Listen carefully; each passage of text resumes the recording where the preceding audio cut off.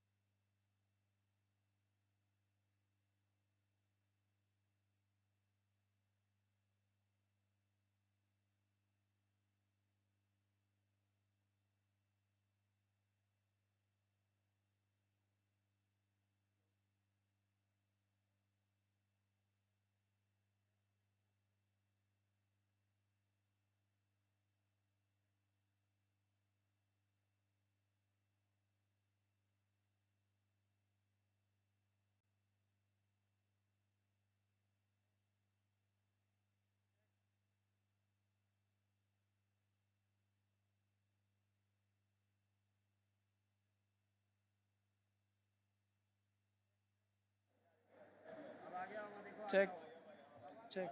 ले जा भाई, ले जा, ले जा, ले जा, ले जा। भाग के जा, भाग।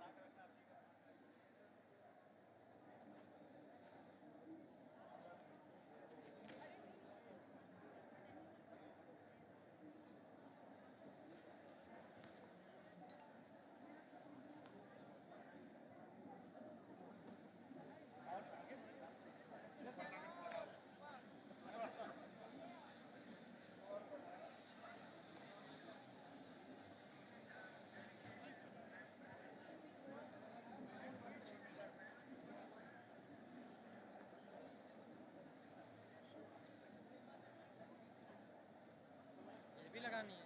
हाँ ये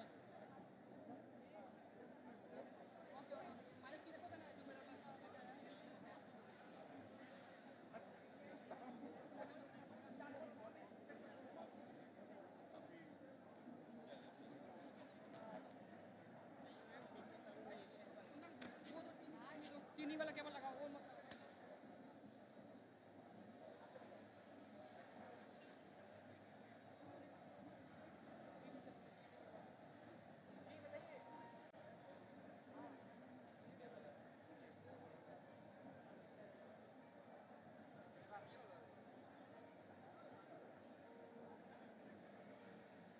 मैं यहाँ पे क्या करूँ? ये लेबल जो कॉर्डलेस लेके आए, इसका मैं क्या करूँ? सर तो भेजे हैं कैमरे के साथ, और पिन नहीं करना है कहीं भी, तो उस पर भेज देता हूँ। फिर हैंडी जो कर रहे हैं उस पर, क्योंकि मेरा फिर और भारी हो जाएगा। वो भैया है ना दीपक भैया, उनको लगाओ फिर।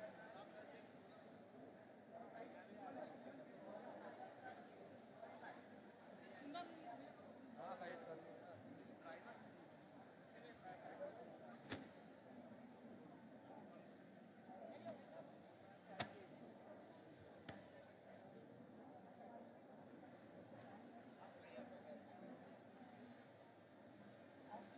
Years, Prime Minister of Jawaharlal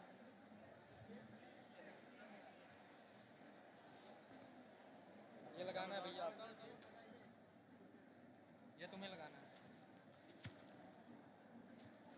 इसका रिसीवर का है लगाना ये पकड़ लो भाई। ये हमें हमें थोड़े लगाना है, यहाँ पे लगाना है। बोले तो सौरभ इधर लगाना है। सोच लो अमन से। अरे ये रिसीवर लगाना है, सब लगा लो। इसको पकड़िए ना, वो आएगा अभी, मैडम आएंगे।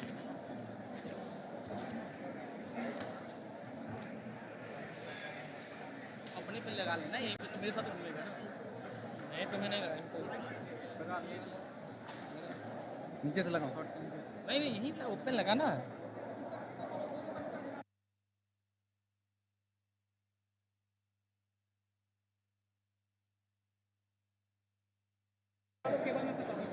ले लो ले लो।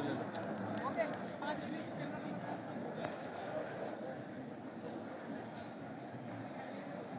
इसमें आपका शेयर इसमें डाल दो, इसमें डाल इसमें फोल्ड कर दो पहले। लपेट लेना, लपेट के इसमें घुसा। पकड़ कर, ये पकड़ कर।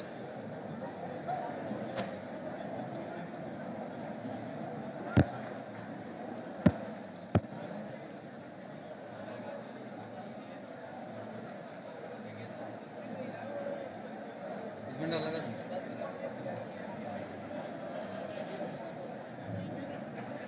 बंद नहीं है वो, मैं अपर डाउन कर दिया हूँ। मैं फॉलो कर रहा हूँ। हो गया लग गया।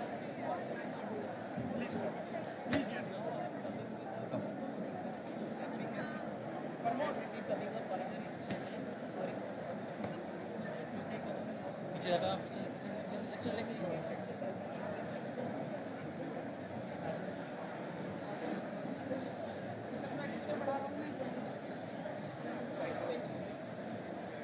फोर पे डाल लो भैया। अच्छा ठीक है, साइज सुनिए लीजिए।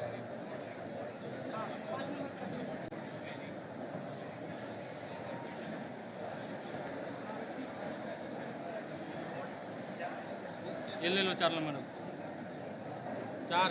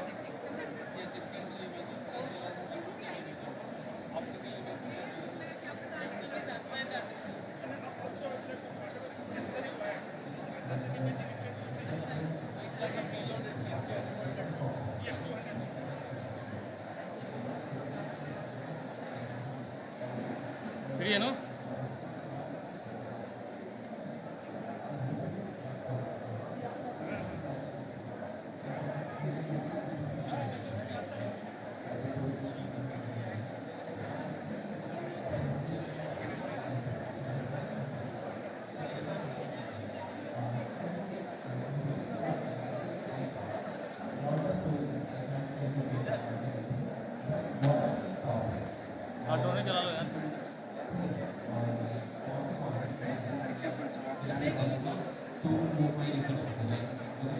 मुझे क्या चीज़ करनी है कि अगर मेरे पास कोई वायरस का पार्ट है so I can use that 4 number देख लो ना भाई। कि मैं बहुत सारे जो ऑलरेडी ड्रग्स हैं उसी से इनहिबिट कर सकूँ to which drug is the most effective in that case. चार सो आई थिंक इससे और भी चीज़ें कर सकते हैं। So I just want to know the topics that okay, ये स्विच कर लो, क्लोज ले लेते हैं थोड़े।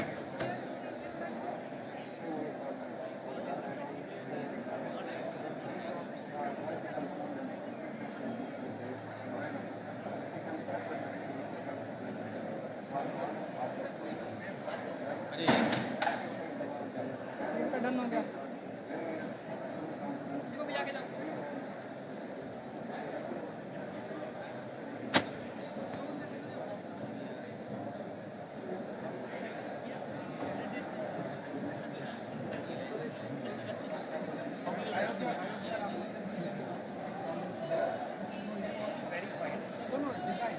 चार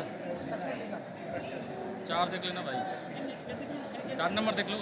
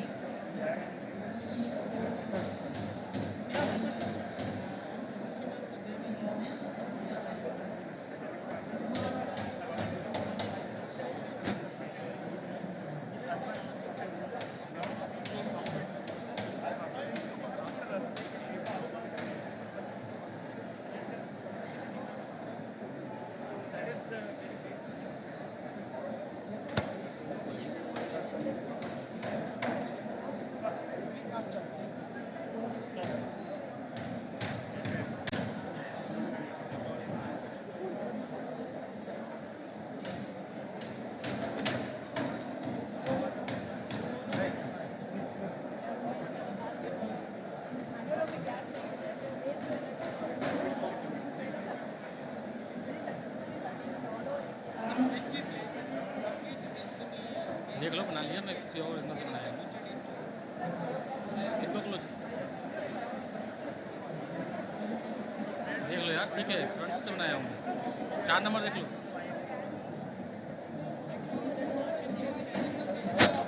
4 नंबर स्विच कर लो। देखते जाओगे।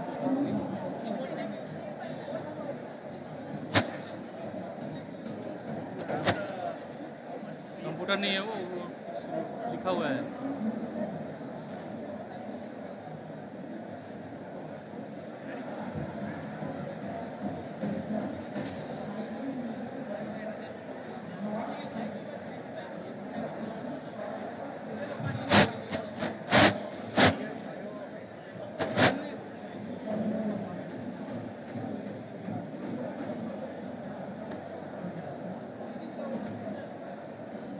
एक सेकेंड है, 4 नंबर दे दो। नहीं कर, हटा दो जा रहे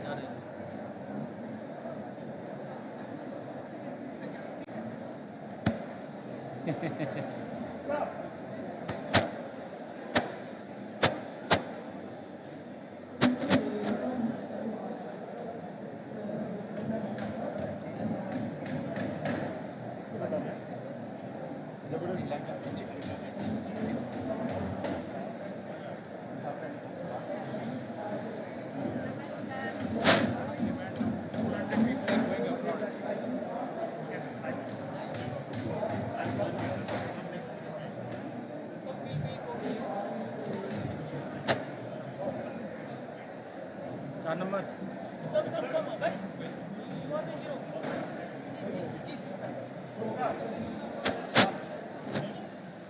अरे यार, ये उल्टा हो गया।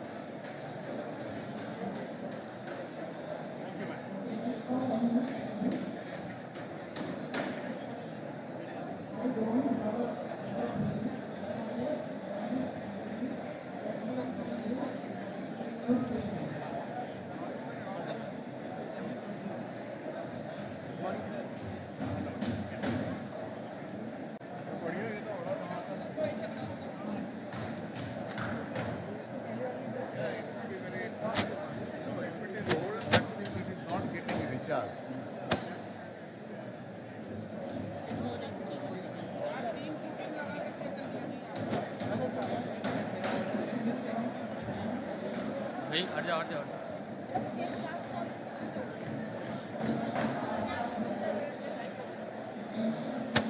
We will go to whisper, then we'll go to the technical session where you should declare open technical session.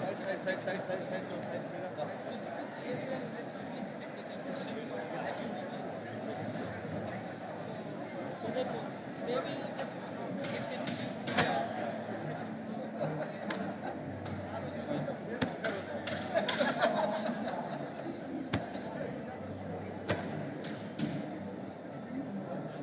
Sir थोड़ा इधर सर इधर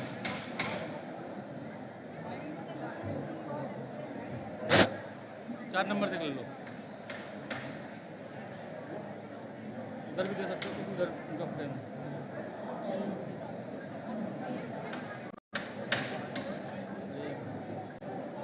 मेरे फ्रेम में सब पड़े हैं उन्हीं पे आएगा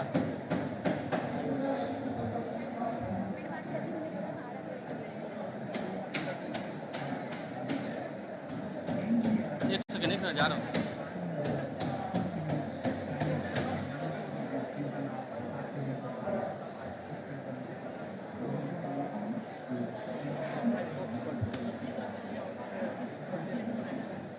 चार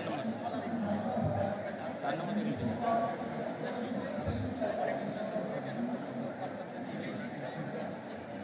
आगे आ जाओ आप आगे आ जाओ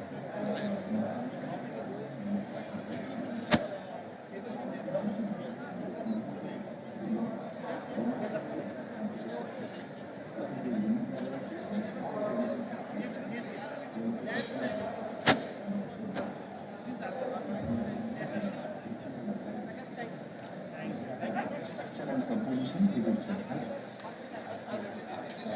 ठीक है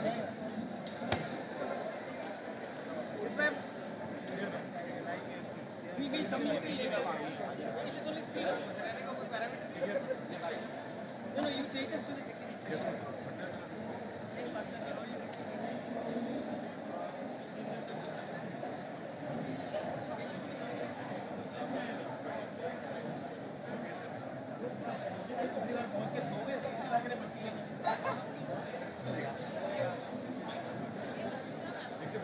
टेक्निकल सेशन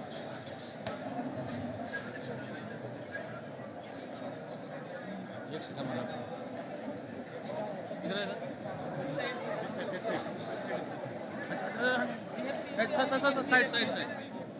साइड चलो भाई आप हम भी फ्री हैं वो तो पास भी करेगा हम भी फ्री हैं मेरा कहा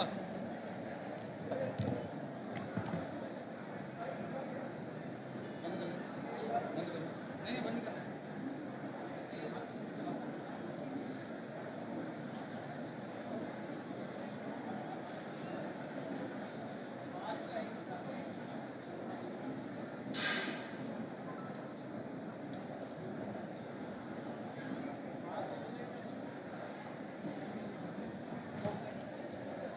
side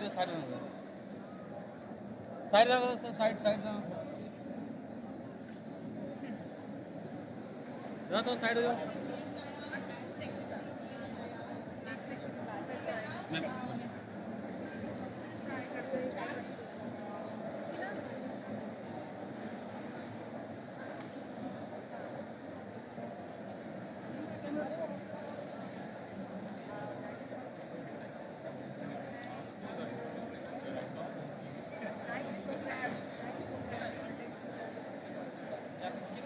Yeah, good morning and a warm welcome to all of you at the industry CSIR interaction session. The session is going to be inaugurated by PSA, Professor Ajay Sood. So sir, let me start with extending a very warm and hearty welcome to our PSA and CSIR. May I request you to please raise the podium. I'll also request Dr. Ashish Mere, Director NCL, and who's going to be the opening batsman for the session, to please come and grace the podium. My colleague Shri Aarti Singh, please.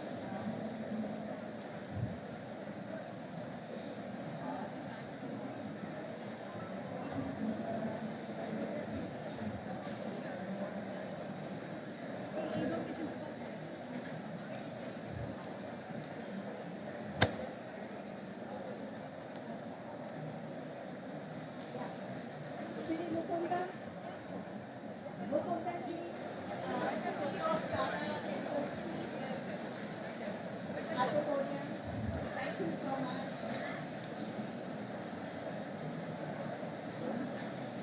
So now our session seems complete here with the industry, with the scientific and academia representatives on here. So without wasting more time, let me just initiate the proceedings. I now request DG CSIR to warmly welcome our chief guest. Ma'am. Namaskar and pleasant morning to every one of you. I'm extremely thrilled to be a part of this very first technical event of this 82nd Foundation Day at CSIR. And we are supported unconditionally all the time by one person who is none other than our principal scientific advisor to the Government of India, Professor Ajay Sood, who has readily consented to be with us and to inaugurate this first CSIR Industry Meet technical session. Sir, on behalf of the entire CSIR family, I extend a very warm welcome to you. And of course, taking this opportunity, I extend a very, very warm welcome to all the industry partners, because without you, CSIR cannot reach the greatest heights in terms of success.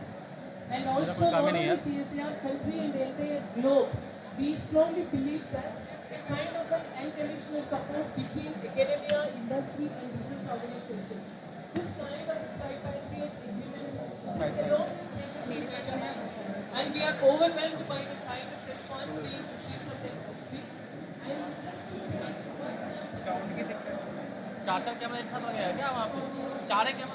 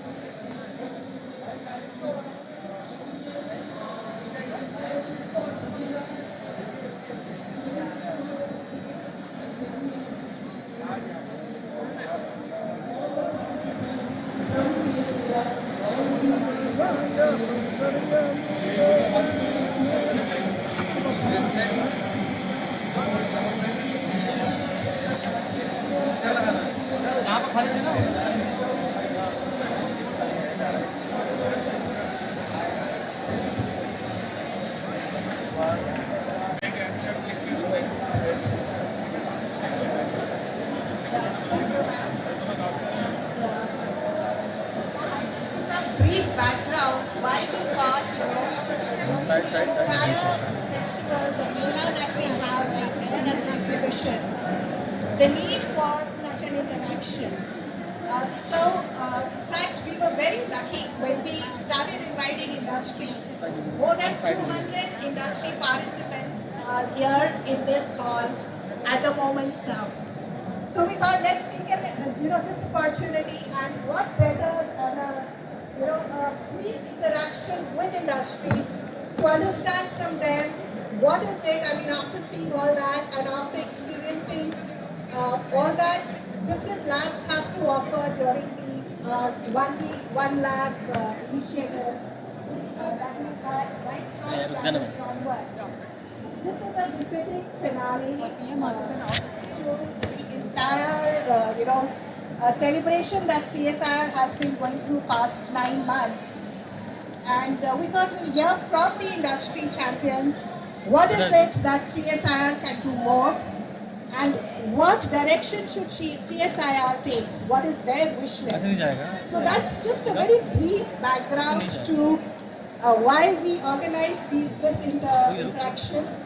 So without spending more time, I'll hand over to PSA to give his views on the whole thing, and then sir we'll start with our proceedings. दे ना ये दे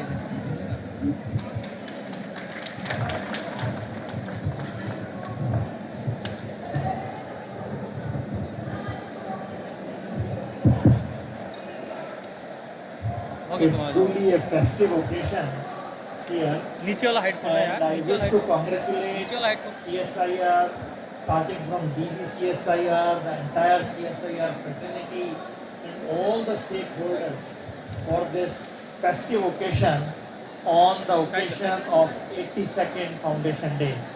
Really a momentous day for all of you, for all of us in India, and I'm sure CSIR will scale more heights as it goes along. So as I saw the theme of this session, industrial perspective towards inclusive growth through CSIR and industry linkages, actually it says it all. Because that is what I stands for in CSIR.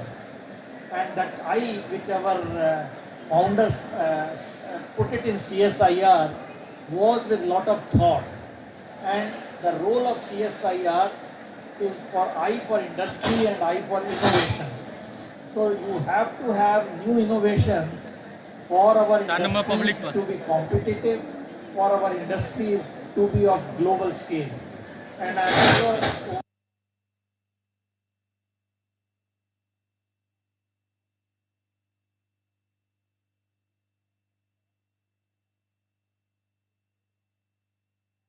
this is something we are also proud of CSIR, that this has a very unique role.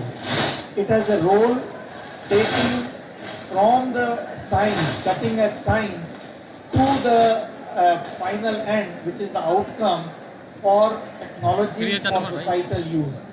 So the technology can be at various levels. It can be immediately applicable to societal use, of course, but also there are deep tech issues which you will not be able to immediately see in daily life, but they impact our life. And in that context, the deep tech startup culture, which is really waking up in India as compared to the normal startups, CSIR will play a very, very significant role.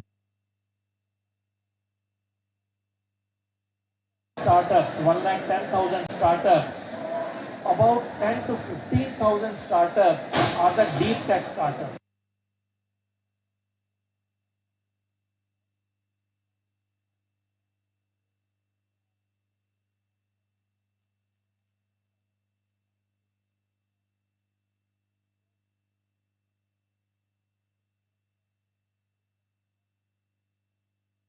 In a very bigger scale.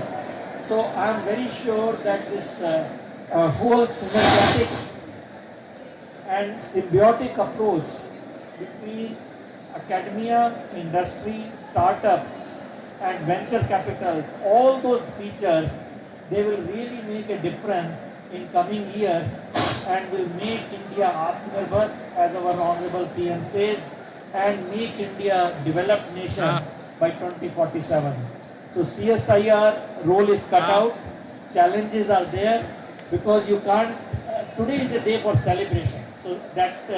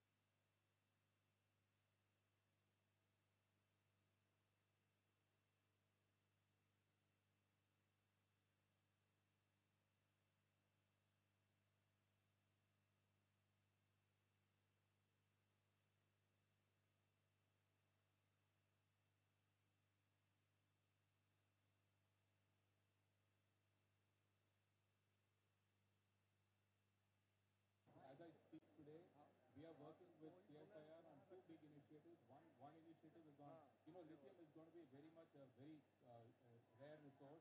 So on recycling, we are working with them. Also, sustainable aviation fuel is very important. There again, we are working with them. Yeah, we have worked with Central Salt and very so many issues. I can keep naming them. If I don't take some of the things that are happening, we have not worked with them. Wherever we can find opportunities to I was actually very struck by this exhibition. I've never seen this before. If we can bring this in multiple cities in India, where we can, wherever industrial clusters are there, even in a small farm, even if two scientists come, I think it will open the eyes of industry.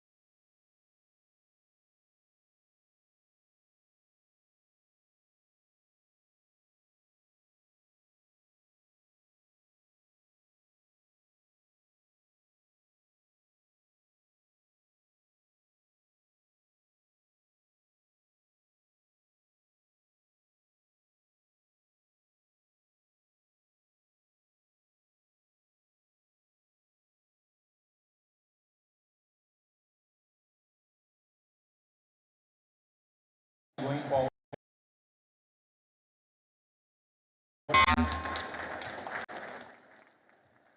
So much, sir, for such nice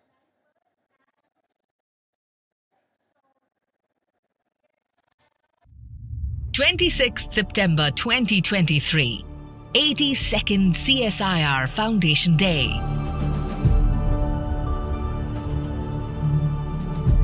New India is celebrating the epic moon victory.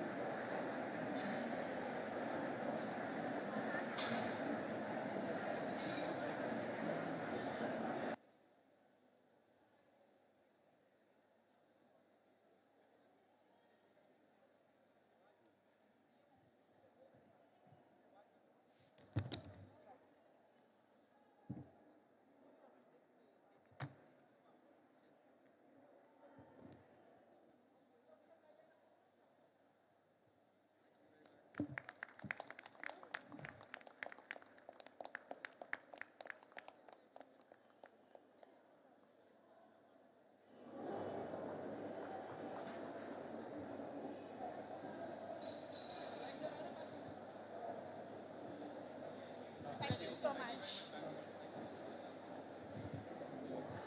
So the next MOU is between CSIR and NCB, the National Cement Board. This is for the purpose of CCUS This is for CCUS. We have a big mission on CCUS, and NCB has come forward with CBRI and CSIR for CCUS activities in the construction industry, and this is one of the agreement which we are going to exchange. Dr. CBI Director, please come, please come. Dr. Pradeep.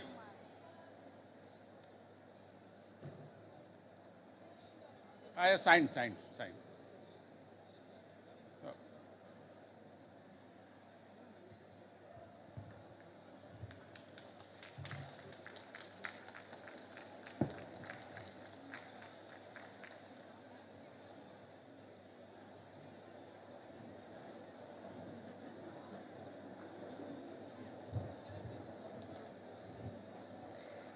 I now request CSIR, CLRI, and Garware Fullflex India Limited to kindly come on stage and exchange the MOU. This MOU is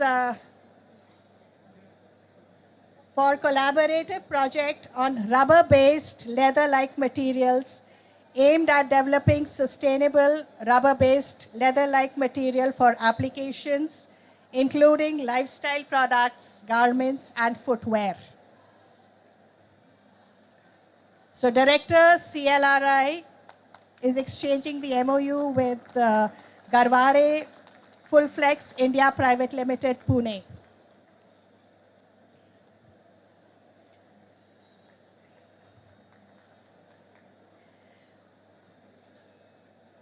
Congratulations. Dr. Sriram, please stay on.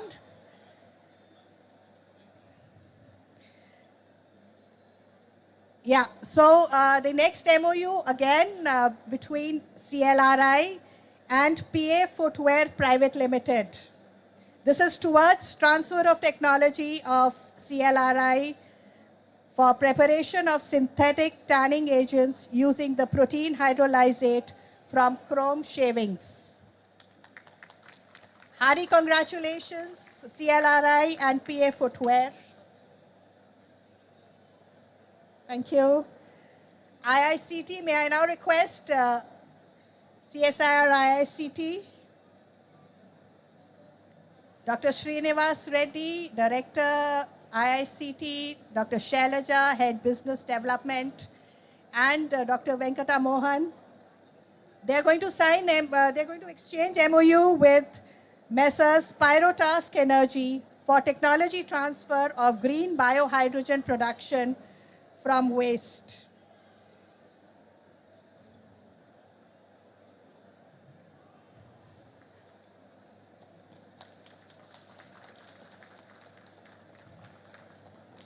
This is for working together on design and demonstration of prototype for green hydrogen production process in biorefinery platform with net zero emissions for demonstration of green hydrogen production of 150 KLD using biogenic waste.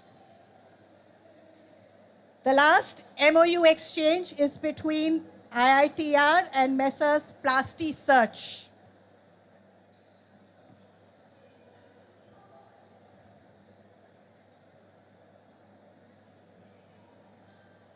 IITR team.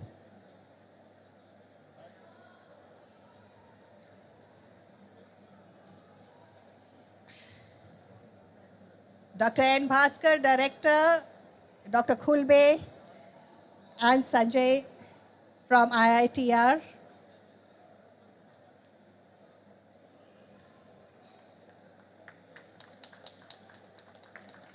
This is for technology transfer of rapid hemoglobin test kit.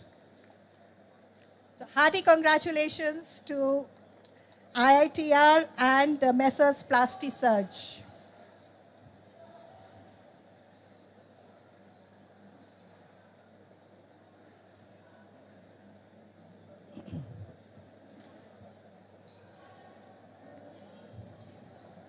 So thank you. Hari, thank you to our chief guest and other dignitaries at the dais. Dr. Ashish Lele, may I now request you to please open this innings with your address. So, bridging, yeah. We'll felicitate, sir. Okay. No, sir, you'll be. Okay, so we'll just felicitate the Honorable PSA first. Sir, this is CSIR product only. Please.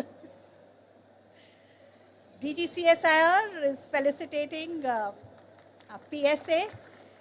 And as a token of our appreciation, sir, and what CSIR can do and has done, is this lotus-based perfume, the Frotus, under our CSIR Floriculture mission. This has been developed by CSIR NBRI. May I now request Shri Mukundan also to please come on stage once again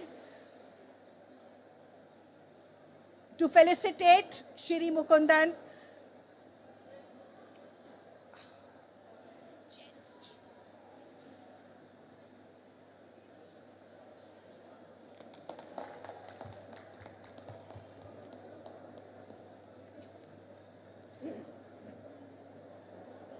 So, token of our appreciation, sir, with a small token from CSIR.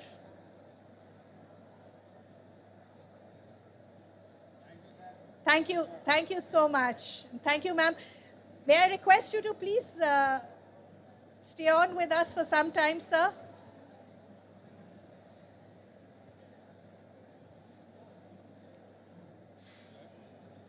Yeah.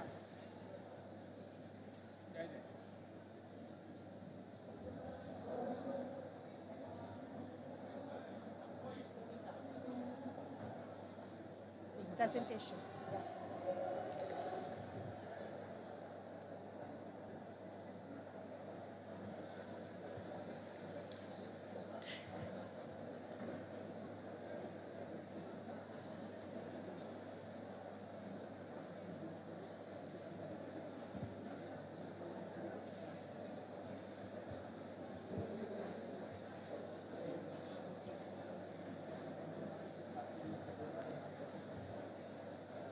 So it's now over to Dr. Ashish Lele, and he begins this interactive session with a very, very interesting talk on how CSIR can bridge the gap with industry.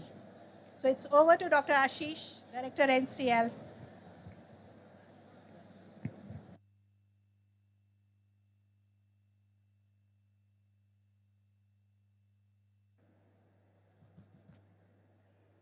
Use that.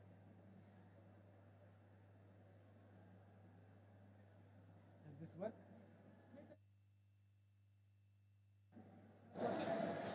It doesn't work.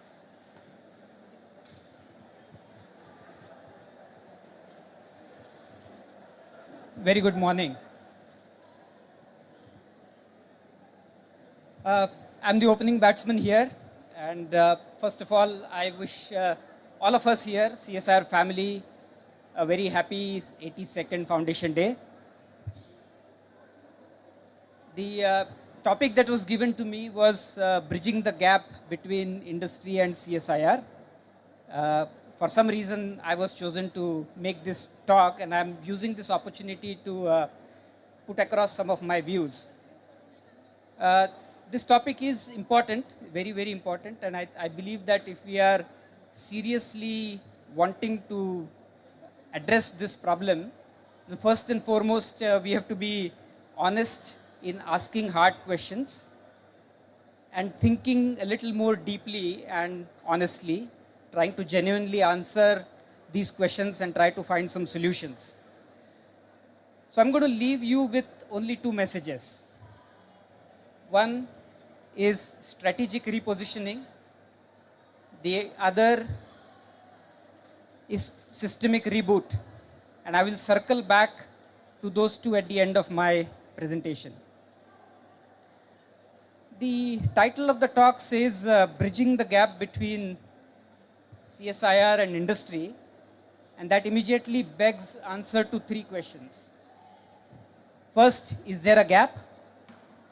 Second, if yes, why is there a gap? And third, what can we do about it? So my talk is going to be essentially revolving around these three questions. But before we do that, let's go back a little bit to the beginning and see what our forefathers, how did they imagine CSIR? So back in 1920s, some of the very big names in science in those days, Sir C.V. Raman, Sir Mokshagandham Vishveshwaraya and many others, were talking about creation of a society, an institution that deals with industrial problems. And Dr. Vishveshwaraya was the president of the Indian Science Congress, and in 1923, in his address to the ISC, he talked about an all India centralized laboratory to help industries ease a desideratum. So the word industry is what I want to talk about. And the whole concept of CSIR started with the fact that we need an institution that works closely with industry. And based on these pressures, and there were other pressures resulting from the end of the First World War, the then government of UK started what is called the Scientific Society, the Bureau of Scientific Research, and that was in 1938. Not a great time because the Second World War was looming, the economies were in very bad shape, and the government decided to scrap this bureau. Just as it started, within a few months, they decided to scrap it because there weren't enough funds available to support it.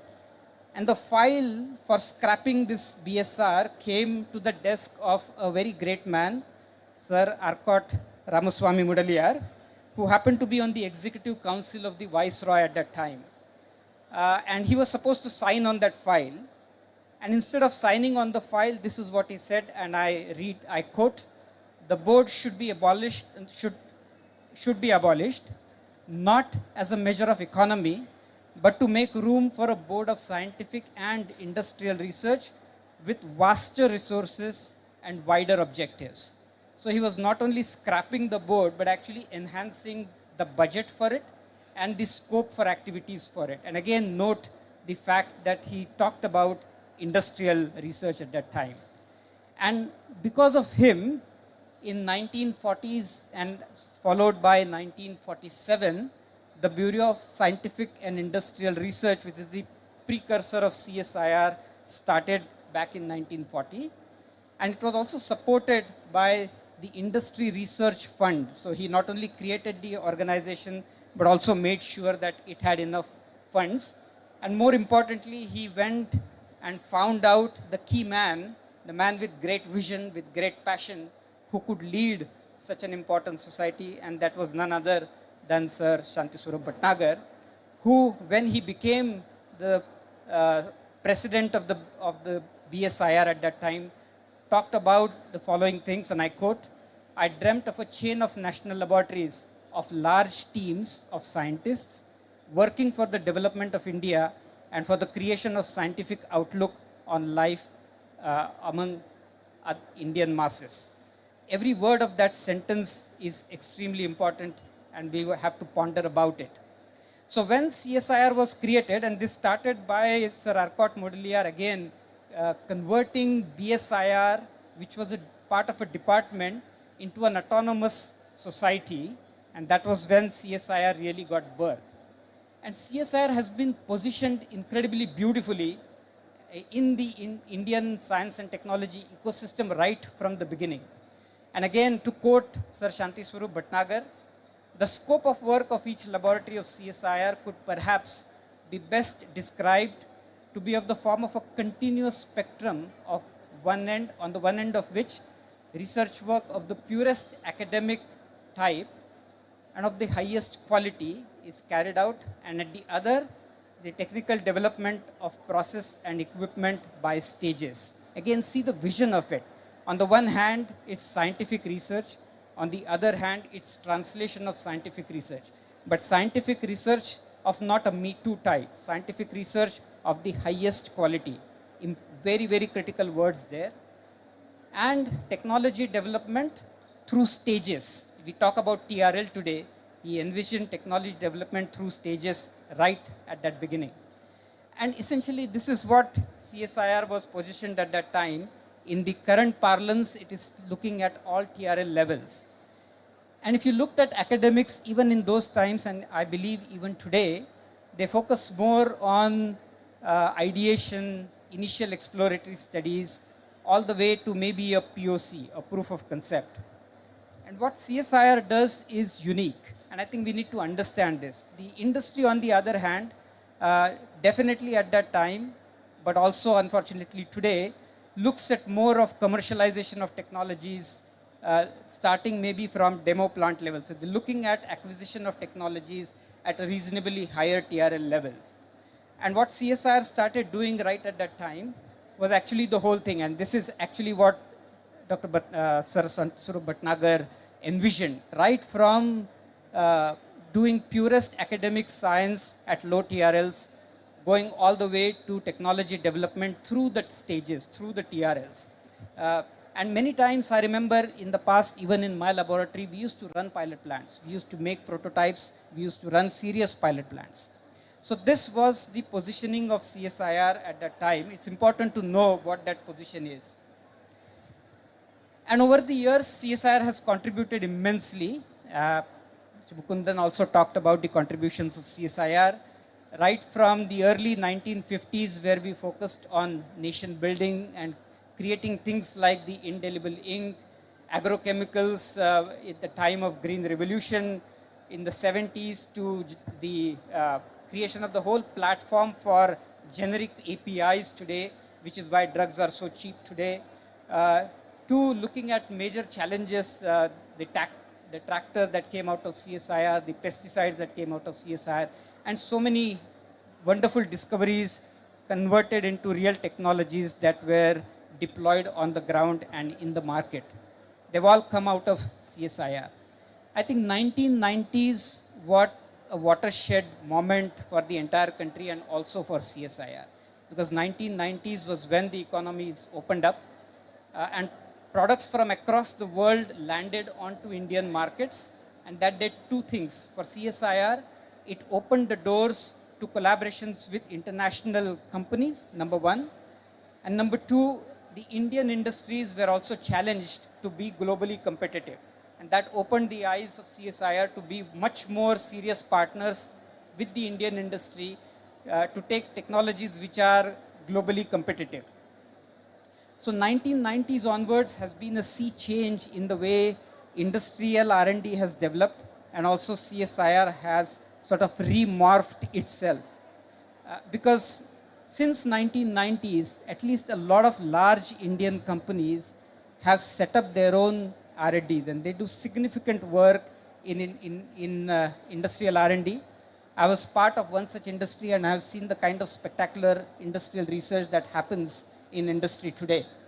And therefore, CSIR had to reposition itself. And one of the things that CSIR is looking at now is solving really long-term programs that industry would hesitate to look at because their horizons are a few months to a few years. And what is needed is to solve problems of great complexity, which could survive for 15, 20 years. And those are the kind of difficult problems that CSIR has started to get into. So coming back, if CSIR has done so well for all these years, why are we still talking about the gap, right? The title of my talk was The Gap Between CSIR and Industrial R&D. And these are some of the hard facts. If you look at what we call the external cash flow, this is the amount of money we earn in a CSIR lab outside of what comes from CSIR, the percentage industry earnings ranges anywhere between 10 to 50%. Okay? If you look at the industrial earnings as a fraction of the overall R&D budget, that's anywhere between 10 to 25%. Now, are those numbers good enough? Roughly on an industrial, on a global scale, for R&D organizations like CSIR, it is believed that 30% of the R&D expenditure of labs like CSIR ought to come from industrial R&D, 30%. So clearly, these numbers do indicate that there seems to be a gap between what we do and how we interact with industry. There are other metrics that one can use. How many startups have we created that have gone to Series A, Series B level funding? How many of our alumni have created very successful enterprises? And I think as CSR builds its alumni portal, a lot of visibility will come to it. But I do believe honestly that much more can be done, and therefore there does exist a gap between what we do and what is expected from industry. And therefore, the answer to the first question is yes, I think there is a gap, and we need to do something about it. Now, here is some provocative statements, and I want you to look at them not as a critique, but as something that these numbers are honest. There's a book that came out from an industrialist, Naushad Forbes, from Pune, and he laid out some numbers. And I think there are a lot of numbers here. I just want to focus on 4 numbers here. If you look at the R&D spending as a percentage of GDP, in India it's 0.6%, maybe 0.65%. In China it's 2.4. In US it's upwards of 3. So if you are aiming to become a developed nation today, that's where we want to go to. The percentage money that we spend on R&D as a fraction of GDP is somewhere should be hovering around 2. We all have heard of these numbers. But look at the second one, and that is quite disturbing. The industry as a percentage of total R&D done. How much does the industry spend on total R&D done in this country? In China, it is about 76%, roughly the same in the US. In India, it's hovering about 40%. That's half the number. And therefore, it seems from these numbers and the references from where these numbers have come up are shown there, the industrial R&D spending is way below what it ought to be if India becomes a developed country. Now, there are many reasons why this might be the case. First, CSIR has enormous strengths, and I think Mr. Mukundan also talked about it. We have a strong focus on translational R&D. Okay? In academia today, there is not that much focus on translational R&D, and that means really scaling up of technologies, which is the hardest part to do. We can easily put together interdisciplinary teams because across 37 labs of CSIR, there is enormous talent, there is enormous R&D infrastructure available, and we have the ability to come together very quickly as teams. And this is what industry does, right? And so we have these fantastic strengths within the CSIR system. But we do have systemic issues, and I'll touch upon them a little later as well. Speed is one of the things that industry talks about. We are slow. There is a little bit of misalignment of goals, and that's a systemic issue. Our scientists keep questioning, why should we work with industry when there are other pockets of money available?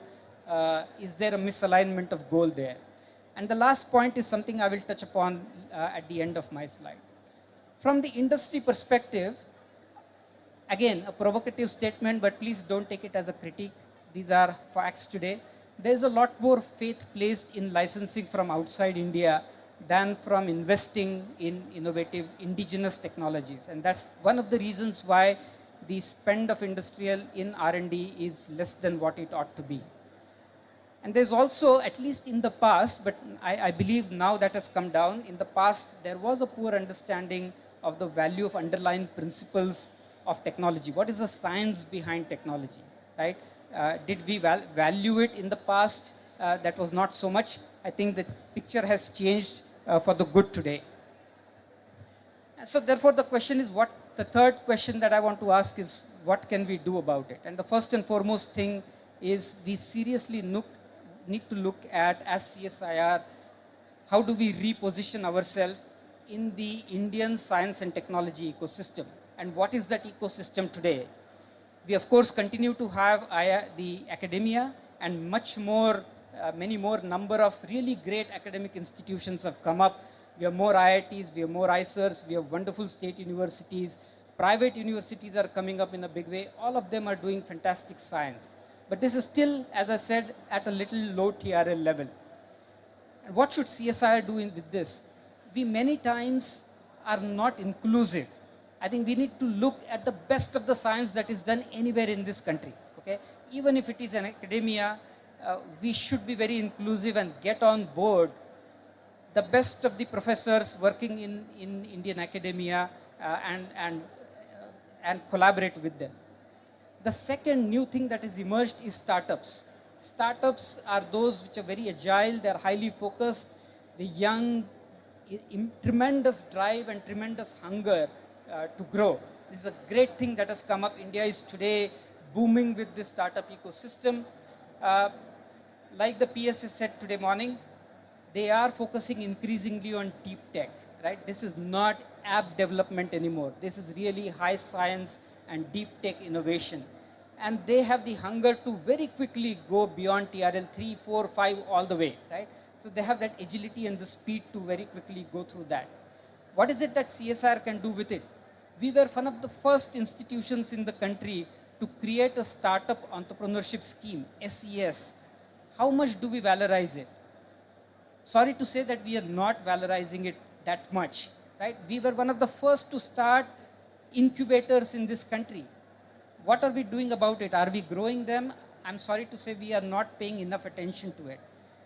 We have policies that don't allow our scientists to create startups, grow and come back in CSIR. We throw them out. I think these kinds of policies need to be relooked at very, very seriously. This is a great emerging ecosystem which did not exist earlier, which is today, and we cannot overlook it. And then we have this whole micro, small scale industry, and particularly mid-cap industry. 50% of India's industrial GDP comes from this sector, 50% of it. So this is not a small contribution. As far as the small and medium scale companies goes, they need a lot of skilling, they need a lot of improvement in technologies, and many CSR labs, CLRI is a great example of it, does wonderful job of engaging with the micro and small scale industries. The most exciting thing that is coming up in the Indian ecosystem is the mid-cap industry. I'm talking of companies 500 crore to 10,000 crore companies. And in the COVID era, there were a huge number of these companies which were small scale companies, less than 500 crore companies.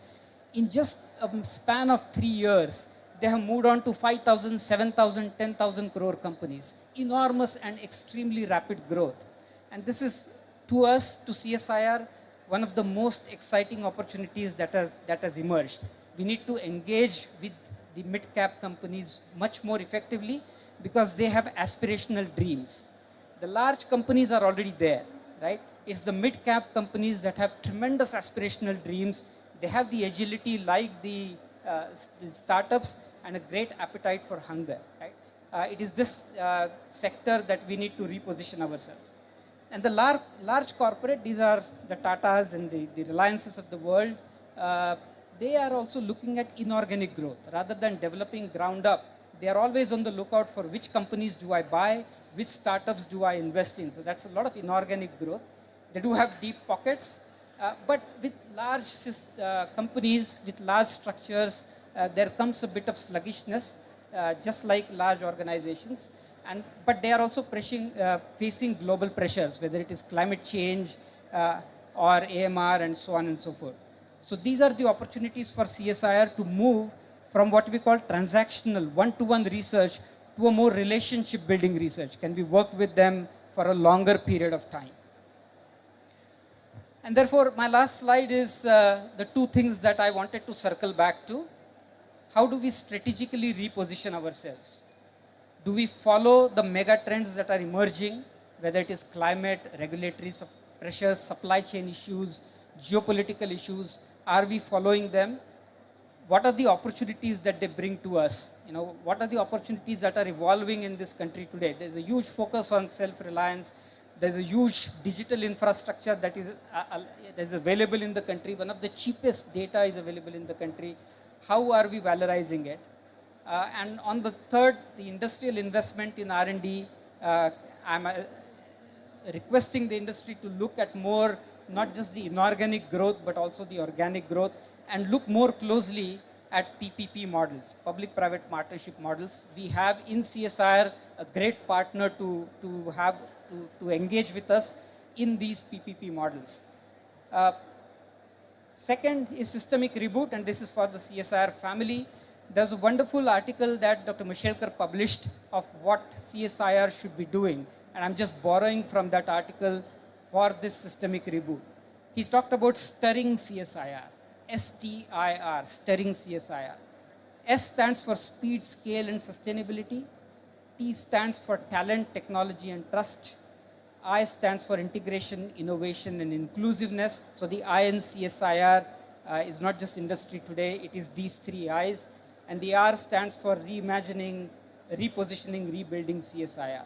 And there are multiple things that I have written for each of those four things. I'm not going to read because I think I've already exceeded my time limit.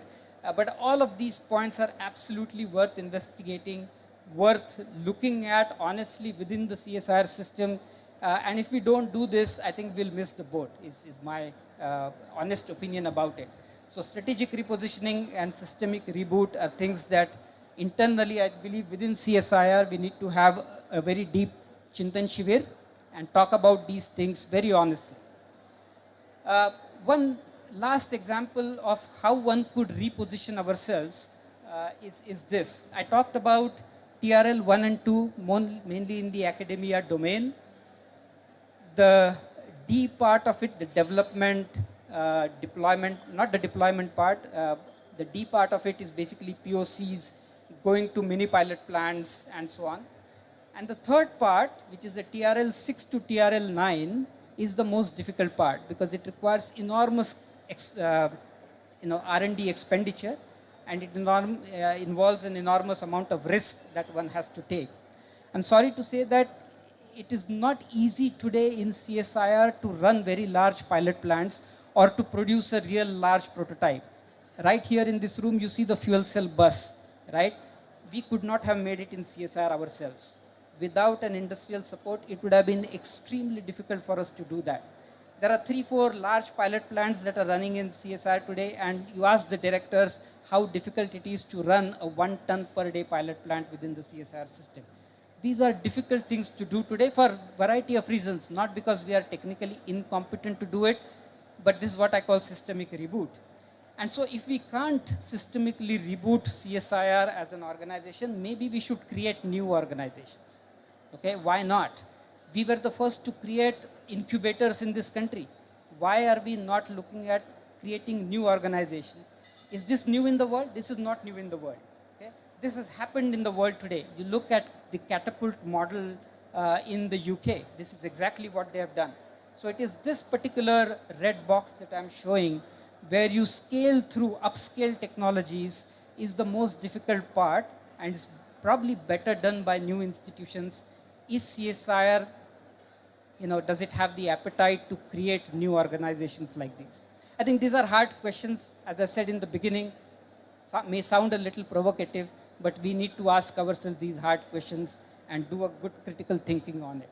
So with that, I thank you for this opportunity. I hope I have not taken too long.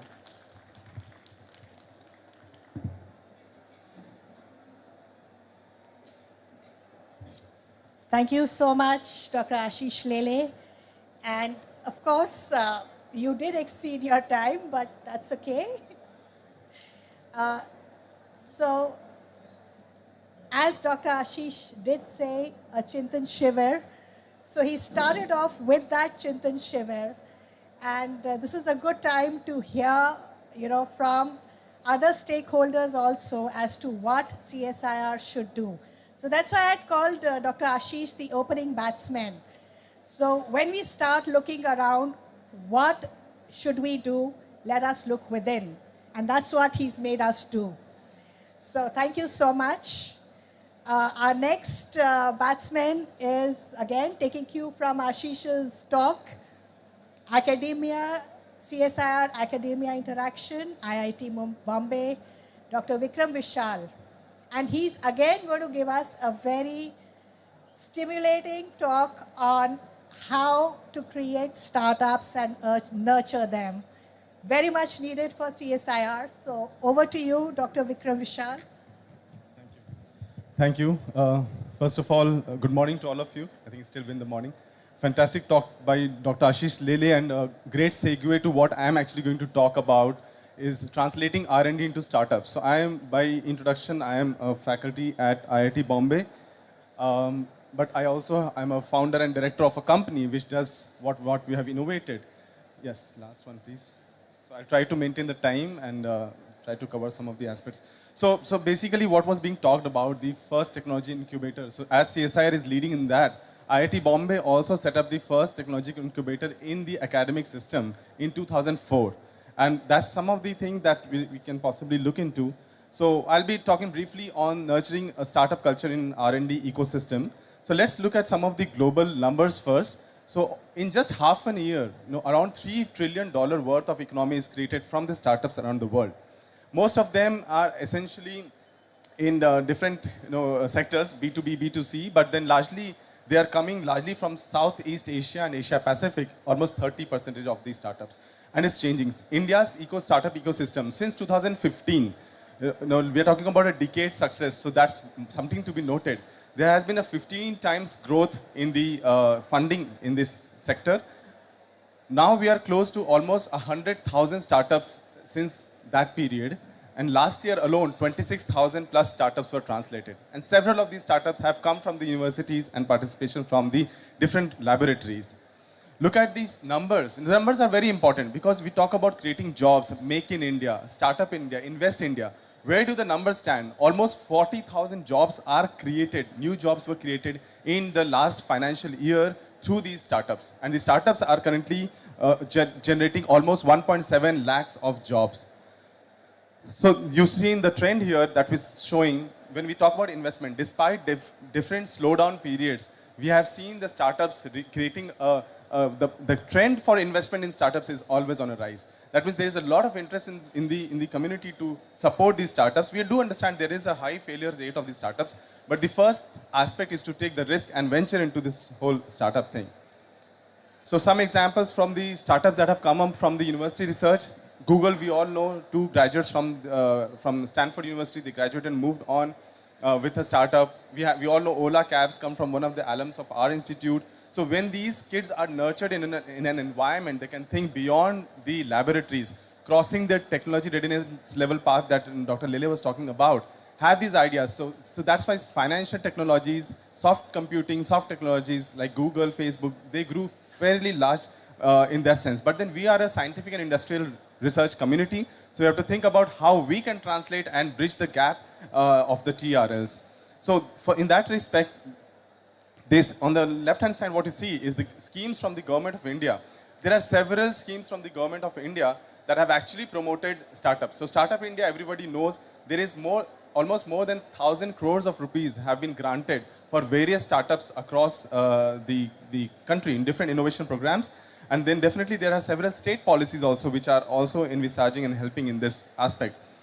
What are the areas? So we do know about the Sustainable Development Goals. Our research are aligned along the Sustainable Development Goals. And therefore, when we are aligning to something which is futuristic, even the startup world is aligning to something which is futuristic.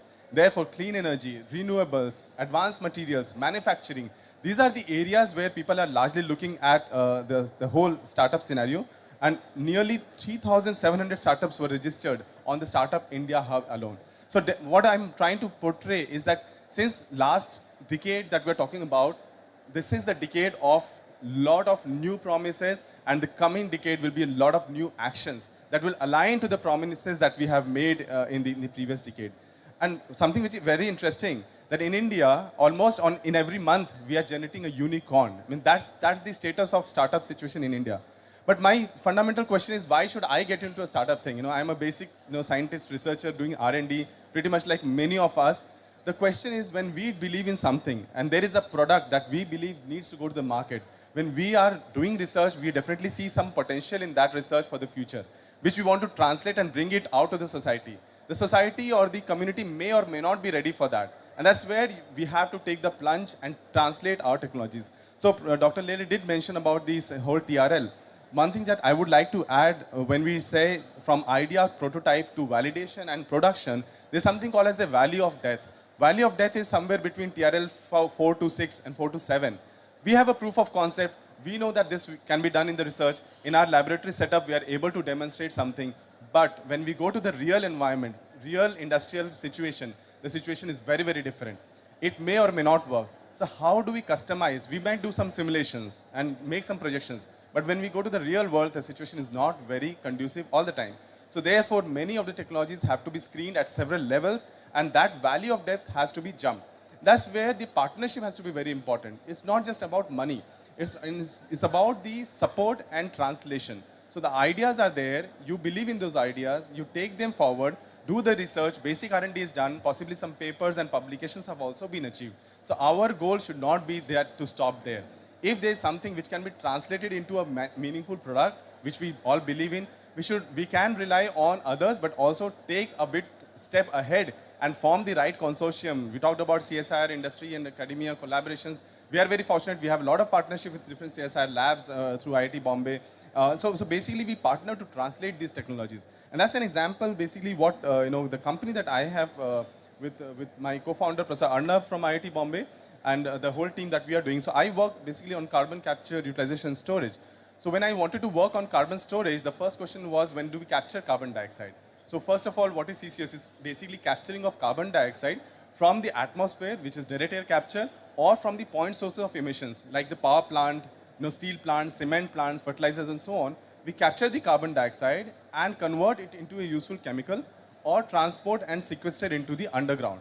Now, in this whole chain, in India, we are still at a very early stage in terms of CCUS. So when I thought of doing storage, the first question, where will you capture carbon dioxide? So I started working with NTPC, which is the largest thermal power producing company in India, and did the entire study for CCUS for them. And carbon capture aspect was looked using the commonly available amine-based solutions. Now, amine is a base. Carbon dioxide is an acidic gas. So it's an acid-based reaction which happens when CO2 entangles with amine. But what is the challenge there? Because first of all, limited amount of amine is produced. At the same time, when we want to take the CO2 out, you have to again heat the system, give the energy to the system to scrub the CO2 out of this. Now, in the whole chain, if you look at, there is a good CO2 footprint in the system itself. Secondly, the world does not generate as much amine as it is needed for doing this process. Therefore, thinking on these challenges, we looked that we cannot scale a technology like that in India, because the costing is very important. The world may be incentivizing CCUS, but in India, we need to come up with solutions which can be low cost. Therefore, what we found, we use industrial wastewater. We got wastewater from Juhu Beach in Mumbai, and we got wastewater from the RO reject water in our house. And what our collaborator did, developed a catalyst. Now, this catalyst actually allows accelerate purging of CO2 into the water. So just like simple example, when you open the soda bottle can, the gas that fizzles out is largely carbon dioxide. That means at a certain pressure, carbon dioxide can be dissolved in water, but it has, when you depressurize it, it goes away. So this is a catalyst which converts captured carbon dioxide into carbonates and bicarbonates ion in the water solution. And that's our captured carbon dioxide solution. And in that, if you use, let's say, an industrial waste, for instance, steel slag, which has these cations like calcium, magnesium, sodium, so we can make that to react and precipitate what we desire. So that control that the researchers do. So we achieved that at TRL3 in our lab. And then subsequently, if you talk about minerals like rocks like basalts, they also contain calcium, magnesium, sodium, potassium in the form of the minerals. Now, when we crush them and react this with carbonated water solution, we are able to precipitate. What did we achieve there? We achieved the cost reduction. Cost on an average is around $58 per ton. Our cost is coming around $15 to $18 per ton. So nearly 1/3 to 1/4 cost reduction is very, very vital if we want to scale up these technologies in India. And now, taking from here, we have already set up a 1 ton per day CO2 capture plant at IIT Bombay. Dr. Lele was talking about the 1 TPD. I mean, sir, it's doable. What you have said is really doable in the labs also, but we need the support. I mean, if the support is coming, please welcome the new ideas, because these are the futuristic ideas, cost aspects. And so the idea is, how do we get the support? So at IIT Bombay, our business incubator was founded in 2004. We are very proud that we have generated a unicorn from IIT Bombay startup. All of you might have watched the movie 3 Idiots, so we know that the drone that was flying, so the drone comes from the company called Idea Forge, and that is now the startup which is also listed on the IPO in the Bombay Stock Exchange. So this is the success story of a startup coming from fresh graduates from IIT Bombay and so on. So we have many examples, Chayos and so on in India. So these numbers are very, very supportive, that SIGN invested almost 33 crores, while the extramural funding came 6,224 crores. So what Dr. Lele was talking about, India's getting investment getting very less. We have models where support what IIT Bombay invested is 1 to what we got is 188 times of what IIT Bombay invested. We need to create the right ecosystem, and there is a lot of promise. We need to screen those technologies, and which technology can be taken up. It has to be at the discretion or the choice of the industry that would take them up. And that's where we are now going to set up a 30 tons per day CO2 capture and storage plant in one of the steel plants in India. Finally, I would like to conclude with this slide here that in the globe, if you look at the globe, India, we are only after US and Israel, our startups culture in India ranks at that level. IIT Bombay is at number 17 globe with the number of founder count. So we have 515 founders and company 413. IIT Bombay has raised 16.4 billion dollar capital. And if we look at the total valuation of the startup is at 3.41 billion dollars at this point. So all in all, the current ecosystem is prevailing, which is supportive of this. Don't stop at the ideas that you have in the labs. Try to interact with the customers who would be willing to take it.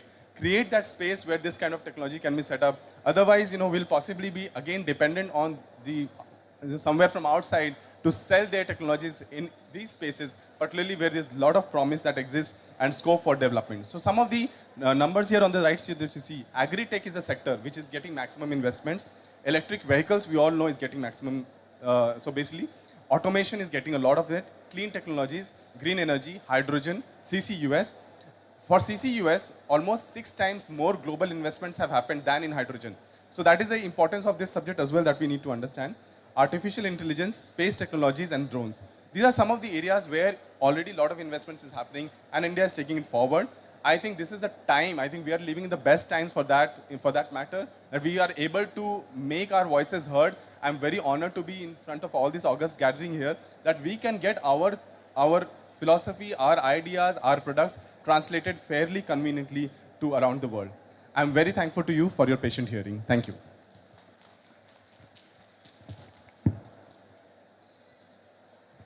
Thank you so much, Professor Vikram Vishal. If you'll please stay on.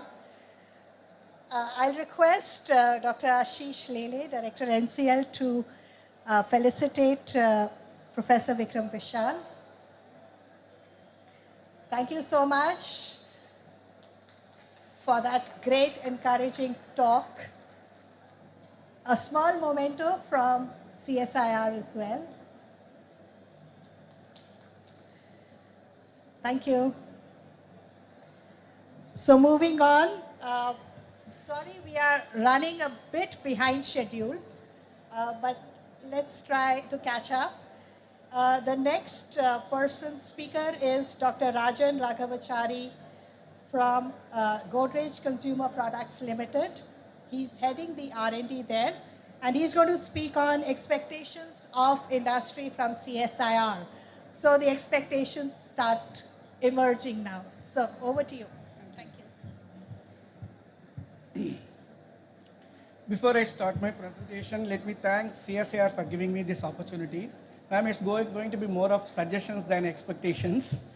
And I must tell Dr. Lele, you started the session very well. I'm so happy as a citizen of India that CSIR is, honestly thinking.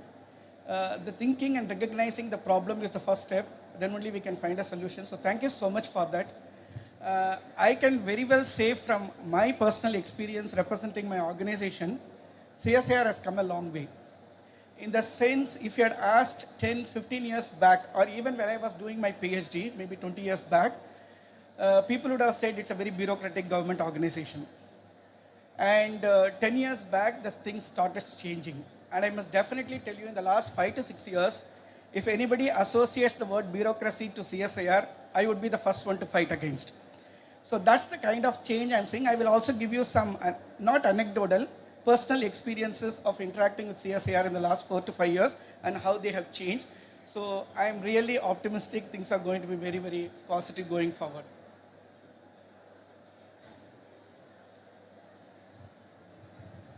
So anyway, all of you know this, so it's like a child statement, I mean, why it was created, and we have gone through the history of CSIR also. So it was created for more to do with socially responsible research and to support the industries. These were the two major things. As a scientist, I always looked up to CSIR for all its contributions.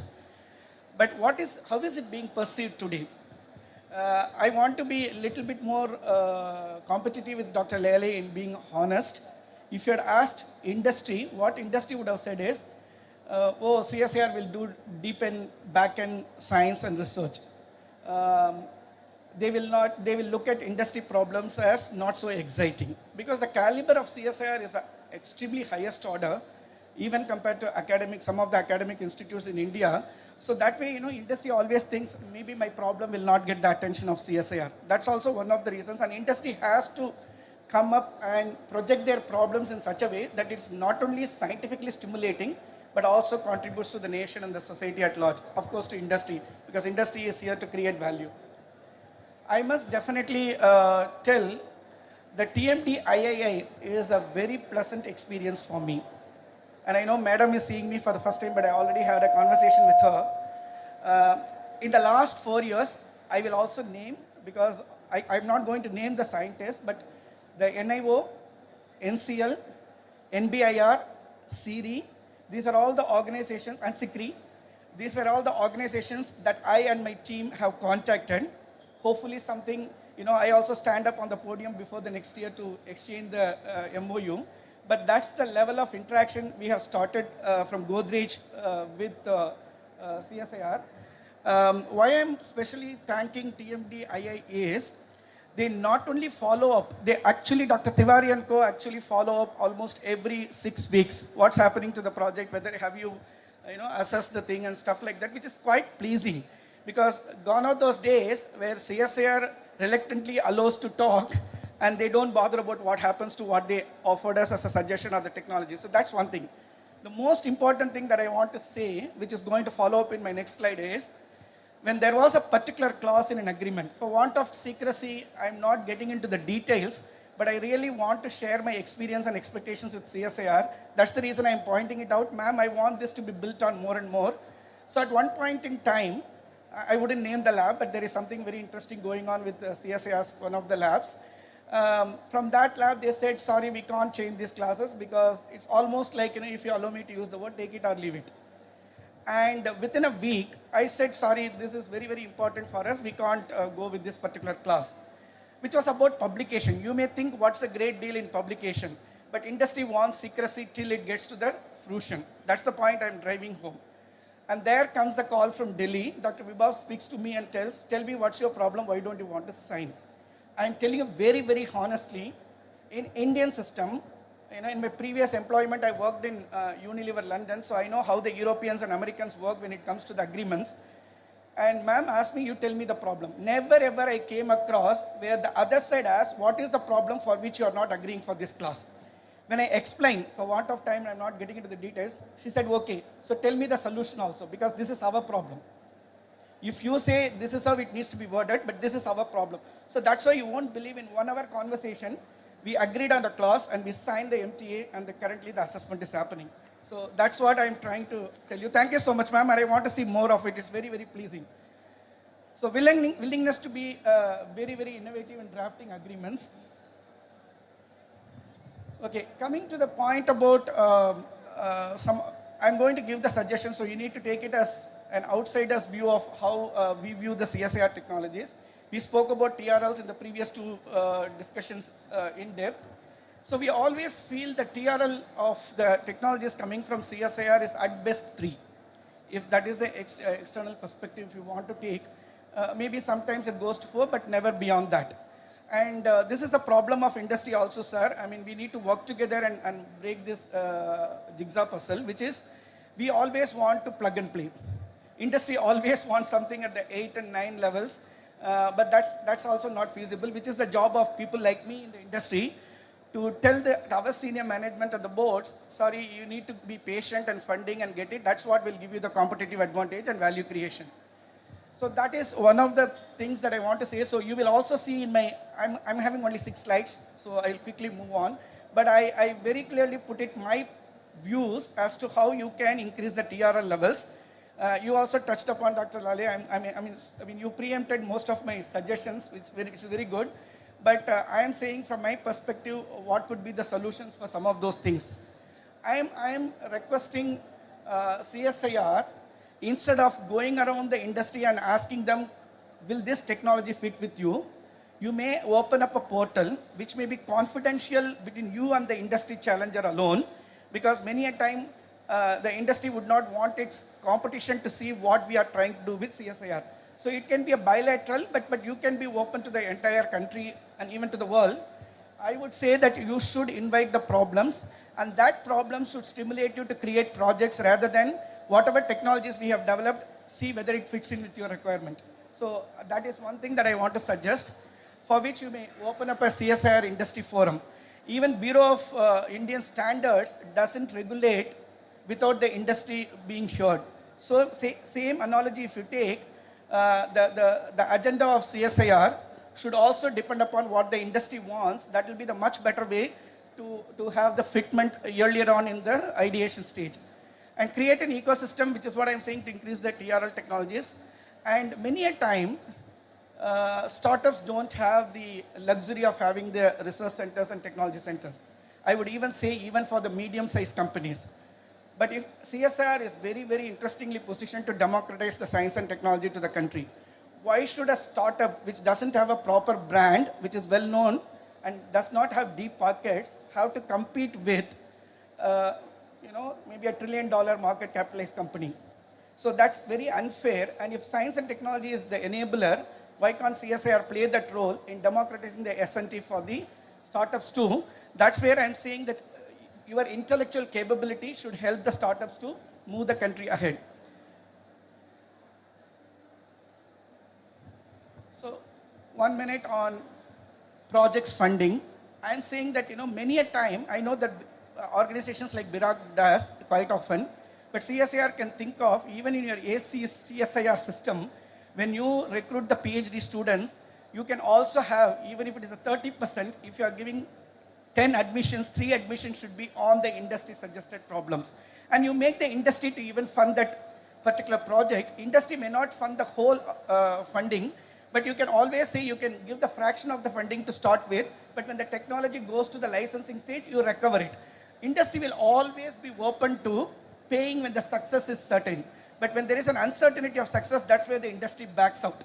So which is the model you can generate, and you should cover the revenue, because it's the hard-earned taxpayers' money which is running the CSIR. So I don't want CSIR to do charity. So you should definitely generate the revenues, but you can always defer it, and thereby you can attract the industry to join hands with CSIR. And those students who do the PhD through the ACSIR scheme, you must definitely give the industry exposure. Because I can tell you, sitting in many, many recruitments, even from the great institutes, people are not ready for the industry. So maybe, CSIR can play that role also, which will be a great contribution to industry apart from technology licensing. Yeah, so I spoke about already. And the only thing that I want to say on this slide, I'm not going through all the points. Some of them I touched upon earlier. But what I would say is the science versus technology, publications versus patent licensing. These are some of the tug of war which is happening between the CSIR and the industry. I must request you to be very innovative. Let's not be stuck in our old ways of doing things, which will definitely help. These are small things which we can do, both sides. If we do that, definitely there is a lot of interest to collaborate.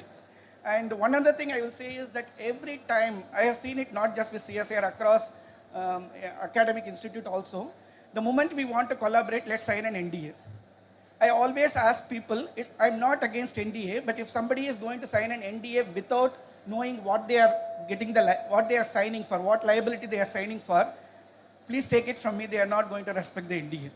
The person who resists the NDA will always value the NDA than the person who treats it as a piece of paper to sign. Because every NDA has the liability on both sides to keep certain things confidential. I would definitely request that, some of the time, many a time, industry will not want to sign an NDA because they want to keep the options open. If they sign with CSIR and an academic institute, they are barred from discussing with anybody else, because there is a clear possibility of contamination of thoughts, and later on they may have to face some legal consequences. But we must find out what are the non-confidential things that we can discuss so that we can find a meeting point. When you really see that there is something to collaborate on, that's the point when we need to sign an NDA, because that is one of the things. It may look very, very simple, but the moment somebody says that please sign this NDA, people back out. This happens quite often. I'm sure you would have experienced that also.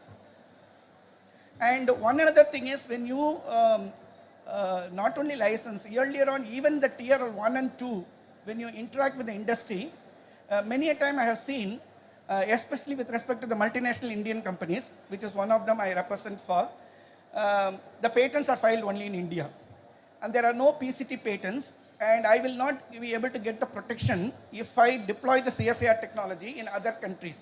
And I can understand why CSIR will not fund protecting the patents in other geographies, because it's going to be a costly exercise. Who is going to maintain the patents? Who is going to police and stuff like that? That's where you can take industry as the partner.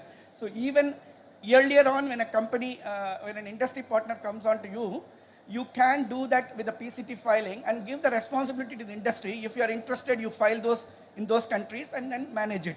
And if something fizzles out, you can always have an agreement to license it back to CSIR. So these are some of the things which CSIR can consider, because this is also one of the bottleneck.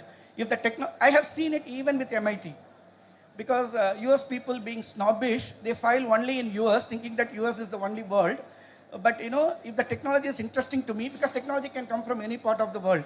But if I take it, what am I going to get the protection in India if it is not filed and granted in India? So these are some of the issues which CSIR should also think about. This is one of my last slides.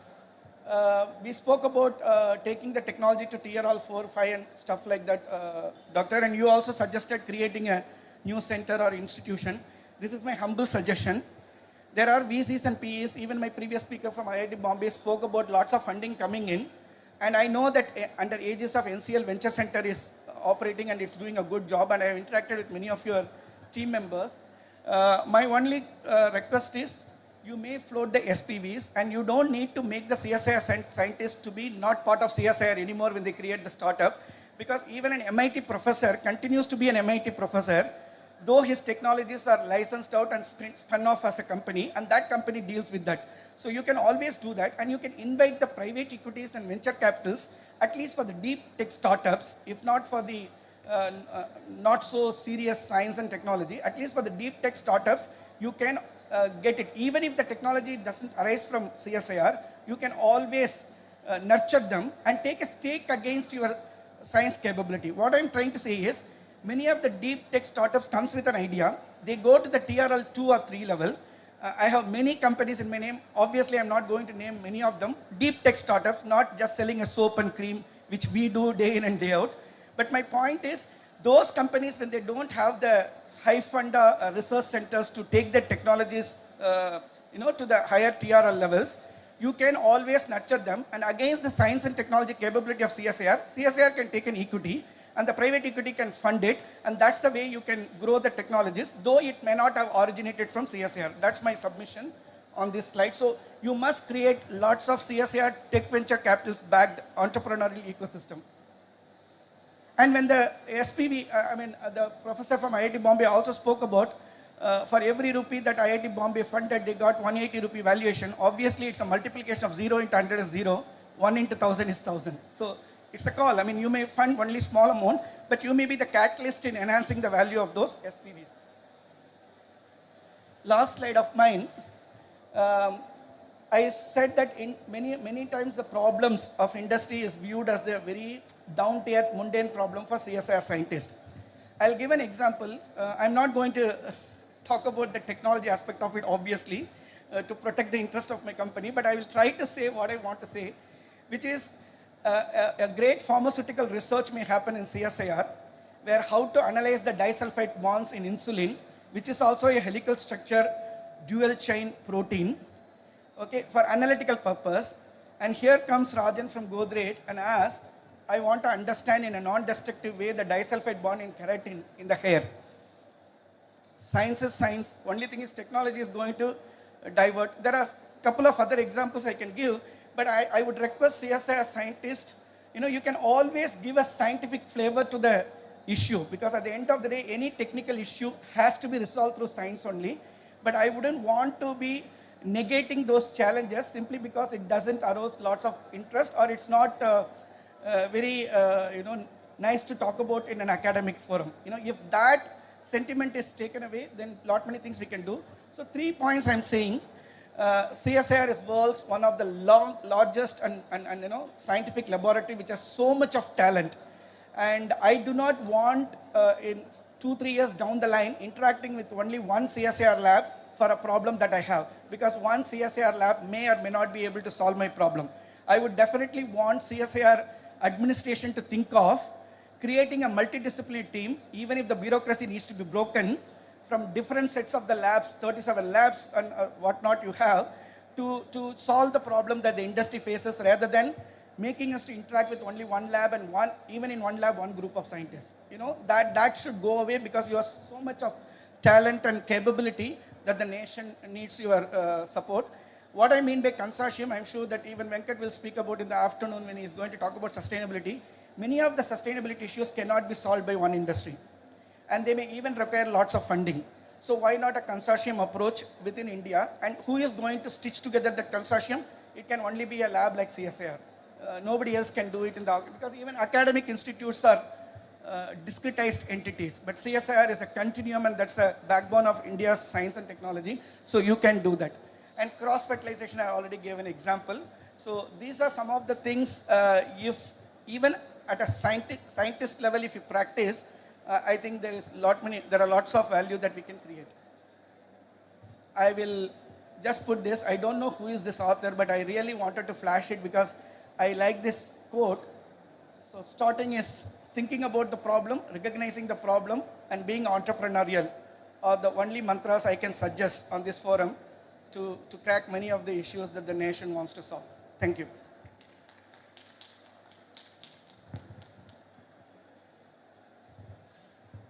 Thank you so much, Dr. Rajan. If you'll still, Dr. Rajan, if you'll please stay on, may I request Dr. Arun Bandyopadhyay, Director, IICB. So you talked about cross-fertilization. We have another lab director. You've not interacted with this lab. So he'll felicitate you.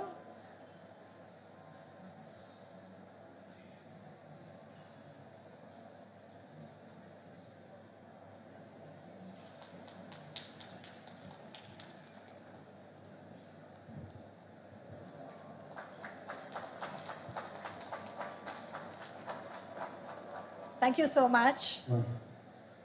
Our next speaker is Dr. KRS Narayan from Reliance Group. He's the business leader of carbon abatement initiatives and economic intelligence. So it's over to you. I'm not a doctor yet. Oh, thank you very much. Good afternoon, ladies and gentlemen. At the outset, firstly, I would like to congratulate CSIR on their foundation day, 82 years. And secondly, I'd like to express my gratitude to Dr. Ashish Lele, my mentor here. So we have worked together for a couple of years, and he has provided a lot of insight, and from business to research. So my mind works on research and development nowadays than more about business. Just a minute, I want to spend time on CSIR and my association with CSIR. It started way back in 1995 with CBRI Roorkee, when we had a seminar there, and when the then director, Dr. Narayan, he's in Bangalore. So he was the director of CBRI Roorkee when we had proposed, I was working for Coromandel Engineering Company, Murugappa Group. Then we had the first waterproofing seminar held there. And there an idea emerged where we expressed our concern about these waterproofing chemicals, and then Dr. Narayan from CBRI had told us that we should get into acrylic brushable waterproof coating on top of terraces. That's where the first acrylic product, waterproofing product, polymer-based waterproofing product was launched in '95 in Coromandel. So I was working then for the business. And then my association with the SERC, CSIR at Chennai. And That was way back in 99 when ready-mix concrete was introduced by me in Chennai for the first time. I worked for RMC India, it's RMC Group PLC UK. When SERC contributed a lot towards mixed designs for us. There was late Dr. K. Mani, and then we had Dr. Ramanjanelu. So a lot of people who worked in SERC who are still good friends of mine. Dr. N.P. Rajmane. And then with Dr. V.S. Parameswaran for fiber reinforced concrete. He was the pioneer of steel fibers who worked in SERC. Then we launched our Recron 3S fibers in Reliance Industries then. And then off late with CRRI New Delhi, where I closely worked with Dr. Ambika, and that is where Dr. Ashish provided a lot of insights on multi-layered waste plastics, the difficult to recycle waste plastics, which we launched a product called Reroute based on that. So there's a continuous association with CSIR since the last 3 decades almost, and I wish that continues for quite some time more. Over to my presentation. This is about a short about CCUS, because nowadays I'm more concerned and I work closely on carbon capture utilization storage. And of late, I had been meeting quite a few people on CCUS. Dr. Vikram is one of them. A couple of weeks back, I sat with them at IIT Bombay to discuss on carbon capture and storage. My presentation is quite short. India's Panjamrit, as we all know, I'm just trying to set a pretext to it. Achieve net zero by 2070. Reliance Industries has announced that their net zero would be 2035. So hardly a decade from now, we hope to be net zero. The evolving energy transition, as we all know, that energy transition is going to be coupled with the CCUS. So CCUS will play a very important role with respect to energy transition. The need, I'll quickly get into that. The need of the hour is industry and CSIR collaboration. CCUS in which storage, capture, storage and utilization, and then sustainability. These are my 2 topics which I'm currently working on, waste to wealth. Waste to wealth is, there's a lot of waste available, so how do we create wealth out of waste? CCUS carbon capture. The concern from the industry is basically on the cost-effective capture technologies. There are lots of technologies which are available. The capture technologies are very expensive. So as an industry, we would like to see a technically feasible and a low-cost, time-bound projects of separation from industrial exhausts. We produce a lot of CO2 and of different purities. So classify them according to the purity and identifying the respective end-use applications. It's going to be the priority for us. Utilization of that, fuel for industries. My personal interest is on CNT and graphene, and Reliance is very keen on manufacturing CNT and graphene and carbon fibers, especially used because I bring in a lot of experience with the cement and the concrete industry for more than 3 decades. My interest is to apply this CNT, carbon fibers and graphene into construction, cement and construction industry, again, bring them to a carbon less intensive industry, and then storage, permanent sequestration. And I believe very strongly that construction industry is the lowest hanging fruit. And we have evaluated a lot of technologies of carbon storage, permanent sequestration, and we feel that cement and concrete would be the lowest hanging fruit. Waste plastic is abundantly available. My wish list would be on to converting it to high yield hydrogen, and I was talking to Dr. Ashish, so they have plans to put up a plant in Pune to convert waste plastics to high yield hydrogen. Then CNT, which can be manufactured.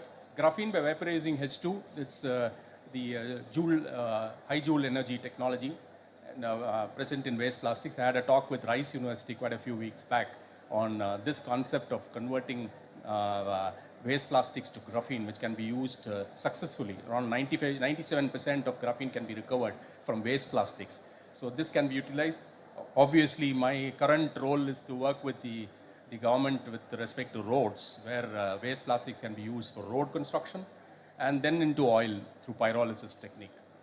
Path forward, main thing is technical feasibility, joint project identification. We want the CSIR to work with the industry for project identifications. My earlier speakers have already set the context for the whole of my presentation, so I'm thankful to the earlier speakers. So basically, research by the CSIR. Research and development is CSIR's forte. Industry's job is to only commercialize it. So we shouldn't get confused about what the roles we are playing in. So commercialization should be handled by the business, the corporates, and the 100% concentration of R&D should be done by CSIR. Technical evaluation should be done by the industry, because industry plays a very important role in the evaluation of that, which would suit probably the end user at large. LCA analysis to be done, because these are all not coming from the various interactions which I had with CSIR, for my limited experience with CSIR in handling a few projects the last 5-6 years. LCA analysis have not been taken priority. So this has to be a priority. Scale up and demonstration to the government. Jointly, as Dr. Ashish was saying, TRL 7 level onwards, you'll have to work with the industry is very keen on working with the CSIR to commercialize them, or maybe put up a demo plant and then showcase it to the government, because end use, the biggest user of many of the technologies is the government. Then the most important hurdle which we have faced is the codal provisions, because what happens is when a new technology surfaces, the codes do not allow them to be commercialized. So the codal provisions have to be very fast-tracked, and CSIR, being a Government of India concern, should concentrate on codal provisions, maybe revision and all, and the field implementation. Economical feasibility, industry needs CSIR support for legislation, policy framework. Carbon pricing, which I think probably we are a little confused about what is the pricing we should have. So we are not very sure how about the incentives of the program, maybe the carbon taxes. We still have not, we are looking into different countries, but we have not still formulated a policy or maybe a framework guideline for the taxes, the regime of taxes for different industries. And then a level playing field is what we seek from CSIR. Expectations, expedite project proposals, because not so great experience with CSIR. It takes quite some time, because as industry wants everything in 6 months to 12 months time, we cannot be negotiating for terms and conditions for long. 1.5 years is too long a time for us to negotiate terms and conditions. Influence government committees. This is very, very crucial, because when we work with CSIR, we expect CSIR to be, maybe when they test the product or maybe test the technology, they should be confident enough to represent to the government that this will work. And there should be provisions for the materials and the new technologies to find its place in the government codal provisions and government approvals. Joint discussion, because of late I found, since the beginning of the year, CSIR has come into a 1 week, 1 lab marketing exercise, a business development exercise, or maybe I should call an interface with the industry exercise. This is a great exercise. In fact, this is the first time which I'm witnessing a great event of OWOL. I had the fortunate opportunity of attending a few of them, and it has actually been mind-boggling to see that, the interface which they have created. So mission mode programs is another program where these mission mode programs, in my experience, has not been consulted with the industry. So some of them we were interested to do, but that had become a mission mode program. So we were denied the opportunity to work with CSIR on those fronts.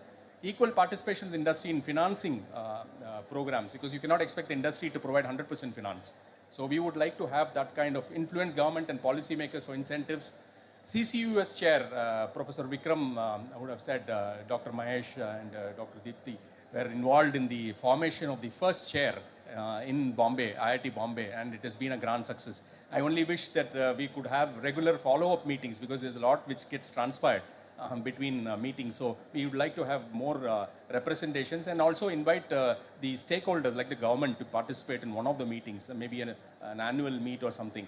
So I've also expressed that with Vikram last time when we met, saying that we should have more meetings rather than one meeting once in 3 months or 6 months. So as this is a borrowed slide from the India Energy Week from the DEA. So no one can whistle a symphony, it takes a whole orchestra to play it. So we expect industry and CSIR to play the orchestra together. Thank you very much for the opportunity, and again wish CSIR great Foundation Day. Thank you so much, Mr. Narayan.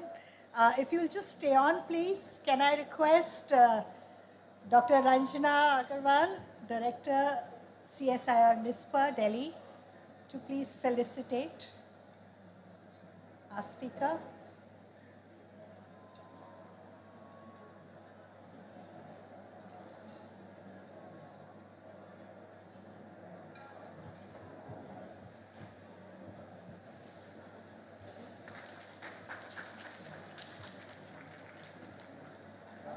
GFL, yeah.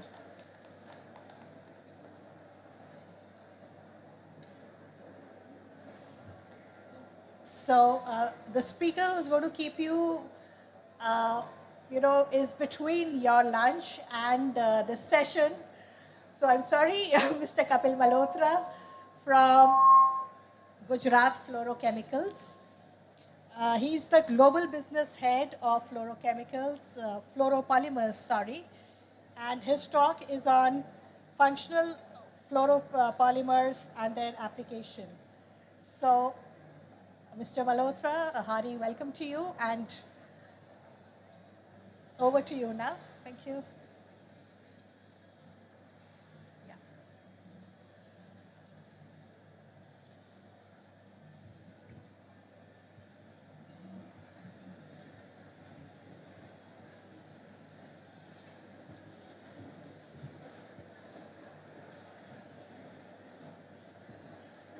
Hello, good afternoon, everyone. First of all, I would like to congratulate CSIR for its 82nd Foundation Day. I think a remarkable journey. When we were in college, engineering college, and we were growing, some of our batchmates had gone for internships in some of the CSIR laboratories. And secondly, I would like to thank CSIR for inviting Gujarat Fluorochemicals Limited to share some of the success stories which we have achieved in the last few decades, and also how we are collaborating with CSR for further developments of some of the key initiatives in the scientific area. So first of all, the topic of today is functional fluoropolymers and their applications.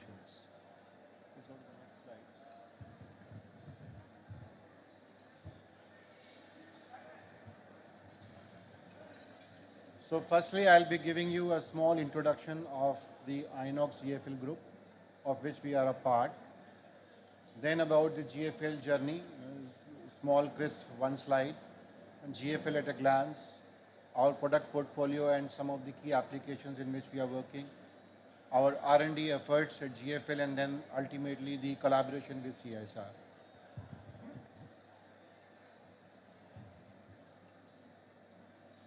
So Inox GFL is a prominent business group in India with a legacy spanning more than 3 decades. We have diversified into some of the segments where we are probably following the Atmanirbhar Bharat, which was announced by Prime Minister Mr. Modi. And so we were one of the initial companies who started our journey with making fluoropolymers, which right now no one in the country is manufacturing apart from us. And also along with it came some of the specialty chemicals in the fluorochemical zone. And then we also diversified into wind turbines and renewable energy. We have 4 listed entities in the stock exchange. So in the last almost 12 years, 3 of the companies have come with IPOs. Gujarat Fluorochemicals already was existing on the NSE and BSE. To talk about our divisions, so we have the flagship division, which is the chemical business.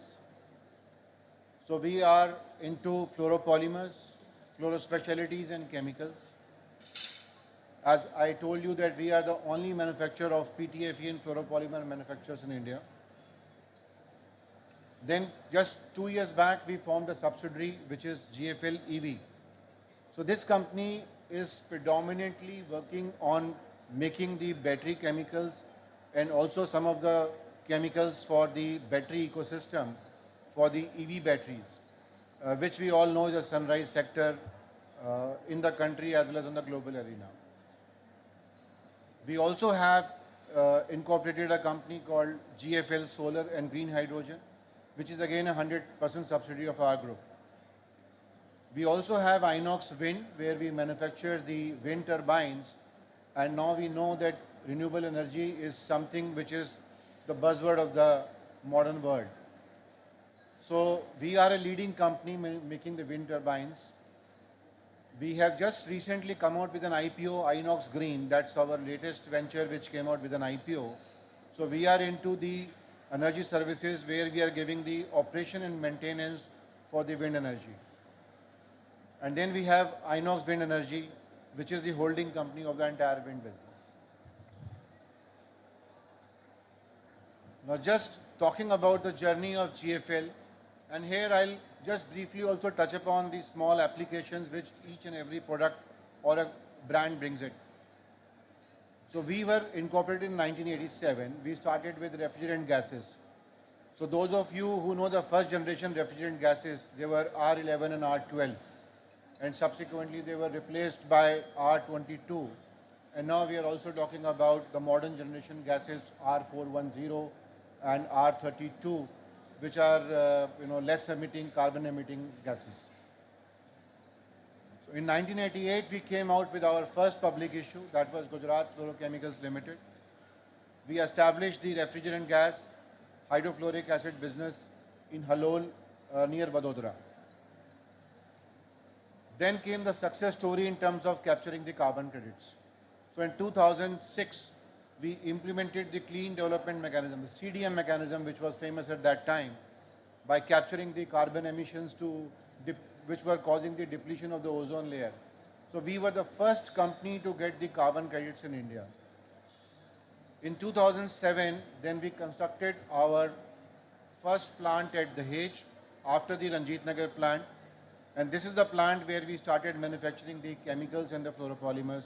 The first product was PTFE, commonly known as Teflon, which is a DuPont brand name. So that was in 2007. So Inoflon was a brand name which we launched. Because of the strong carbon-fluorine bond, it is one of the most difficult bond to break. Those of us who would have studied chemistry even in our elemental school would remember that carbon-fluorine is one of the most strongest bond which exists in this universe. Because of this, we get a lot of applications from PTFE which are used for dealing with highly corrosive gases, also with temperature ranging from minus 260 to plus 260 degrees centigrade.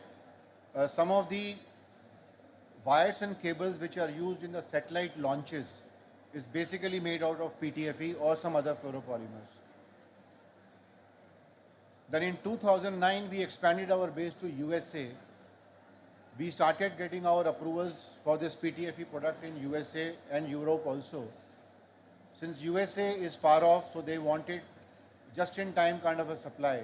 So we established a subsidiary over there along with a warehouse so that we can service the industry locally there.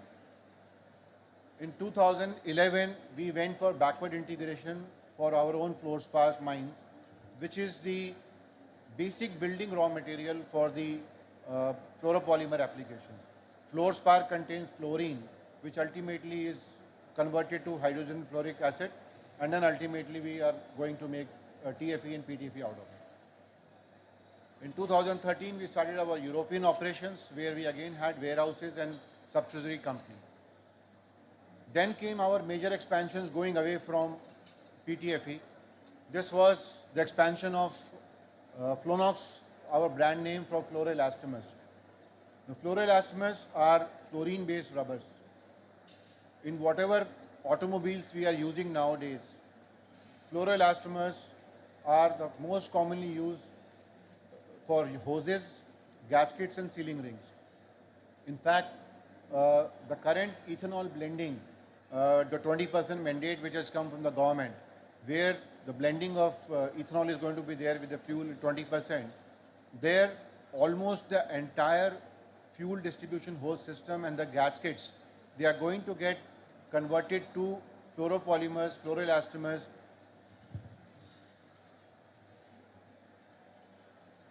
What happened?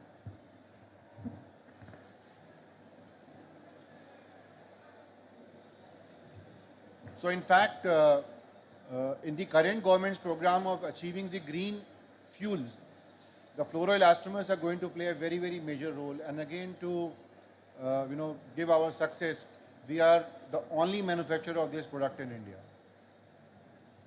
Then after 2016, we then went up to make the other fluoropolymers, that was PFA. Now PFA is a melt fluoropolymer, unlike PTFE, which is not a melt fluoropolymer. In the semiconductor industry, PFA plays a very, very major role. And now we know that due to the advent of 5G technology, the semiconductor industry is going to play a very, very major role. We are going to talk nothing else but chips, chips and chips. Not the uncle chips, but probably the wafer chips which are going to use in our daily life. The way we eat wafer chips, I think that's how we are going to consume the chips from the semiconductor industry. So after PFA, we have then come with PVDF. PVDF is going to play a very, very major role in the EV technology. The cathode binders which are used, there they use PVDF as well as PTFE as the major binder for getting the cathode binder application. And this is basically required for high energy density and charging the vehicle very, very fast, and for the fast running, for the fast charging of the vehicle.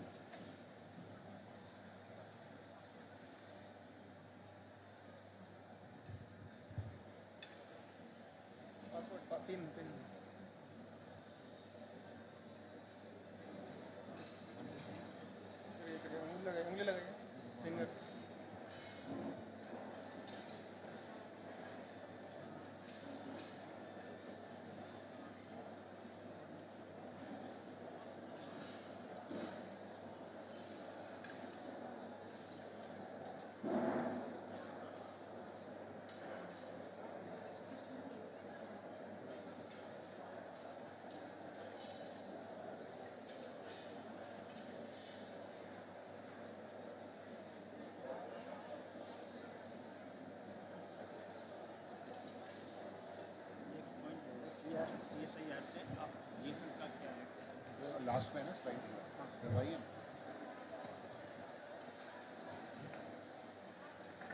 Yeah, so we were in 2020-21 where we have added the new age fluoropolymer PVDF, which is going to be predominantly used in electric vehicle binders. Then we are also embarking on the battery chemicals which are going to be used in the electrolytes. Also, we are going to launch the certain fluoropolymers and battery chemicals going to be used for EV, solar and hydrogen. Now here comes the CSR role. Let me tell you that what happens is whenever we are supposed to go for any testing for these particular new age technologies, we find that in India we do not have the labs or the research institutions who can test the basic science material and the performance and create a data. So we have to perforce go to advanced countries like Japan, Europe and USA. I think the time has come that along with the industry for all these new age technologies that we work very closely with CSIR to just see to it that we have enough instruments and capabilities to see to it that we give all the requirements ecosystem within India. Because the government itself has announced a lot of PLI schemes for these particular sectors. But if we don't have the testing and the scientific ecosystem, I don't think that we will be able to really go ahead very fast on these particular technologies. We are also talking about the green energy. And from 2024 onwards, we have some of the very exotic products listed. One of them is FFKM. That's a perfluorofluoroelastomer. And we have seen that Chandrayaan 3, which was a very successful story. And then we also have the solar mission, which was launched very recently. In these couple of seals which are used are made of this FFKM. So we are proud to say that we are working along with some of the government organizations, ISRO and Vikram Sarabhai centers, to develop these products so that we are not dependent on any of the imported products for these applications. We have our own in-house capabilities. Again, here the CSR will have to play a very major role to work along with us and the other government institutions, research institutions, to see to it that we have the right ecosystems in terms of measuring. So we are one of the leading fluoropolymer producers in India. We have 4,000 employees worldwide. Last 3 years, we have been growing at the rate of 30%. And for 30 years, we have been absolutely focused on the fluorine industry. And for the next 30 years also, we are going to focus on the fluorine industry only, because all these new age technologies are going to use the fluorine chemistry in a very, very big way. These are the product portfolios which we have. The fluoropolymers, we have PTFE, PFA, FKM, PVDF additives. In the fluorochemicals, we have got hydrogen fluoride, TFE, bromination, nitrogen, hydrogenation chemistries, and the BALS scheme technology. Refrigerants, we have got the newest gases now, R125, 407, 410. R22 is very shortly going to be phased out. We have chemicals which are basically required as building blocks to make these high value added products. So we are not into the manufacturing of these chemicals for the sake of selling them, but for the captive consumption, so that for the high value added products we don't have to go to outside market. We have been working a lot on the R&D, because without the R&D we cannot work on these products which we have launched in the recent times, so we are going to launch further. So our R&D serves as an essential bridge between market requirements and operations. Secondly, we constantly work among the various green technologies through our R&D to come. We are also working on PEM membranes for hydrogen, which is our own initiative. We are also developing sustainable technologies and enabling the customized solution for the customers. Collaborations with educational and research institutes on prestigious projects. We are working closely with ICT, with IITs, with BITS Pilani, and a couple of other institutes. We are also working with CSR. I'll come on the slides later. We are also a DST approved fluoropolymer research and application development center, and our R&D labs are modular and flexible and are staffed by highly capable science students. Our R&D works on three-pronged areas. One is a new product development. Now, all the products which we have developed and we are going to develop is through a sustained effort of our own R&D efforts. So we are very proud to say most of the molecules we have developed are developed in-house. Next is the quality part. As I said that some of the quality parameters require a lot of state-of-the-art instruments. So we are one of the companies in India who have invested in these state-of-the-art instruments, and we also provide not only our own internal support but also to our own downstream industries and MSME sectors, so that they can come and get their products tested, re-engineer them, and develop the applications in the market. And then comes the customer requirements, which are the technical services and also the new products. Like a couple of our products have come from the market requirements. So this FFKM which has come from the market requirements only, that for all the exotic applications in automobiles and also for the research applications we require this kind of a product, which is only manufactured by only 2 or 3 companies in the global arena. Now this is where the working with CSR has been successfully, we have been successfully collaborating on various projects and product developments. So we invest heavily in R&D, as we have already mentioned, working on development of EV, green hydrogen and semiconductor industry. So here I would request that how we can all collaborate with CSR together to see to it that we create an ecosystem. Mr. Modi also in one of the semiconductor forum had mentioned that we need to have an ecosystem to see to it that these new green areas are supported within the country itself. CSR institutes have a strong technical prowess and have carved out a niche for themselves in various domains. We don't need to really proclaim that. We all know about it. And GFL is working with various institutes of CSR in the ongoing new product development ideas. And we also would like to work very closely with CSR on the other products which we are talking about. And for future projects and new development, we would seek the support of various CSR institutes and also for the product development. Now here I would just like to have few last points taken from the slides given by the other speakers.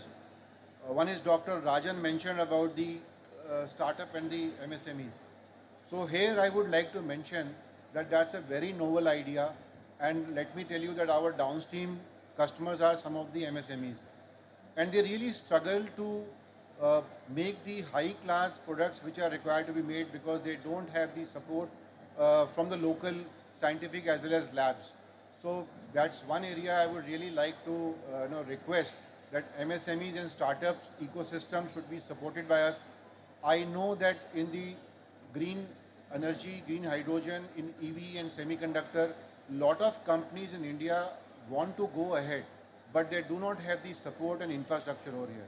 If we can provide them, probably we'll be having an ecosystem which is absolutely indigenous. The second was the point which was made, that was the internship, making the students industry ready by having internships in the various industry as well as in the CSR lab.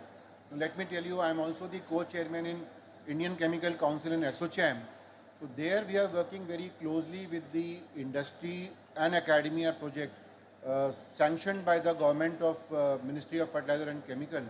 So in fact, if CSR would like to be a part of that entire gamut which we are talking about, where we are talking about very close projects between industry, academia, and also the employability of the students who are passing out from the institutes, whether for MTech, PhD or the undergraduate program. So I think if CSR people want it, we can have a joint meeting on this, and somehow we can include them also in this particular project. The third point was the incubation and the VCs part. Now that's where I think area which has to be developed. I was 2 years back in Google and Facebook campuses in California, San Francisco. The ecosystem which they have created in India, our mortality rates of startups is very, very high as compared to the mortality rates in US and in Europe. So what I feel is that we don't have the right ecosystem for incubation backed by the proper VCs. So this is one area where again we should work together. And the last point was what my industry colleague Mr. Narayan talked about from Reliance. That's the carbon capture part. So apart from all the projects which he has mentioned, there's one startup who has come to me and they have developed a technology from CO2 going to ethanol. Now we are talking about the ethanol blending with the fuels for much more green emissions. So this is one project which has come, and I would really love that if industry and CSR can really work together on this particular aspect, because it also helps the country, it also helps the carbon emissions too. So with this I would like to end my presentation, and also looking for a great support from CSR on all the future projects with the industry, with us also. Thank you very much.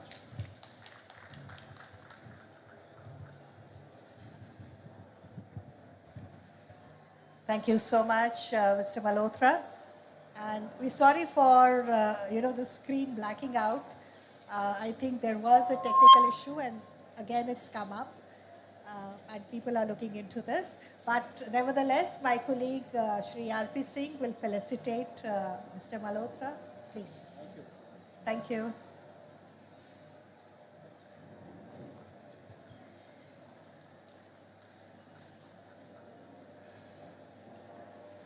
Thank you all so much for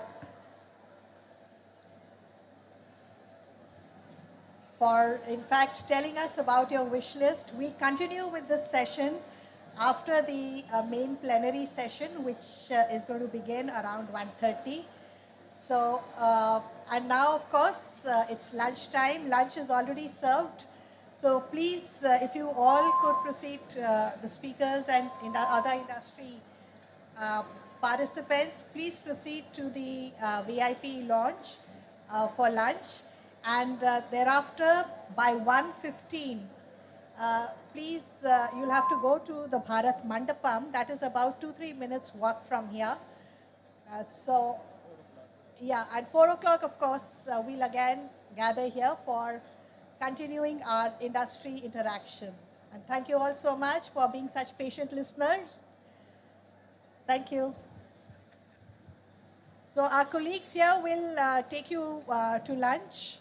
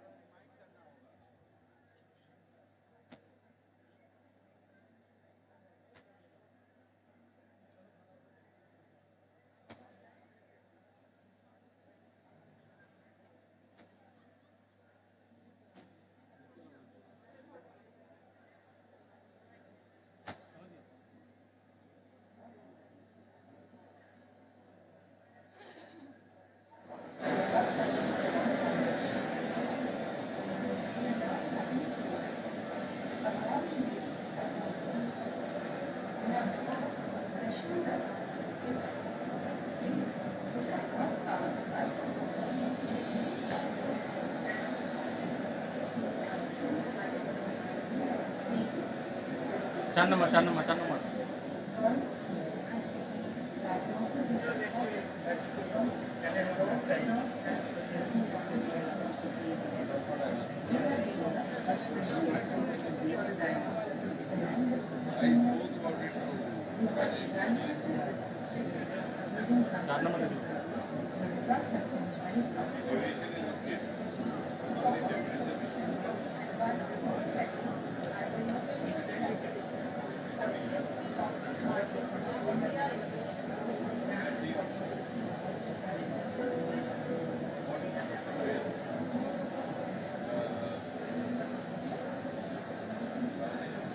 सीधे हो तो भाई cross आएगा ना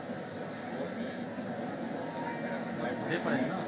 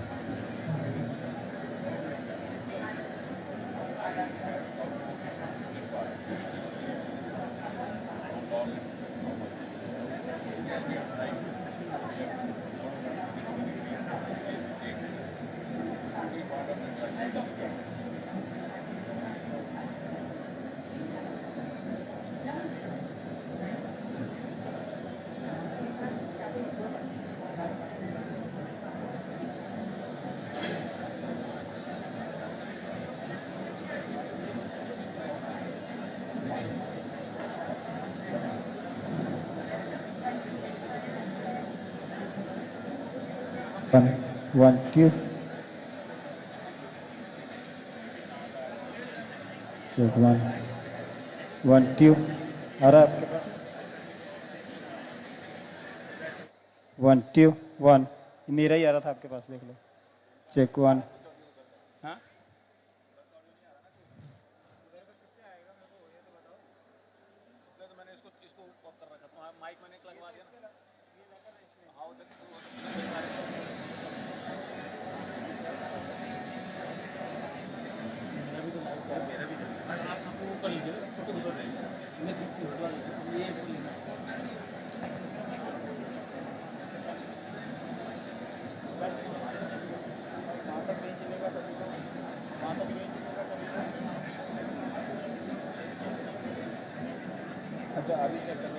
Check one, one. ठीक है ना?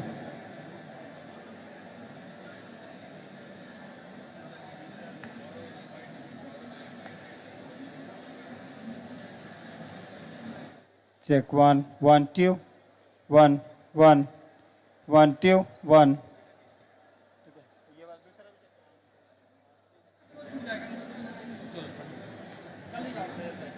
अब निकलो निकलो निकलो अरे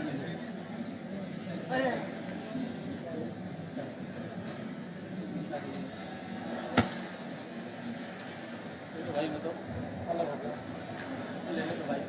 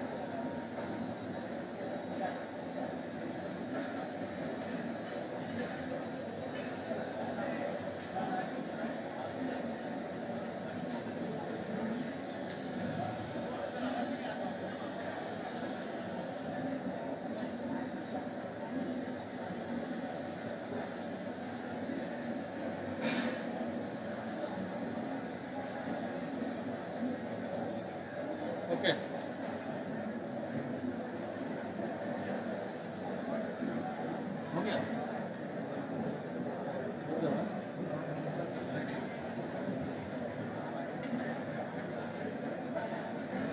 मेरे पास अपने उसको फ्री कर दो।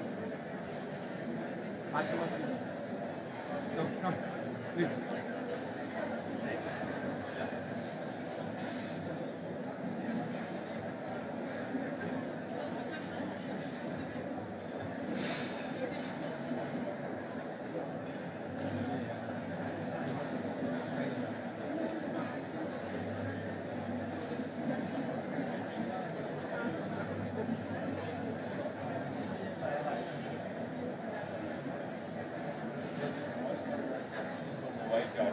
ये लो 4 नंबर है हमारा थोड़ा सा डेकोरेटिव बन जाएगा।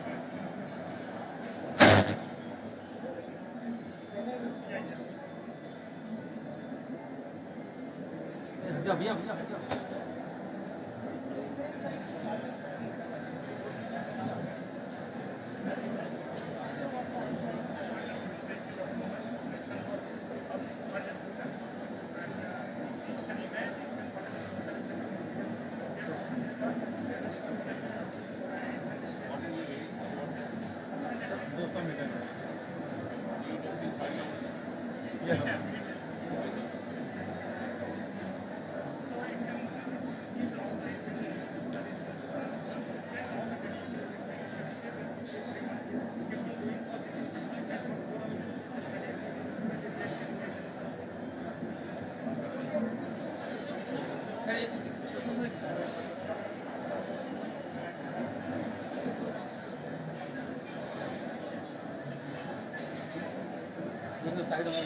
अरे भाई थोड़ा आराम से करना है।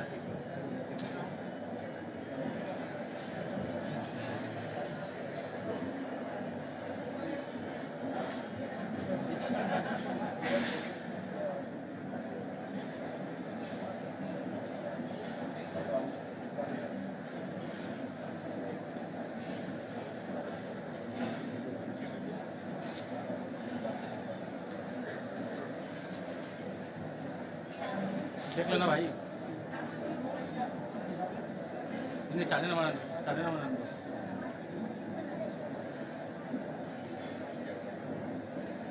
एक सेकंड ना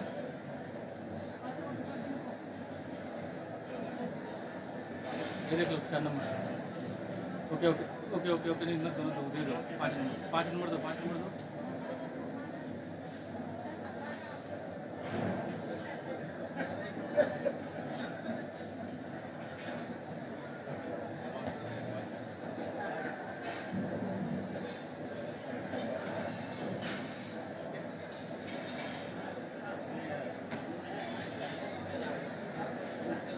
मैं आगे चल जाऊंगा वाइट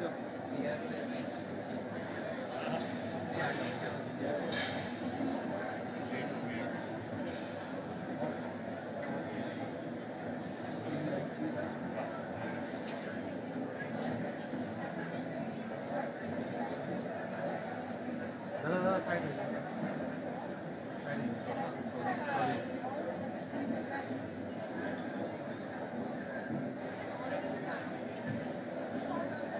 तुम्हारे पे अच्छा आएगा ठीक है ना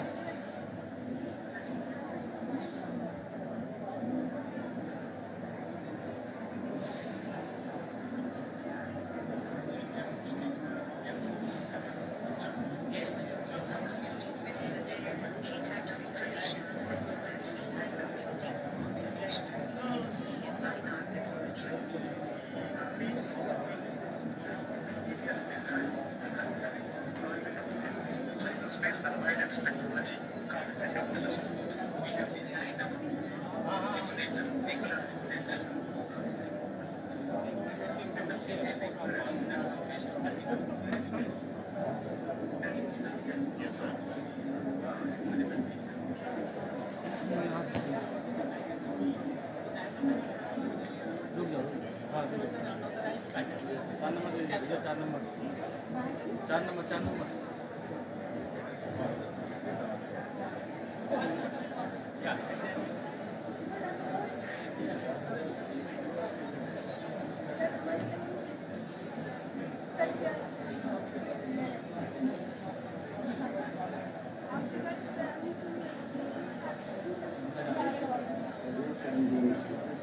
stable up to 2 years. Now, what kind of packages that we can use for RTA foods? We can use cans, we can use glass bottles, we can use retort pouches, we can use plastic trays and the cups. So this offers a very great advantage, the convenience for the people. In fact, the retort pouches and the trays are making inroads and replacing the cans and the bottles because it offers a great convenience with respect to microavailability and other things. Anti-diabetic product. This is anti-diabetic product. This is anti-diabetic product. सुना यार हिलाओ ना था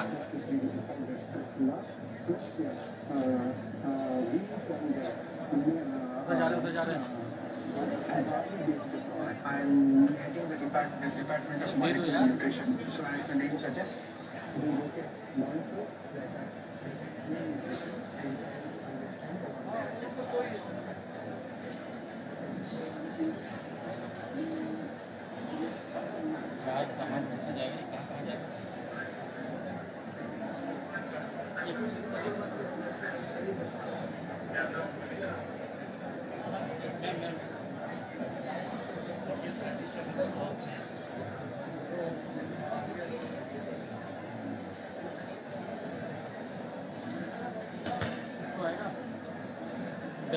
back से नहीं है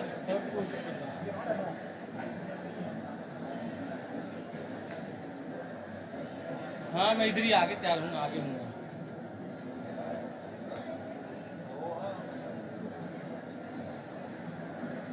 उधर जाओगे तो उधर तुम पकड़ लेना इधर जाओगे तो मैं पकड़ लूँगा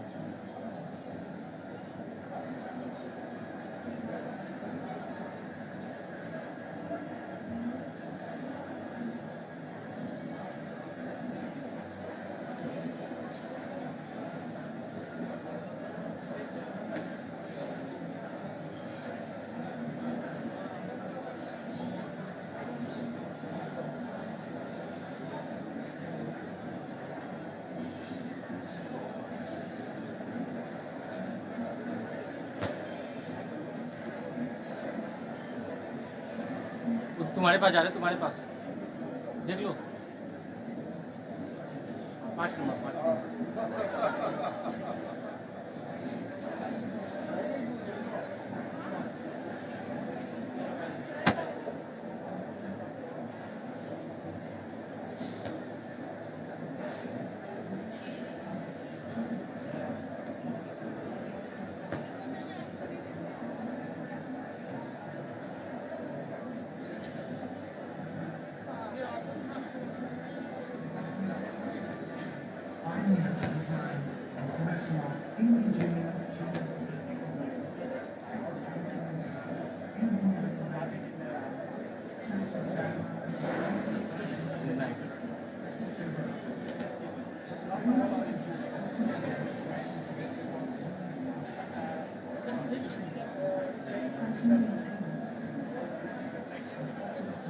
तो आगे जाओ आगे जाओ आगे जाओ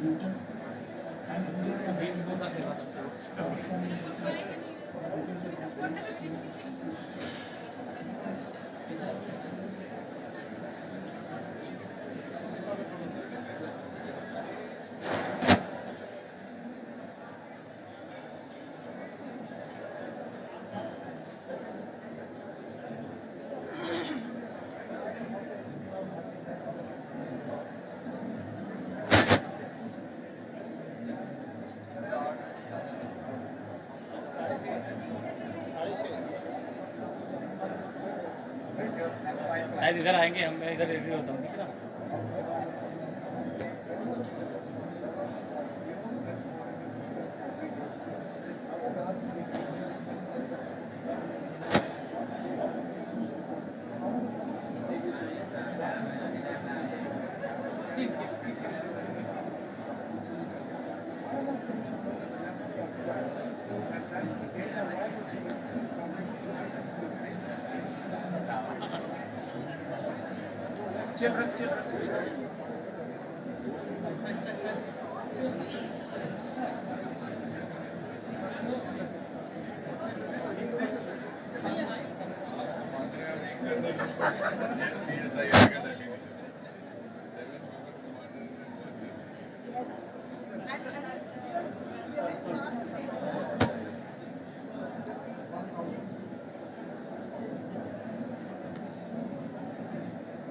चार नंबर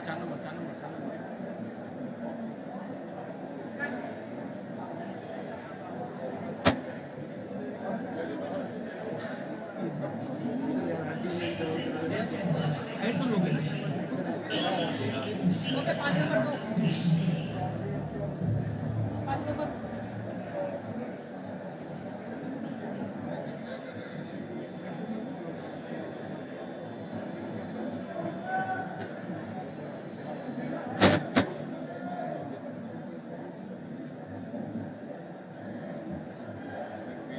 5 नंबर भी दे सकते हो देख लो ध्यान से दोनों में से कौन अच्छा है 5 नंबर ही दो इक्विपमेंट भी दिख रहा है ना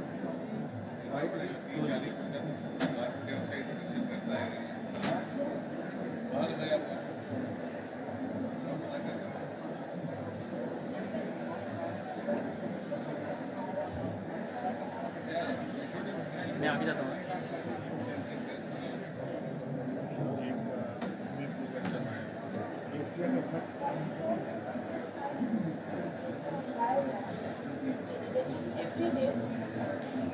कौन है हाँ तो 5 ही नंबर रखना ना अभी भाई जब 4 नंबर बोलेगा तभी 4 नंबर रखना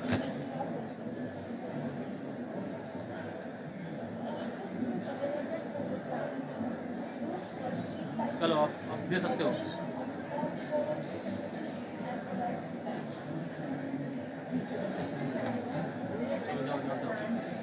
जाओ 5 मिनट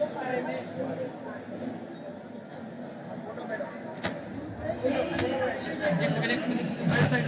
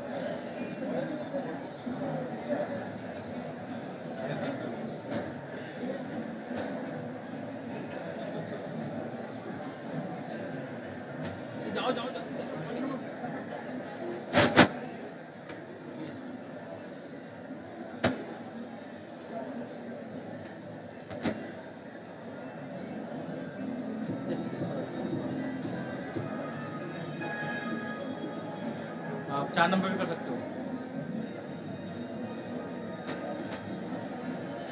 एक second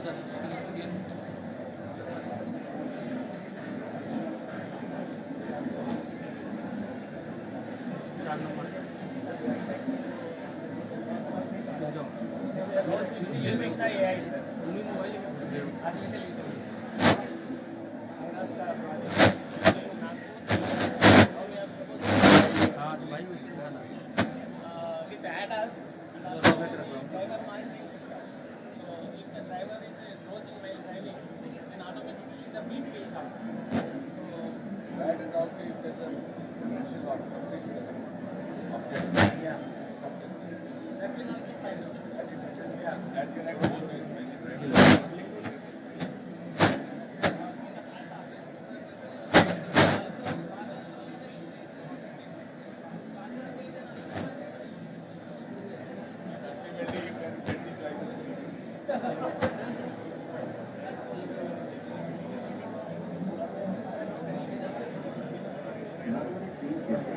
large-scale rock deformation apparatus, which is used to measure the behavior of rock when subjected to changes in pressure and temperature associated with near-surface to shallow crustal conditions. The system comprises an material testing system, USA made with a capacity of 2,700 kgs by 4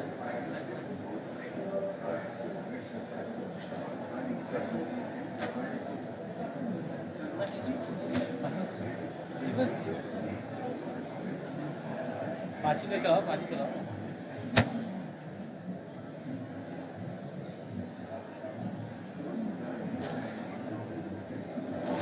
Thakur ji, ये भी देख लो, ठीक लग रहा है? हाँ हाँ, बोलो इधर पीछे। सबका? चलो, चार नंबर। अंदर चल जाओ, अंदर जाओ, उनको भी अंदर जाओ।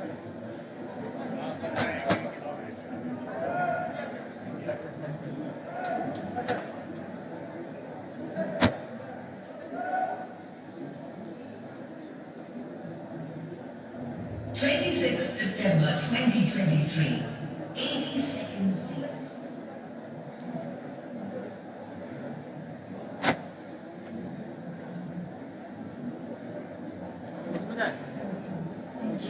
इसमें मैं हूँ, आप जाओ।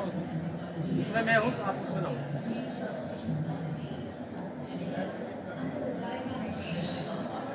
Okay okay.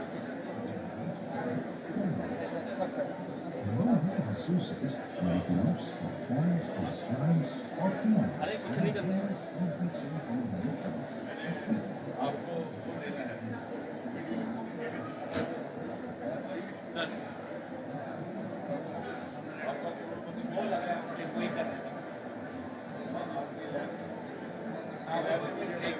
वही करना जा रहे हैं।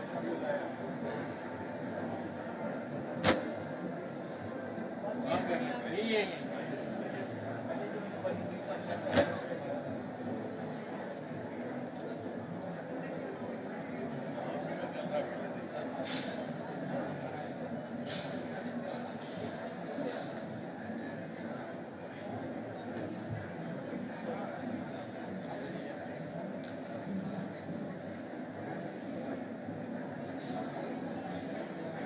मैं टाइट बना लूँगा।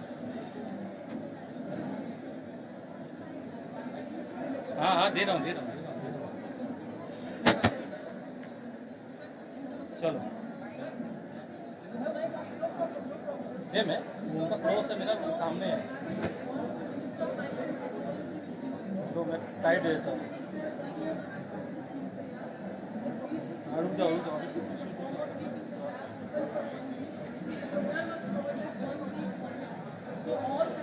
टाइट बना लेता हूँ ना।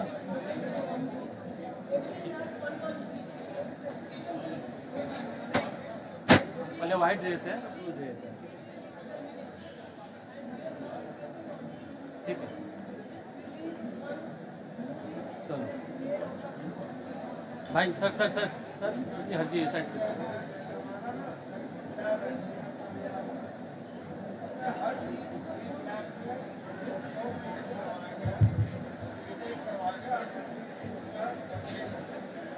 So in continuation of whatever I have told you, so we are having our Honorable Minister of Science and Technology with us only to release the OWOL movie. It is a 4-minute video. I think you as kids will be really getting motivated to see that, and you have the privilege of watching the movie along with the Honorable Minister of Science and Technology. So put your hands together and say thanks to Minister. And we will now get it launched by the Honorable Minister.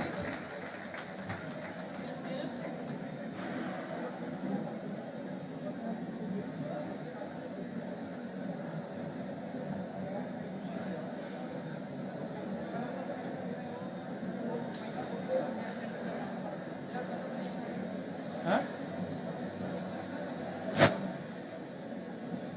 बच्चे बच्चे के लिए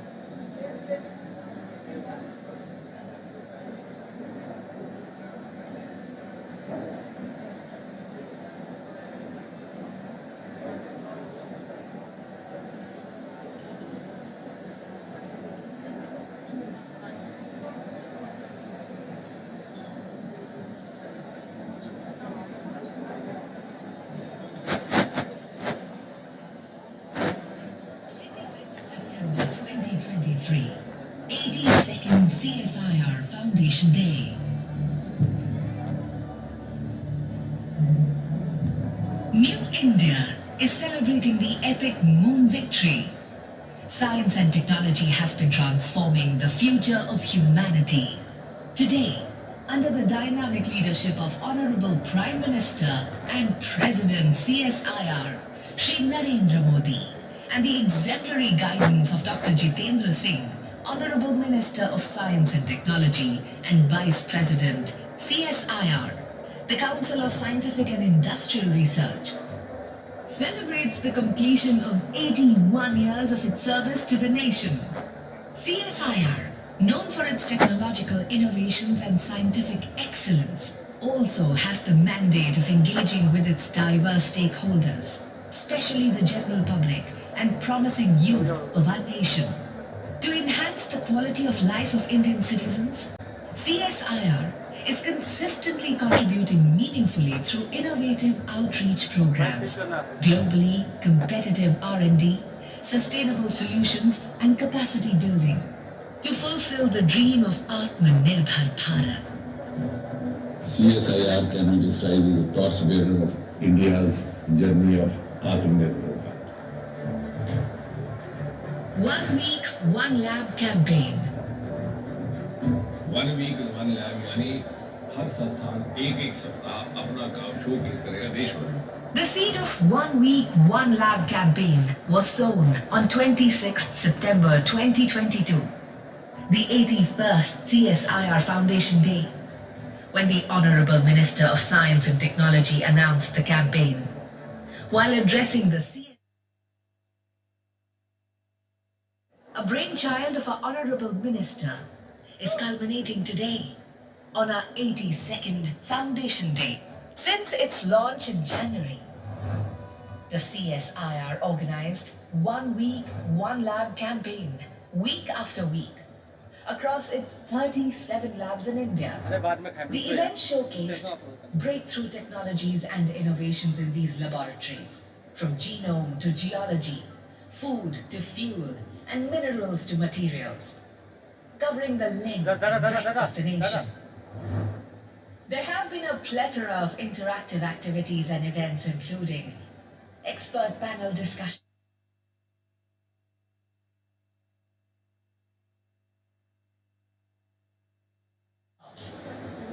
exhibition galleries, stakeholder connect, science outreach, industry interactions, Kisan Melas, technology transfers, and several MOUs signed by startups.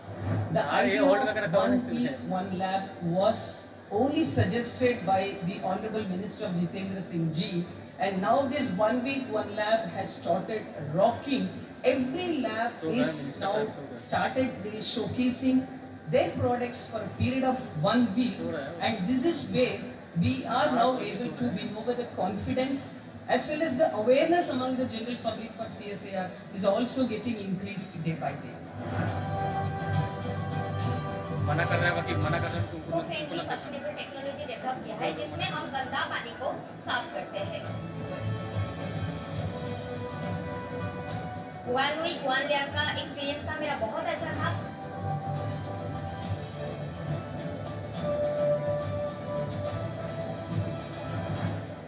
With its unique and innovative approach, the 1 week, 1 lab campaign has effectively reached out to all its stakeholders, including industries, startups, academia, farming communities, youth, and the general public.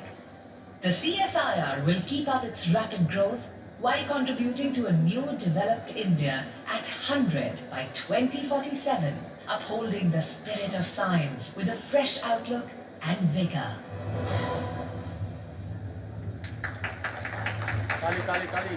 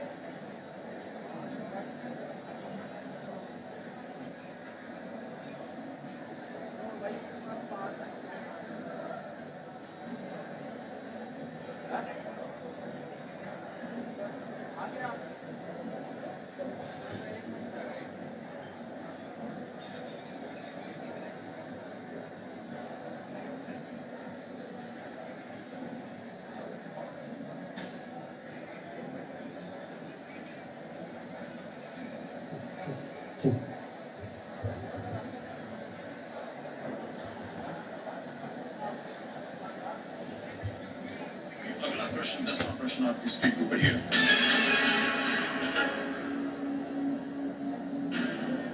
CSIR राष्ट्रीय वनस्पति अनुसंधान संस्थान द्वारा विकसित नमो 108 किस फूल की एक नई किस्म है Namo 108, developed by the CSIR National Botanical Research Institute, is a new variety of which flower? Options are A. Rose, B. Marigold, C. Lotus, D. Hibiscus, Gulab, Geeta, Kamal, या गुलहल.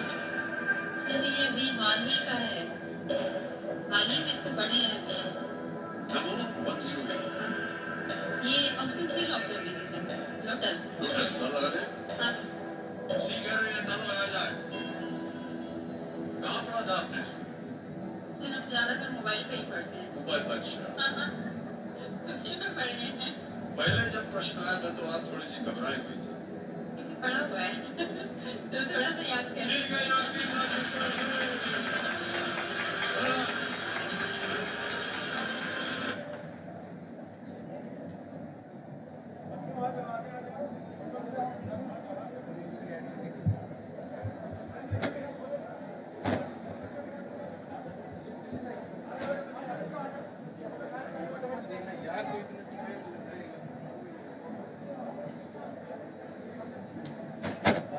क्यों बात कर रहे हो यार समझ तो नहीं आ रहा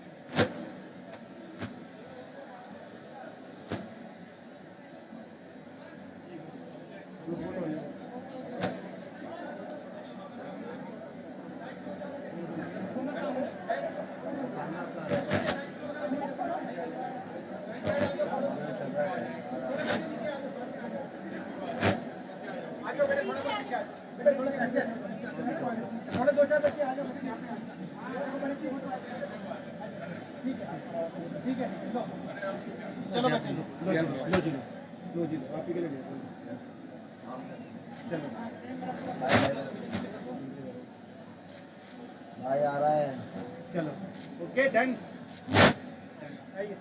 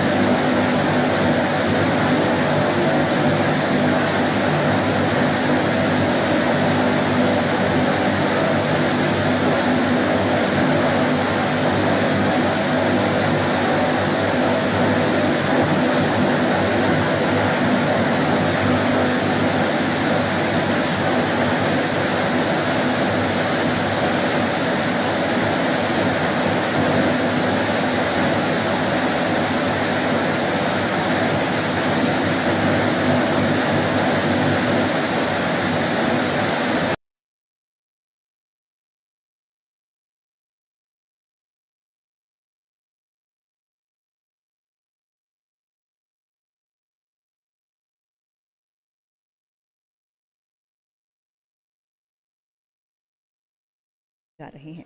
धन्यवाद।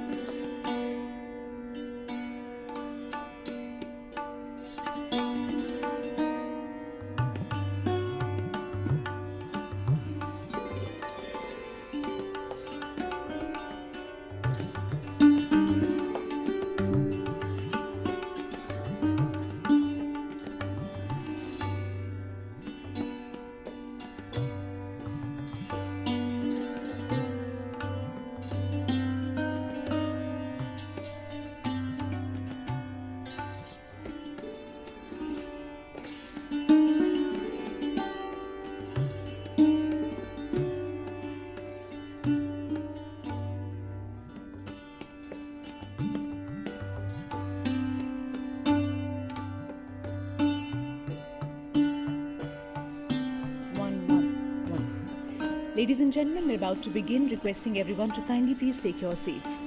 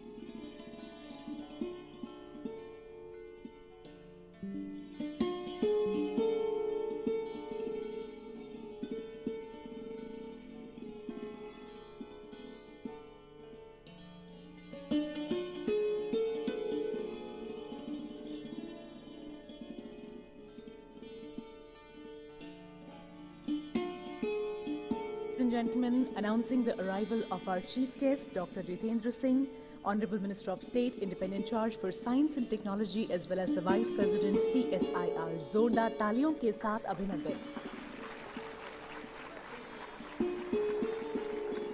Once again, we extend a very warm welcome to Dr. Jitendra Singh. Ladies and gentlemen, our chief guest has arrived. We request everyone to kindly please take your seats. We also welcome on the dais Professor Ajay Sood, Principal Advisor to the Government of India. Ladies and gentlemen, we also welcome Shri S. Somanath, Chairman ISRO. Welcoming Dr. N. Kalai Selvi, DG CSIR, and also Dr. Geeta Vani Raisen, Head CSIR HRDG. सभी का बहुत बहुत स्वागत, बहुत बहुत अभिनंदन. कहते हैं कि विंध्य हिमालय की पर्वतमालाओं से आरक्षित भारत, गांधी सुभाष पटेल जैसे महारथियों से गौरवान्वित भारत, अनादि संस्कृति से सुसंस्कृत भारत, हिंद महासागर की उद्दाम तरंगों से पुलकित भारत, ऐसे विशाल एवं सुंदर देश में CSIR उगते हुए सूरज की तरह, चमकते हुए सितारे की तरह चारों तरफ अपनी चमक फैला रहा है. आज CSIR के स्थापना दिवस के इस शुभ अवसर पर, इस मुबारक मौके पर आप सभी का बहुत बहुत अभिनंदन है. Ladies and gentlemen, today on the occasion of CSIR's 82nd Foundation Day function, we extend a very warm welcome to all our distinguished guests. Ladies and gentlemen, established in the year 1942, the Council of Scientific and Industrial Research, which is CSIR, an ensemble of 37 state-of-the-art national laboratories and 39 outreach centers with a pan-India presence from Kashmir to Kerala and Assam to Gujarat. CSIR covers a wide spectrum of science and technology from oceanography, geophysics, chemicals, drugs, genomics, biotechnology and nanotechnology to mining, aeronautics, instrumentation, environmental engineering and information technology. CSIR impacts and adds quality to the life of each and every Indian by providing significant technological interventions in many areas including environment, health, drinking water, housing, energy, farm and non farm sectors. सभी अतिथियों का अपना अभिनंदन करते हैं, बहुत बहुत स्वागत करते हैं. और जैसे कि भारत की हजारों साल की संस्कृति में अतिथियों का आगमन सदा स्वागत सत्कार से सुसज्जित होता है, तो आइए सर्वप्रथम हम अपने मुख्य अतिथि महोदय का स्वागत करते हैं. Ladies and gentleman, We welcome the Honorable Minister of State for Science and Technology and also the Vice President CSIR, Dr. Jitendra Singh ji. May I please request DG CSIR and Secretary DSIR Dr. N. Kalaiselvi to please welcome sir with a bouquet of flowers. बहुत बहुत अभिनंदन, बहुत बहुत स्वागत. जोरदार तालियों के साथ आइए पुनः अभिनंदन करते हैं माननीय मंत्री महोदय का. We also welcome Professor Ajay Sood, Principal Scientific Advisor to Government of India. We once again request Madam to welcome Professor Ajay Sood with the flowers. We now welcome Shri S. Somanath, Chairman ISRO and Space Commission and also Secretary Department of Space. May I request Head HRDG Dr. Geeta Vani Raisam to welcome DG CSIR Dr. N. Kalaiselvi with a bouquet of flowers. Ladies and gentlemen, I've been requested to be very, very brief and quickly moving on.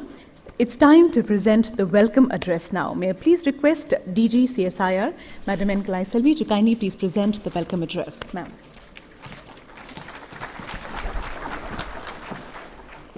Most respected and the Honorable Minister of Science and Technology, esteemed Principal Scientific Advisor to the Government of India, distinguished Secretary, Chairperson CFD 2023, Secretaries to the Government of India, Society members, GB members, Advisory Board members, former Director Generals, current and former directors of all the 37 laboratories, my entire CSIR family, and my extended CSIR family that exists in the name of industry, academia, MSME, startup, entrepreneur, self-help groups, Jigyasa children, college students, ACSIR PhD students, DSIR, press and media, ladies and gentlemen. Namaskar, Vanakkam, and pleasant afternoon to each and every one of you. Today is not just yet another day to CSIR.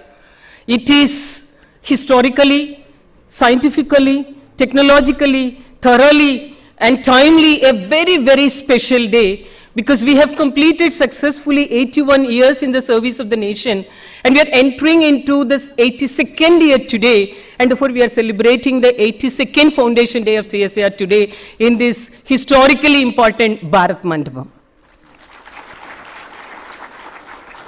Friends, when I say that CSIR is entering into the 82nd Foundation Day, naturally there are two curiosities which will be definitely coming up to everyone's mind. What is it that the CSIR has done throughout these 8 decades to this country? This is one part. And what is it that CSIR is having in its mind for the coming decades to be offered to the society in the name of its service to the nation?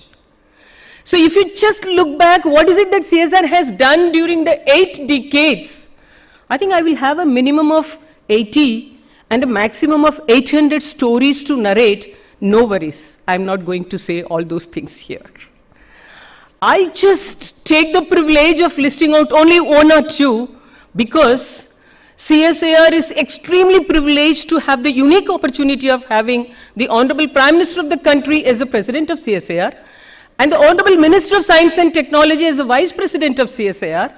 Therefore, having these two visionary leaders on board, I just wish to share with you 8 milestone activities that have taken place during the 8th decade that have received direct recognition and appreciation from both the Honorable Minister of Science and Technology and the Honorable Prime Minister of this country.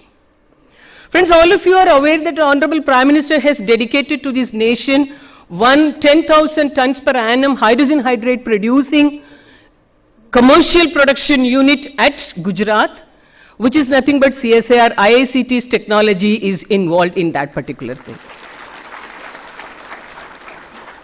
And it is again CSIR IIP's de-oiling wax technology, due to which BPCL's refinery, Numaligarh refinery, was dedicated to this nation by the Honorable Prime Minister of the country.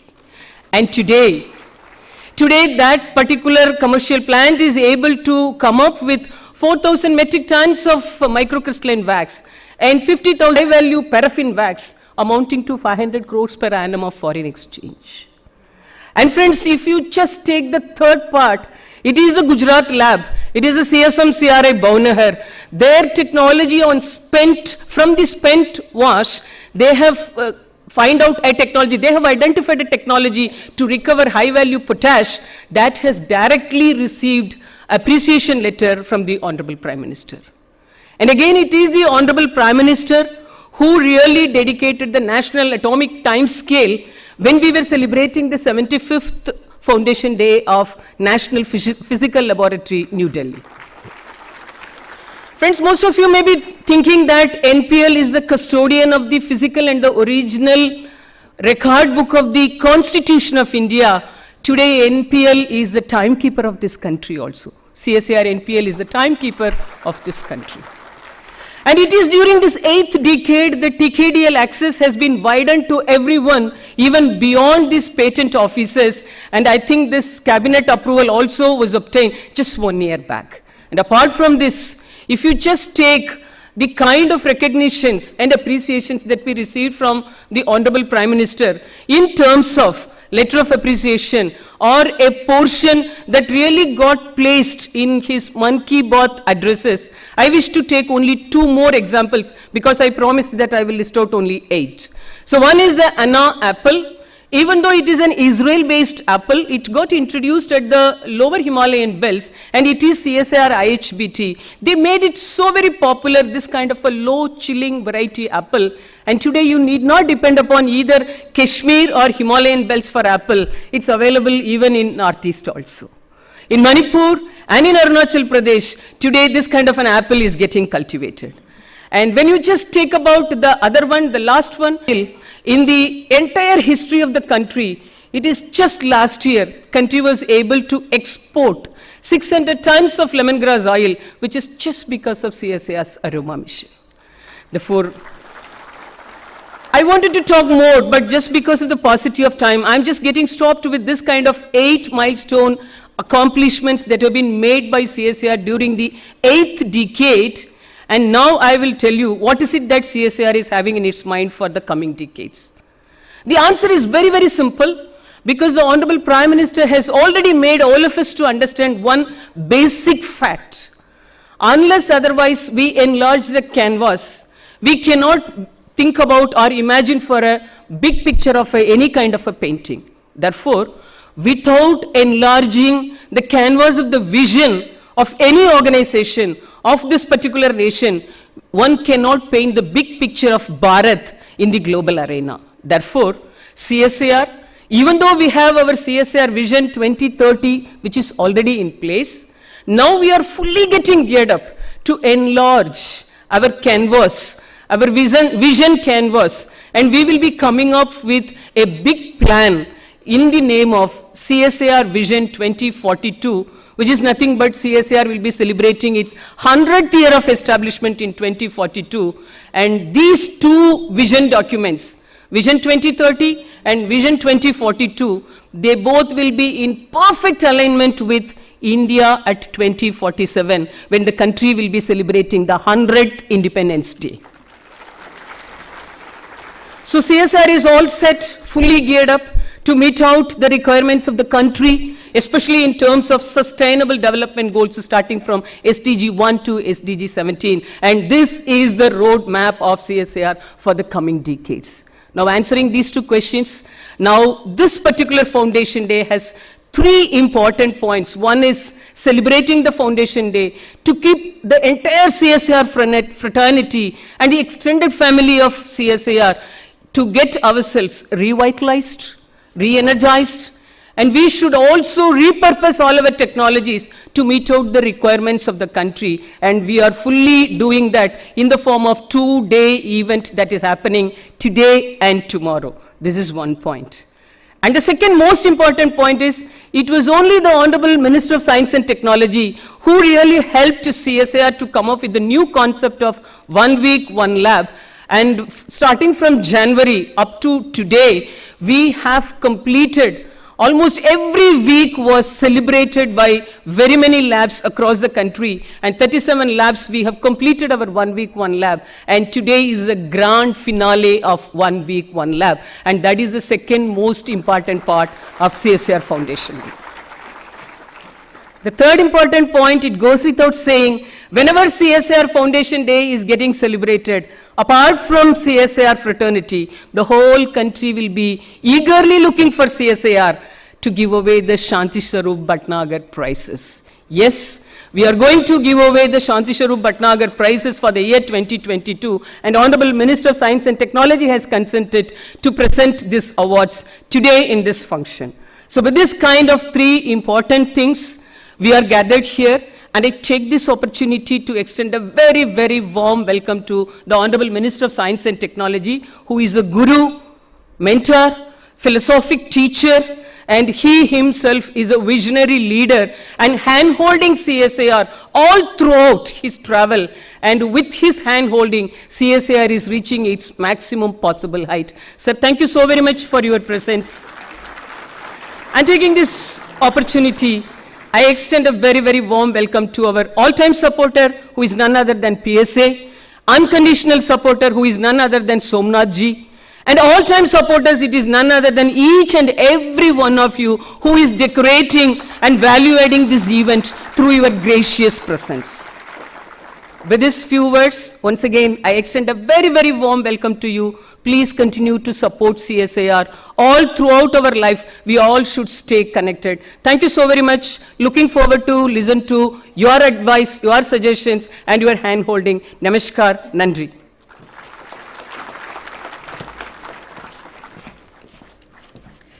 Thank you very much, ma'am, for welcoming our August gathering today and also for letting us know a little about the 8 decades of successful stories associated with CSIR. Thank you. Ladies and gentlemen, as we move further, today on the occasion of CSIR's Foundation Day celebration, the Honorable Prime Minister and President CSIR, Shri Narendra Modi ji, though unable to join us in person due to his hectic schedule, he's been kind enough to give a message to the CSIR family, which we will now listen to. May I please request the Honorable Minister to kindly please read the message from the Honorable Prime Minister.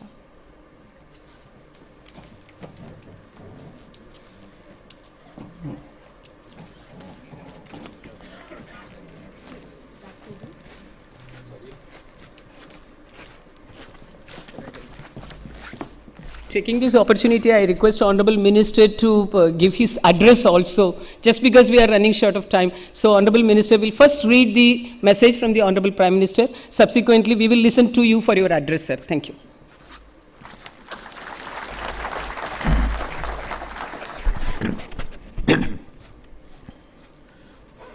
Director General CSIR, Dr. Kalai Selvi,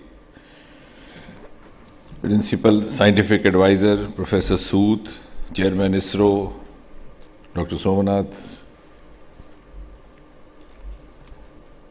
Dr. Rama, and all the directors over here, all the members of the faculty,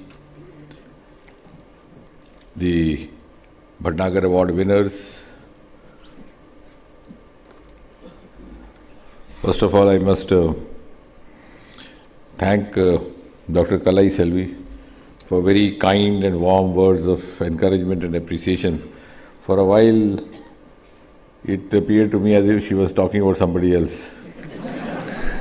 But I didn't know I had so many good things in me. But then I told myself that it feels good to trust what she is saying. So, so thank you, ma'am, for your encouragement. Ladies and gentlemen, before I say anything more, I have the proud privilege of reading out to you a message from the Honorable Prime Minister Shri Narendra Modi ji. He would have very much desired the instances of CSIR's contribution in meeting the national aspirations of India. Say after having read the message from Honorable Prime Minister, but just to live up to the announcement made by our very enthusing Director General, I think while we celebrate this we also should bear in mind that CSIR is one of the institutions which has actually marched with the journey of India's independence and since independence. In fact, it's 5 years older, and independent India was born 5 years after CSIR was born. So in other words, a witness to CSIR's journey right from its birth to its infancy, and now of course getting octogenarian into this later age or later decade. But in the life of institutions, 8 decades is not much of a lifespan, because in the age of a mortal being, of course, it's after 7th decade you start. 100 year or 80 years does not even occupy the footnote of a chapter in a textbook of history. But what is relevant is that in these 82 years, this institution has itself become a kind of a role model for many other institutions which would happen in the times to come. Because the credibility of any institution is determined, as far as I see, because I have been associated with this area for almost half a century now. A is the consistency, B is the landmarks. So this is one institution, the Director General, those 8 landmarks, there could be many more. So it has lived up to that reputation of sustaining itself with credibility and with footprints. And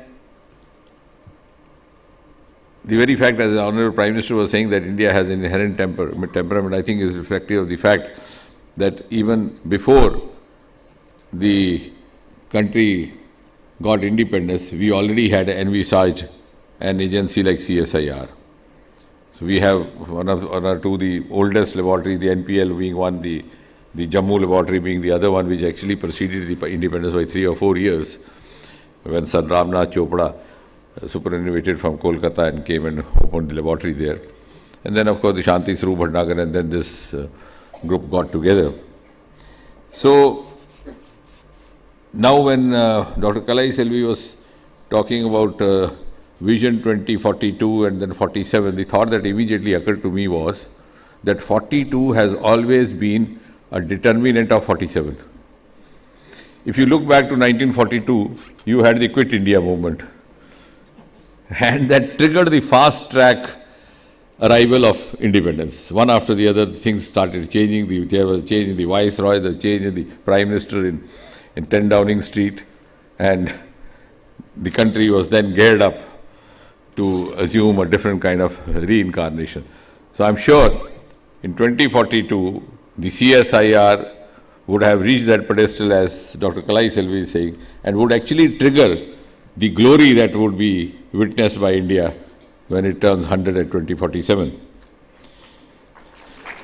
Now, why this 1 week, 1 lab was because last year I shared with her, and incidentally, before I say anything more, I think CSIR had to wait 80 years to have a woman DG. So that is something that...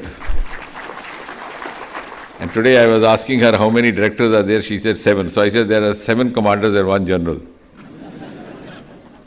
So I'm sure we are being led by a good frontline team. So why this concept of 1 week, 1 lab? Because many good things were happening, but it was not known. And I have come across certain institutions, because I've been going around. In fact, I've been associated with CSIR for almost now 30 years, in one way or the other, as a researcher, as a project. And with biotechnology, almost since the time the first department came up. Many of the institutions which are located just in the vicinity of some of our CSIR labs are not known to each other. So I know of so many places where you have a project which could be collaborated with an institution just 4-kilometer radius, but the two institutions hardly interacted. The directors were also not known to each other. In fact, once I went to this IIIM, and they told me that they are having a project on tuberculosis. So, and incidentally, they have a postgraduate institute just 2 kilometers away. I said, why don't you have a combined thesis with them, because they have a teaching department, so you could be co-guide. And then I got to know the director was not acquainted with the principal there. So I sat there and got the principal. It took about 1 hour, 1.5 hours. I thought, no, today I'll accomplish this. So now we are into the process of getting MOUs wherever possible of the CSIR labs. and also because now we are also into the era of integrated medicine or whole of science. And as Prime Minister was saying, the CSIR has contributed, rightly so, during when I was to formally announce the launching of Aditya after Somnathji said that it has been successfully accomplished. This is exactly what I said. I said the launching has been executed by ISRO, but the mission is the whole of science. Because we have at least 2 or 3 institutions of CSIR also, plus DRDO and plus so many others, including the Tata. So when you showcase in each of the institutions, it's not only to publicize precisely what you are doing, of course that gives you visibility in the natural course, but also to make the other stakeholders realize that they could possibly partner with you. So unless they know that I have something to showcase or something which is relevant for them, they would not be able to, even if they want. So there is one section, and because each of the lab is having a huge farmhouse kind of a premises. So we were actually cut off socially. And I think the best example is that of Mr. Somanath sitting over there. This was a guarded decision taken, and I must thank Honorable Prime Minister. We had always wondered why they had to sit in secrecy. Now wherever Somanathji goes, he's asked for a selfie. Earlier on, nobody knew who was the director there, the secretary. No, for good reasons, because they were behind a veil of secrecy for no reason. So they were actually constraining themselves from their own resources. They were imposing certain restrictions on themselves which were actually inhibiting their own growth. That's what I tell Somnath when that PSLV happened, and I was there with Dr. Radhakrishnan, and he said 3 hours earlier. So when we went there, I said, Radha, one thing one must learn every day. And today what I learned is that either one should be as eminent, guarded in putting across this view. We thought, we didn't know how it would be taken. But I am glad that we felt vindicated when the Prime Minister unlocked the gates of Sriharikota. And during the launching of Aditya, we had 10,000 spectators watching it with their naked eye over there. And during the launching of Chandrayaan, we had 1,000 media persons. One of the media persons soon after the launching came to me and said, look, there's a tweet by a critic who says, what is new to celebrate? I said, how many times have you come here? He said, first time. I said, this is new. The was watching television. I said, you know why they were glued to the screen? Because they felt involved. They thought this is their mission.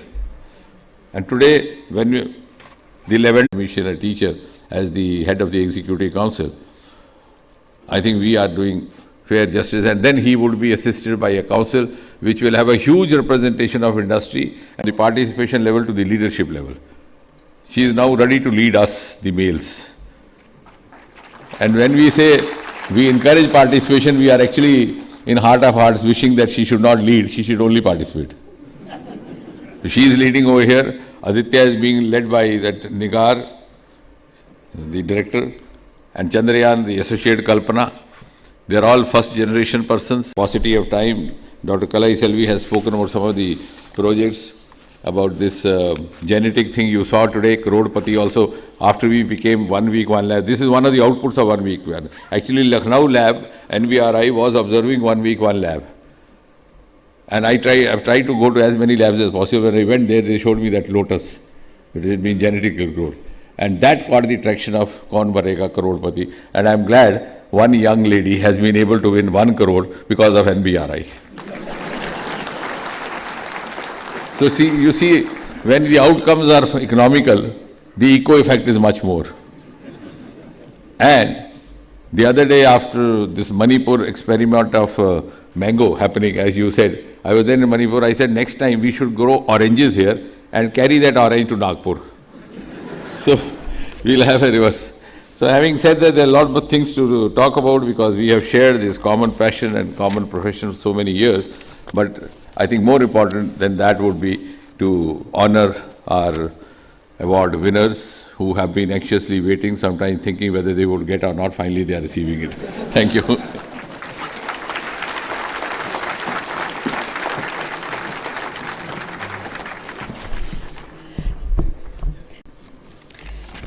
So as told to me by Madam, we will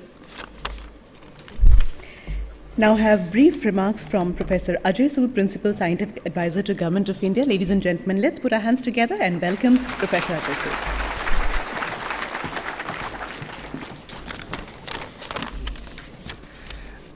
Our Honorable Minister, Dr. Jitendra Singh Ji, Shri Somnath Ji, the Moon Man, and also I can call him the Sun Man, Dr. Kalai Selvi, Director General CSIR, Dr. Geeta Vani Raisan, dignitaries of the dais, and all the award winners of CSIR fraternity. It is indeed a great occasion in celebrating the 82nd Foundation Day of this great institute, CSIR, and also to recognize the young minds of our country. So much beautifully has been said and so eloquently by our Director General about CSIR, the achievements, and also our Prime Minister's message and Dr. Jitendra Singh Ji's comments. I will not really say much to add to this. We all know that CSIR has done many good things. It is on the path to the next phase. Also, this occasion today, since it is for Shanti Swarup Bhatnagar Award function, I'll say 1 or 2 minutes on these awards because there has been some rationalization and you would have heard about it in the last 1 week. So I thought it's again a good occasion to see, show that how the country recognizes the work of scientists and technologists and gives the encouragement. Because we all know that awards do motivate our in whatever domain we have, that enhance morale, commitment and performance, and also a sense of belonging. Because these awards really are the milestones, and they come after enormous amount of hard work, failures, and then eventual successes. So you would have seen the news last week that there is a rationalization of the awards to make it truly national, and in a very transparent manner the selection, it's called Rashtriya Vigyan Puraskar. So from next year onwards we will have Vigyan Yuva Shanti Swarup Bhatnagar Awards. So these awards will not be 7 as it is now, but they will be 25 in number. And these again are meant for Yuva scientists, technologists, and of course the innovators in almost 12 fields, and there is another one which we call others to see any other field which has not been listed. So this will be the Vigyan Yuva Shanti Swarup Bhatnagar Prize. The next one will be Vigyan Shri. There is no age limit, and that will have again 25 awards, up to 25 awards, and that again will cover all the fields. And now more importantly, there is a new award called Vigyan Ratna Award for lifetime achievements in any field. And these awards are 3 in number, up to 3, and also to have the spirit of teamwork and so on, there is another new award called Vigyan Team, up to 3 awards. All these awards are at a national level, and I would like to place on record our deep sense of appreciation to Honorable Minister who was leading this effort to rationalize these awards, and all the science secretaries and the associated teams to converge on this. So please join me in thanking all of them. So I will just close my remarks to say that the calls will come out soon, and they will be announced every year on National Technology Day, May 11th, and the ceremony will be on National Space Day, August 23rd. Vikram landed on the moon.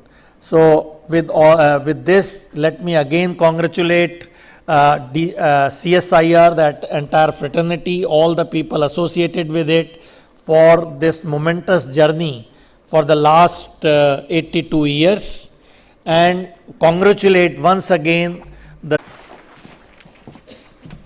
Thank you very much, sir, for sharing your thoughts, ideas and views with all of us today. Thank you very much.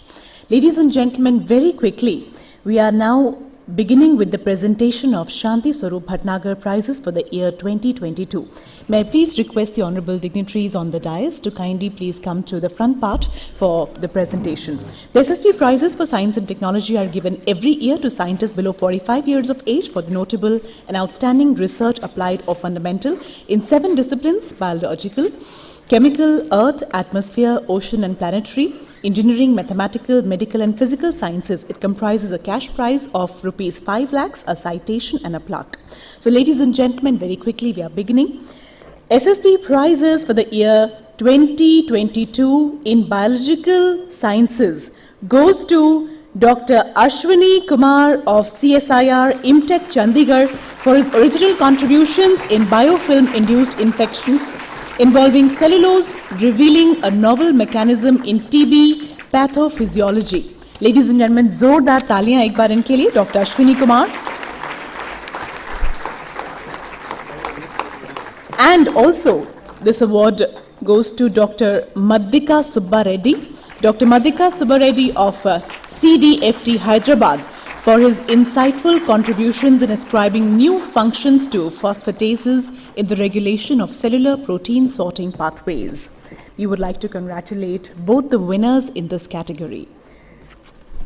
बहुत-बहुत शुभकामनाएं.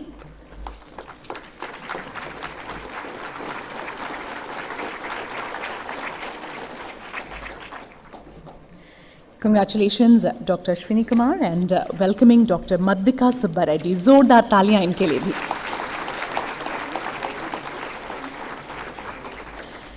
Ladies and gentlemen, while Dr. Madhika receives the award, let me announce the next category.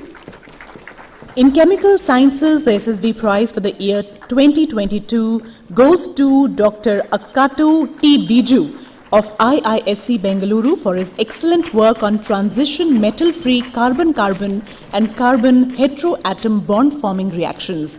Congratulating Dr. Akkatu. Zordar taliyan inke liye.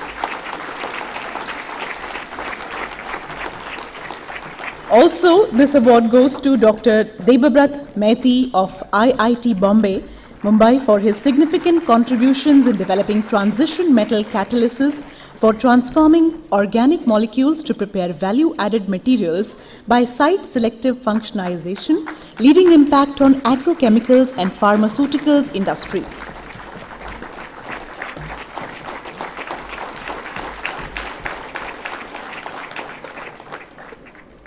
Many, many congratulations. In Earth, Atmosphere, Ocean and Planetary Sciences, the award goes to Dr. Vimal Mishra of IIT Gandhinagar for his outstanding contributions towards examining the role of anthropogenic and natural factors on hydrologic extremes and water resources in India. Congratulations, Dr. Vimal Mishra. Ladies and gentlemen, in engineering sciences, the award goes to Dr. Deepti Ranjan Sahu of IIT Delhi for his pioneering work in the field of structural fuses such as shear yielding dampers in the area of seismic design and mitigation of seismic effects on buildings and bridges. Also, this award goes to Dr. Rajneesh Kumar of IIT Madras, Chennai for his exceptional contributions to fundamental understanding of nucleation and growth of clathrate hydrates, CO2 sequestration in solid hydrates, and methane recovery from marine gas hydrates.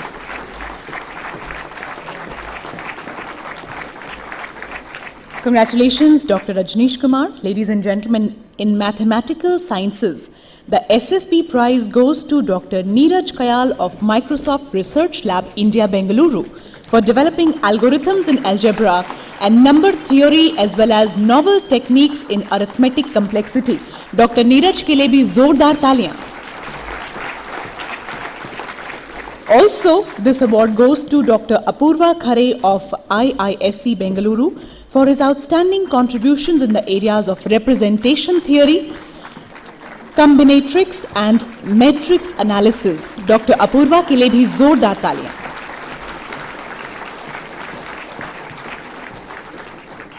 In medical sciences, the SSP prize goes to Dr. Deepyaman Ganguly of CSIR IICB Kolkata for his outstanding contributions to mechanistic crossroads of autoimmunity and metaflammation. Dr. Deepyaman के लिए जोरदार तालियां.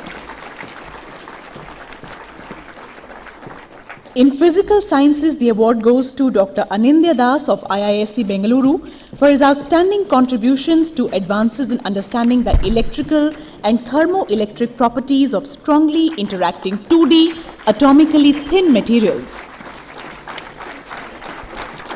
Congratulations, Dr. Anindya Das. And also, in the same category, the award also goes to Dr. Basudev Das Gupta of TIFR Mumbai for his pioneering research on coherent interactions of neutrinos in dense astrophysical environments and the nature of dark matter and methodology for its indirect detection. Many, many congratulations to all the awardees. आज यही कहना चाहिए, thank you very much, कि हर चेहरे पर नूर चढ़ा, हर दिल में खुशी समाई है. हर चेहरे पर नूर चढ़ा, हर दिल में खुशी समाई है. सभी अवॉर्डीज को उनकी जीत की बहुत बहुत बधाई है. मेरी कंग्रेचुलेशन, जोरदार तालियां.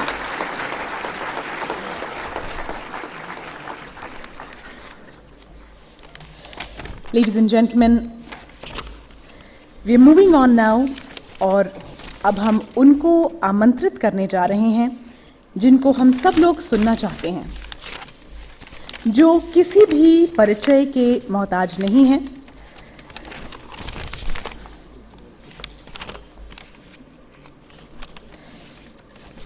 Just a moment.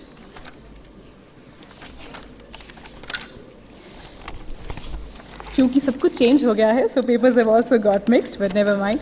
Ladies and gentlemen, जिनको हम सब लोग सुनना चाहते हैं, जो किसी परिचय के मोहताज नहीं हैं, जिनके साथ, जैसे कि सर ने कहा कि हर कोई सेल्फी लेना चाहता है, और अब आप समझ गए होंगे कि मैं किन की बात कर रही हूँ.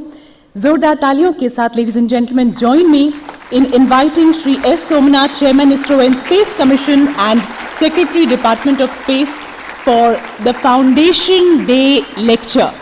इस लेक्चर का बहुत देर से हम सबको इंतज़ार था, और अब बारी आती है कि उस शख्सियत को हम इनवाइट करें, उस व्यक्तित्व को आमंत्रित करें जो हम सबको फाउंडेशन डे लेक्चर अब यहाँ पर देने जा रहे हैं. जोरदार तालियों के साथ पुनः आमंत्रण.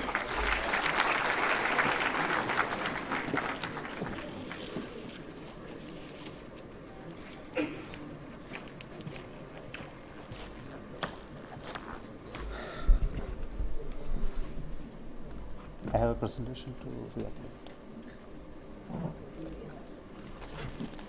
I have a presentation to give. Okay, good.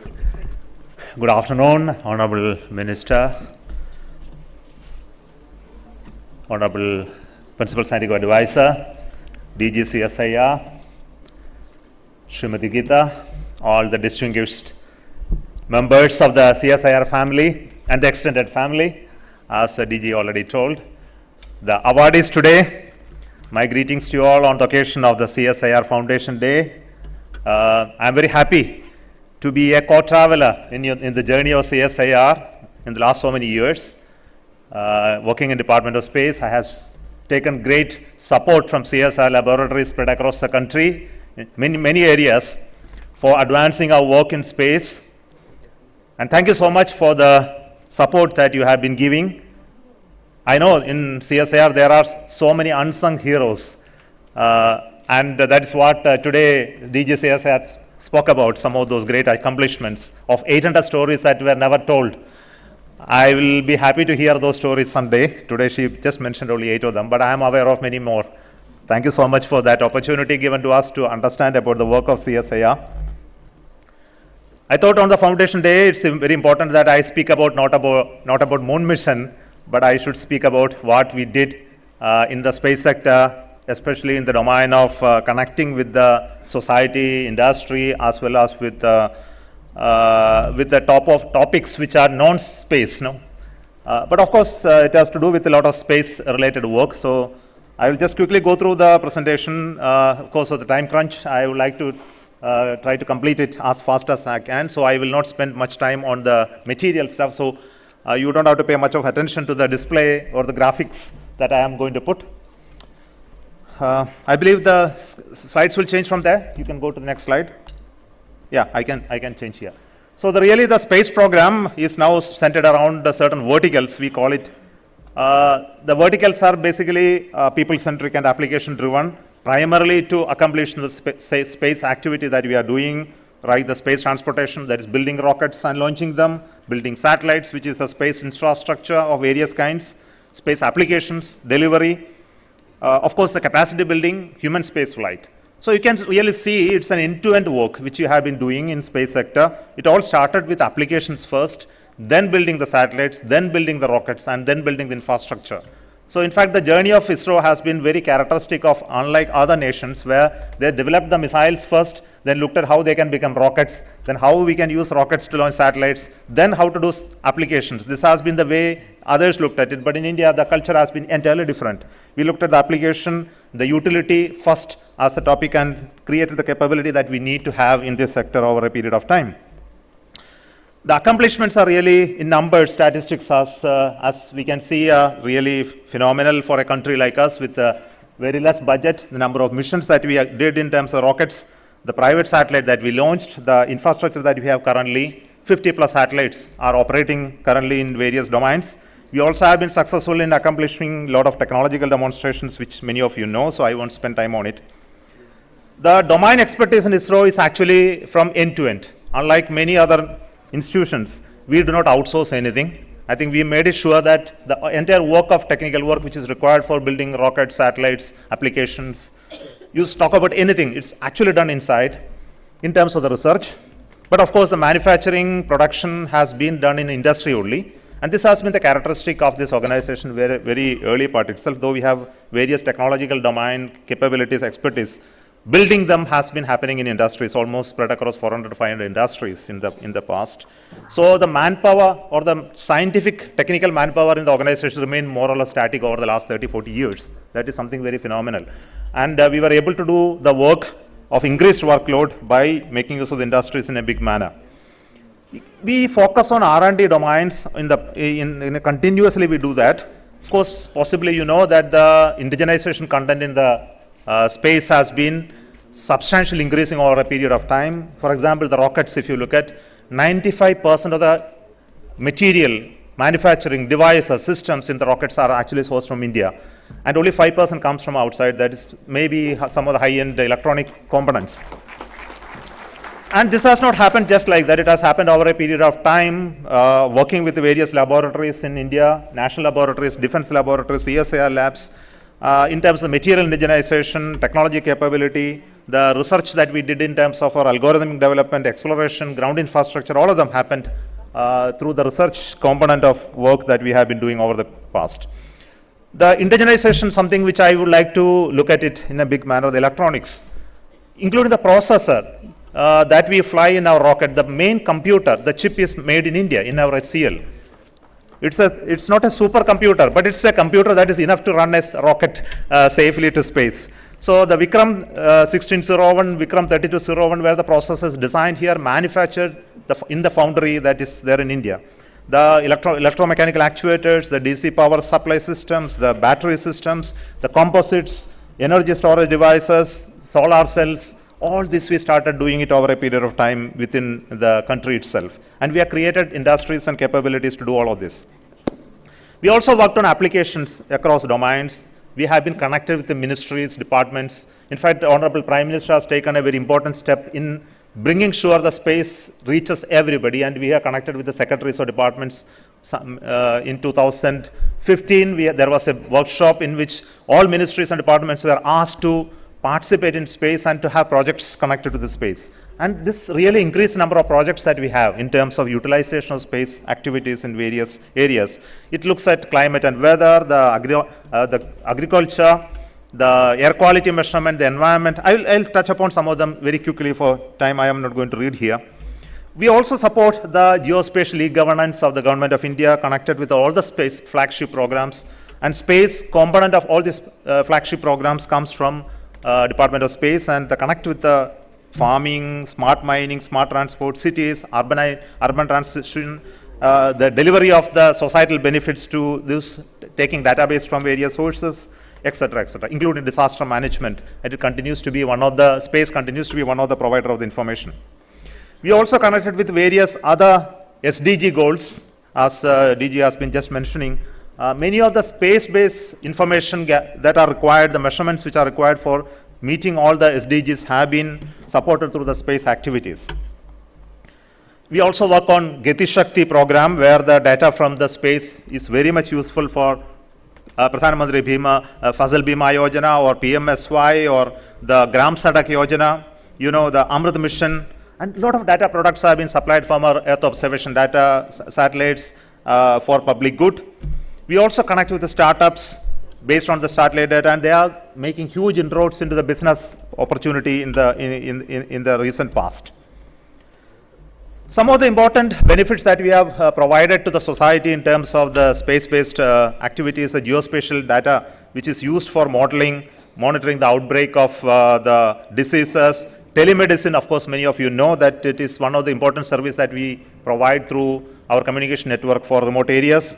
We also have spin-off benefits, which I will quickly describe. We also have the climate and weather modeling and impact studies related data, natural resources mapping, air quality measurements.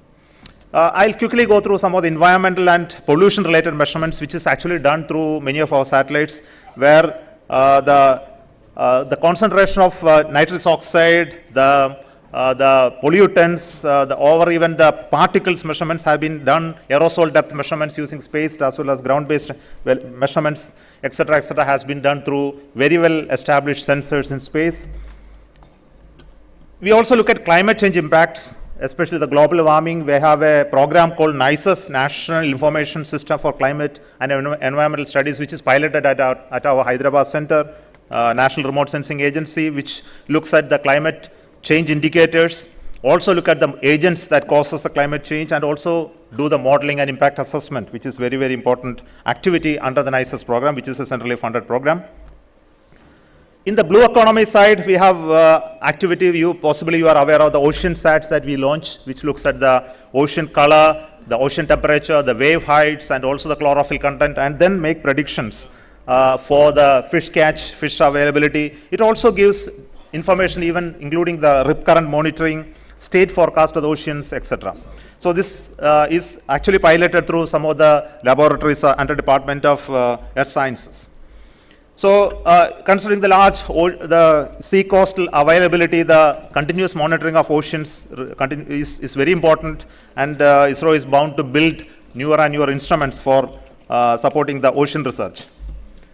We look at the green economy, which is mostly looking at the crop forecasting, the crop yield estimation. We work with the Mahalanobis Center for Crop Prediction, especially the Agriculture Department. And also we have the currently capability to look at the yield estimate of at least 7 crops, and which need to be increased to more crops in the future. And in the future, we will be expanding this capability by increasing the measurement capability, especially looking at high resolution, thermal imaging, looking at forest fires. I think possibly you may not know that forest fire monitoring is one of the important strengths that we have today, and our forest department is fully supported by our satellite data, and they are able to train entire staff to look at satellite-based forest fire monitoring. And we look at hyperspectral imaging, SARB, for example, NISR, which is one of the US-India satellite which we are going to build, is actually going to be launched in the next early next year, which will look at the agriculture, the soil moisture content, the tectonic movement, etc., in a greater detail, which will support the agriculture sector. Disaster warning, disaster management, and we are connected with the National Geospatial Database Repository for decision support system for disaster. We'll look at various issues like the cyclones, floods, and other impact assessment, which is Space remains to be one of the important provider of the information for the national decision making. Communication continue to be remaining as one of the important domain, and here we are expanding our capability, especially in the high throughput. Possibly you know that the internet services through the private operators, we started giving through some of the satellites in especially remote areas. And our entire backhaul of your television broadcasting continue to remain as the ISRO satellites, and slowly it will get into the in-flight connectivity, maritime connectivity, and mobile services. Of course, private players are coming in this area. We are going to see a drastic change from the roles that are played by government agencies and private agencies. All of you are aware of the NAVIC system, where you continue to provide the position, navigation, and timing services.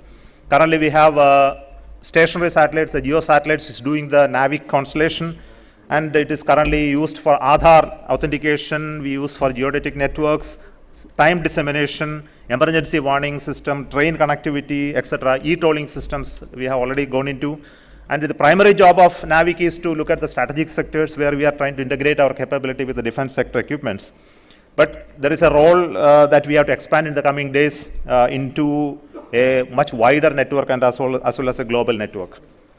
We give a lot of technology spin-offs in ISRO. Some of them I just want to tell. These are, whatever I mentioned are really connected to the space work, but we look at a lot of technology transfer to industries. For example, we have transferred the lithium-ion cell technology, and I want to tell you that all our rockets fly with our own lithium-ion batteries, which are built in-house, and we have started doing it in our industries. BHEL is taken over this building of this high-power lithium cells, and also low-cost cells.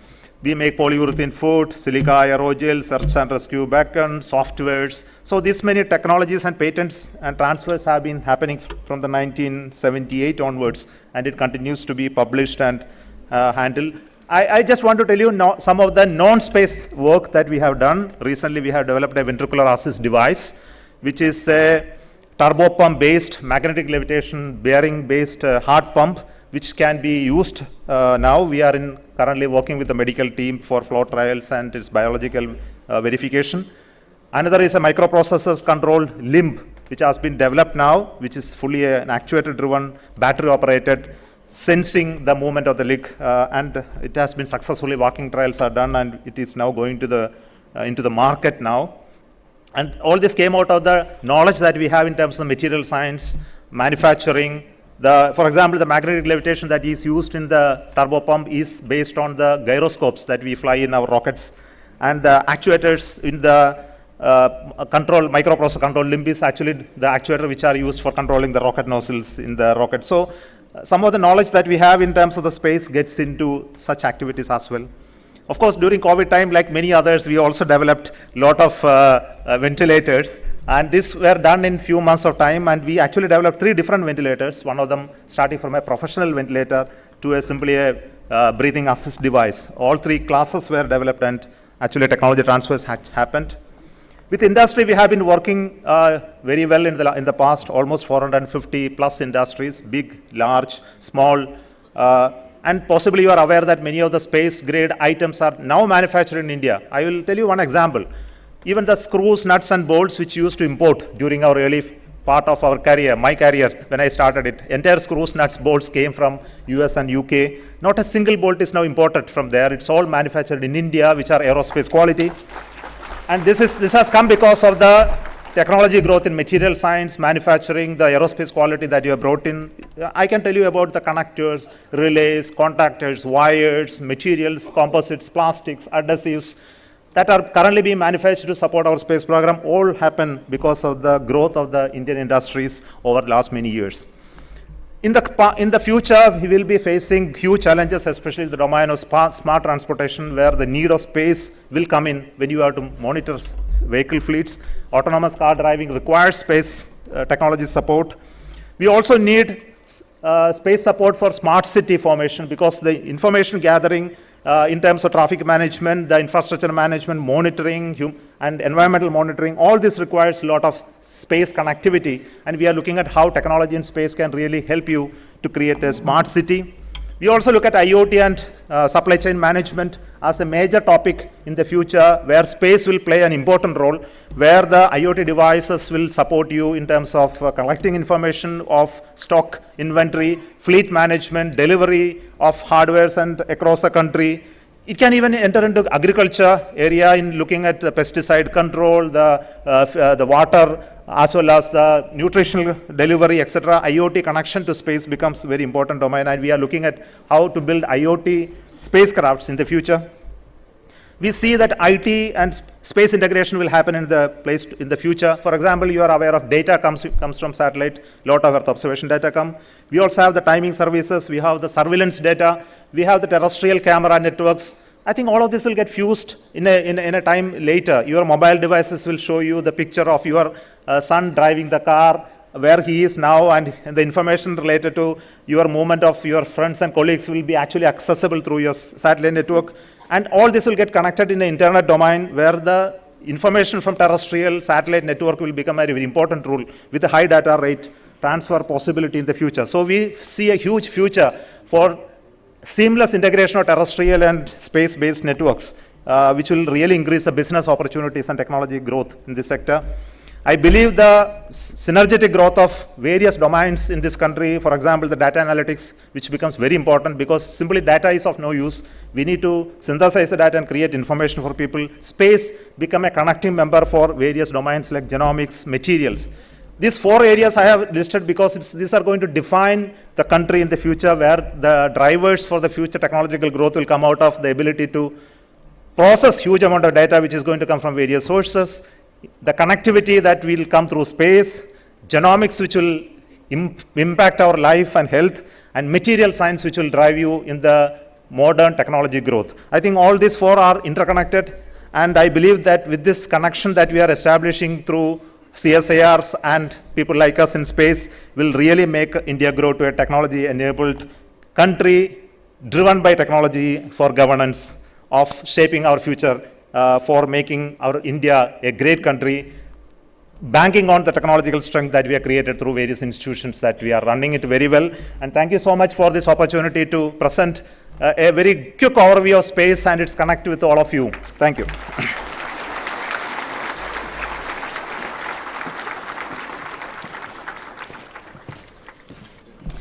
Thank you very much, sir. Thank you very much, Shri Somnath. Ladies and gentlemen, Foundation Day lecture हमने सुना. CSIR aims to inspire and motivate students, scientists and young researchers all over the country. और इसी के लिए हर साल किसी ऐसी personality को, किसी ऐसे व्यक्तित्व को हम इनवाइट करते हैं जो हम सभी को आगे बढ़ने के लिए, हमें अपने जीवन में कुछ नया करने के लिए, कुछ क्रिएटिव करने के लिए मोटिवेट कर सकें. हम बहुत बहुत धन्यवाद करते हैं श्री सोमनाथ का, who is an accomplished aerospace engineer with having a distinguished career at ISRO, कि आज आपने कंसेंट किया, आप हमारे बीच आए, और इसके लिए आप पुनः बहुत बहुत धन्यवाद. फोटोग्राफ के लिए कह रहे हैं, बट मैं ज़रा वॉरिस के साथ. अच्छा, लॉन्चेस नहीं है, अभी छोड़ दो. Sorry. Okay, so ladies and gentlemen, may we please request the SSB awardees to kindly please very quickly come to the stage for a picture with our eminent personalities on the dais very quickly, and then we'll proceed further with the other activities and the other things that we have on the agenda. As we all know that the Prime Minister will be here in the adjacent hall very soon, so we had to, reshuffle a lot of things due to the moment. Requesting the SSB awardees to quickly please come to the stage.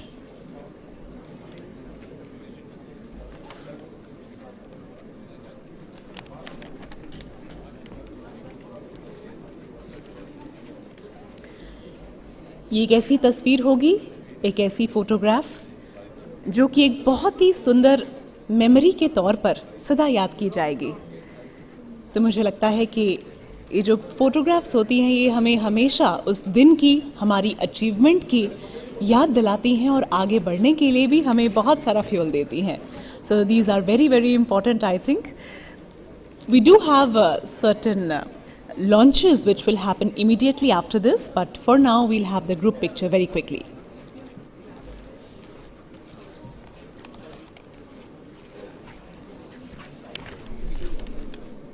What a proud moment for all the awardees.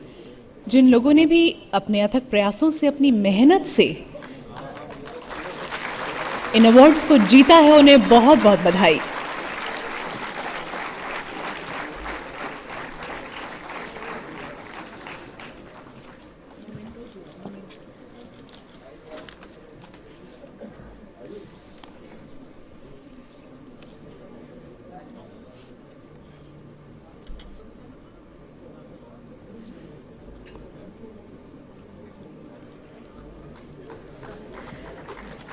Once again many many congratulations, बहुत बहुत शुभकामनाएं सभी awardees को।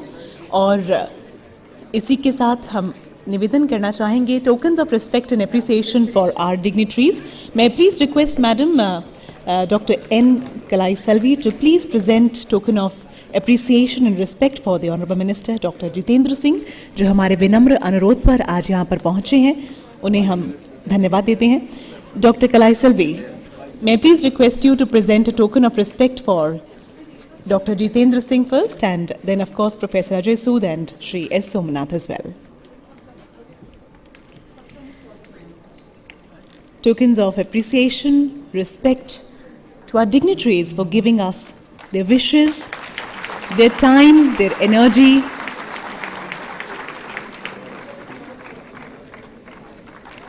जोरदार तालियां, ladies and gentlemen, a huge round of applause.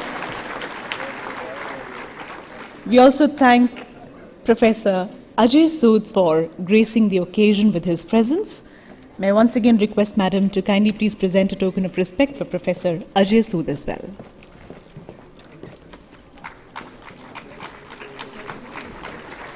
Big round of applause.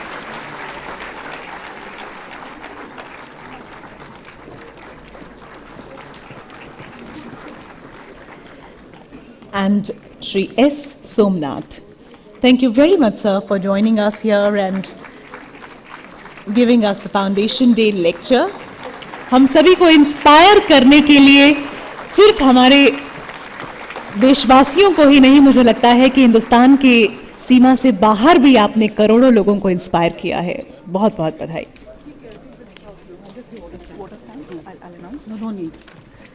Okay, just to save the time, I'll just give a quick vote of thanks because I think the SPG is already asking us to vacate. I think you all would agree it's a great celebration of science today. I think when you have Dr. Jitendra Singh, Honorable Minister, who is a medical doctor, Dr. Kalai Selvi, DG CSIR, the Principal Scientific Advisor, Dr. Somnath, I think, and with the giving of the Bhatnagar Awards, it's a great celebration of science, and I really appreciate each and every of our guests today and the dignitaries, especially Dr. Jitendra Singh, who is always supporting us and give us the inspiration for the 1 week, 1 lab, which the exhibition is being organized today as a culmination of that. And the Principal Scientific Advisor, Dr. Ajay Sood, is again a constant source of support and encouragement to us. And the inspiring talk by Shri Somnath ji, who really inspires us for the future of this space. And of course, our dynamic and energetic DG CSIR, who is always pushing us to do more and more and keeping us on our toes. And she's really the spirit behind this whole event today. And I would really congratulate all the SSB winners today and the proud families who are witnessing this event. And thank you everybody, and thanks to the media for the extensive coverage today and also in the 1 week, 1 lab program. And thanks to the organizers, ITPO and ITC and ITDC and the entire team of CSIR who really helped us to put up this show. And thanks to the audience for being very patient and being a very lively audience today. Thank you.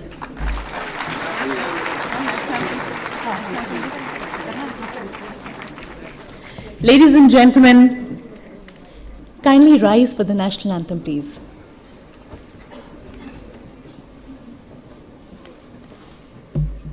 Jana Gana मन अधिनायक जय हे भारत भाग्य विधाता, पंजाब सिंध गुजरात मराठा द्राविड़ उत्कल बंगा, विंध्य हिमाचल यमुना गंगा उच्चल जलधि तरंगा, तव शुभ नामे जागे, तव शुभ आशीष मांगे, गाहे तव तव जय गाथा जन गण मंगलदायक जय हे भारत भाग्य विधाता जय हे जय हे जय हे जय जय जय जय हे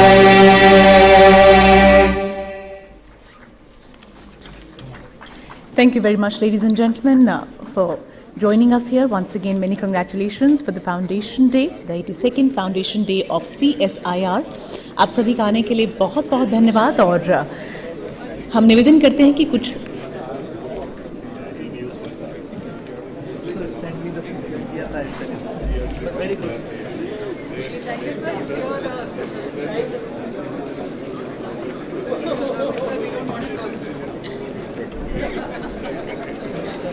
We do have tea at the exhibition hall on first floor, ladies and gentlemen. So kindly please join us for high tea at the exhibition hall 2 on the first floor.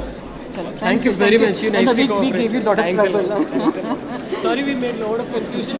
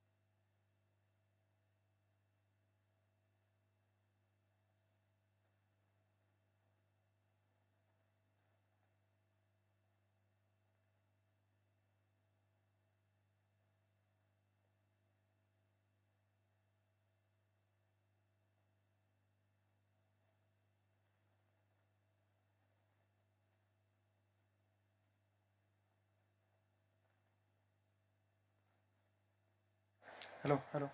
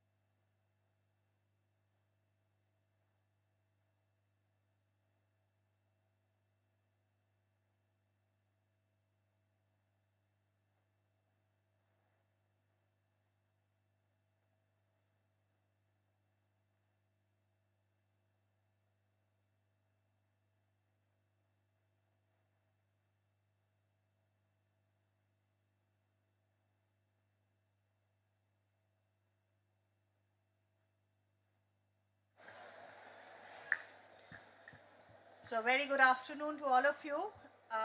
After hopefully an exciting and at least a very, very, what do I say, not a refreshing one, but definitely a long break of the main plenary session as well as the high tea and quite a lot of excitement. We are now back here to continue with our dialogue with industry and again to understand from industry what is it that CSIR should do, how we can perform better as a team CSIR to cater to the needs and requirement of the industry of today and tomorrow.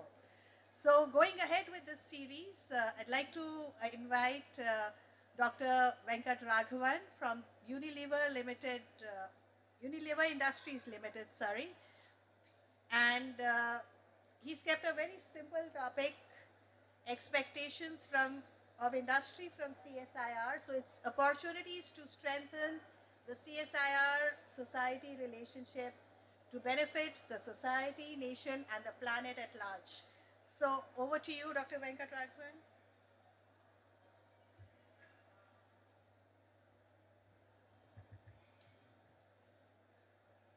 Thank you, Dr. Vibha, and my esteemed colleagues at CSIR. Absolute pleasure to be here and speaking with all of you today. I think it's also difficult to, follow a high-profile speaker like the Minister for Science and Technology. I will try to do justice, but I can't really assure you that. But I also thought I'll take a very different take from what the day started with. I think when Dr. Ashish started this morning, while the expectation from industry colleagues was to, tell where we can ask CSIR to do better, I think there's been enough self-analysis from CSIR itself on where they can do better. So really, the action is very much within CSIR to take those inputs and to probably make it a better organization serving the goals of the founder director, Dr. Bhatnagar. I also thought I will do a different twist rather than just looking at the past of where CSIR has been. I thought it is a good practice to look at the future in line with what we just heard the minister and the PSA speak about, preparing ourselves for the next 50 years. So my expectation of the talk is really to look forward, to look into the future, and to talk about a larger mandate of not just CSIR helping industry, how can we as industry and CSIR really benefit the society and nation and beyond in terms of the planet at large. Just a very brief introduction to Unilever. I'm not going to spend much time. Probably most of you know the brands by which we are known rather than the company that is known for. But the reason I wanted to put this up is because I wanted to really grab your attention to our purpose to make sustainable living commonplace. This is exactly the purpose as was outlaid by William Hesketh Lever, who was originally the founder of Lever Brothers, which then amalgamated with Margarine Uni to become Unilever. And our vision is very inspiring to be a global leader in sustainable business. And therefore, it is about bringing sustainability and the business element together. Shifting gears from Unilever into the business that I support, which is home care, which largely is about laundry. These are some of our ambitions as a home care business. From a sustainability perspective, we have called out 5 big, what we call pivots.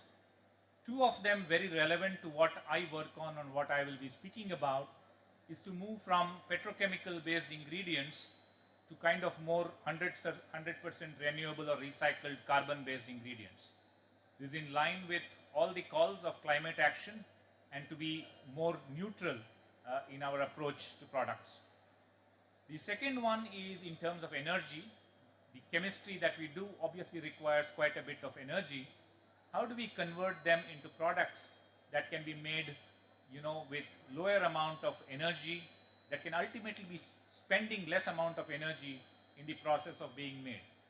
There are, of course, three other very important elements to sustainability, which I'm not going to speak about today, which is to do with water, single-use plastic, and of course, bringing the people along in terms of, making the chemistry footprint more relevant.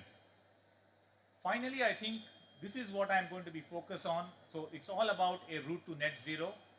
We intend to replace 100% of the carbon which we derive today from fossil fuels, majority of it from fossil fuels, in our home care formulations with renewable carbon. So that's essentially the intent.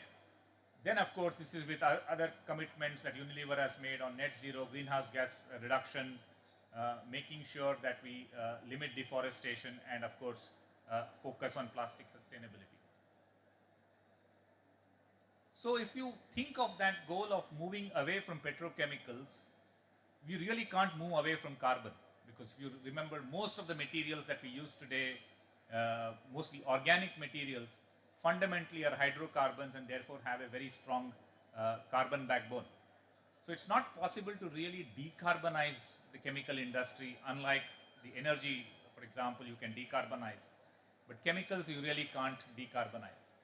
The only thing we can do is probably shift the source of carbon from fossil to more renewable chemicals. And this picture here kind of depicts how we intend to do that.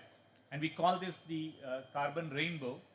The carbon rainbow approach is essentially a very scientific, at the same time a very fundamental way of looking at how do we substitute fossil carbon with more renewable sources of carbon. So the intention is to completely cut off our dependence on fossil carbon, as you can see at the bottom left of the picture, and replace with carbon from different sources. And we call it the rainbow simply because we've color-coded the carbon sources into multiple colors.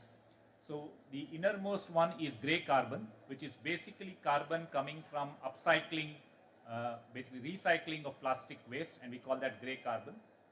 We have two other colors of carbon, green and blue carbon, which are essentially dependence on plant-based materials, carbon coming from plant sources, which is either terrestrial, in which case it is green carbon, or could be marine origin and therefore blue carbon. And finally, get the carbon from CO2 capture, which is basically atmospheric carbon, which we call as purple carbon. The advantage of doing this is all of these sources of carbon can be very circular. Plants, for example, will at the end of the day become a part of the chemistry, will biodegrade, go back as CO2, which will get absorbed by plants again and essentially remain circular. Purple, of course, is a more direct intervention of the capture of carbon from atmosphere. We believe that for the needs of carbon that we have today as an industry, we can pretty much rely on carbon that is what we call above the ground. We really don't have to depend on fossil carbon to meet the requirements of chemical industry, specifically our industry, and therefore our recommendation is to use the carbon rainbow approach. I just want to highlight some work that we did with NCL in Pune, where we were able to demonstrate that you can take plastic waste, do pyrolysis, and typically what happens is the pyrolysis oil again is used as an alternate fuel, may not be high grade fuel, but you could also typically convert them into chemical moiety. So for example, we were able to get low carbon chain aliphatics. We were able to get aromatics by simply changing the catalyst that is used during the pyrolysis process. The intention was to be able to, of course, get them into chemicals, but we also realized it makes more sense to keep the plastics in a circular route, and therefore our recommendation is to use chemical cycling, which is very similar to this process, to kind of do plastics to plastics. So we pretty much focusing on mechanical recycling mostly, but as an advanced recycling technique, chemical recycling could well find a way to keep plastics in an eternal circular route. The other aspect that I wanted to speak about is something that we've done at scale. This is something that caught the press very recently, just last month. We've been able to work with our collaborators and actually make soda ash, which is a very important inorganic chemical that is used in the detergent industry, completely from captured carbon. So this was with our partners Tuticorin Fertilizers Limited, TFL, that we were able to do it at scale, where the soda ash that's in our detergent will come from purple carbon. And the technology is largely about point source carbon capture. Of course, the sodium carbonate, which is soda ash, is still derived from the Solvay process. We mainly believe that more and more industries need to approach this problem from this perspective of saying, how do we get things to scale? Because it's often very easy to demonstrate technologies in the laboratory space, and my next slide is largely about this. It also comes with a very large challenge. So if you look at the left is data from a report, a recent McKinsey report talking about decarbonizing India. It puts the carbon emissions for India as about 2.9 gigatons, out of which the industry footprint is about 28%. We also know on the right is where our ambitions are, and these are nationally declared ambitions of being net zero by 2070.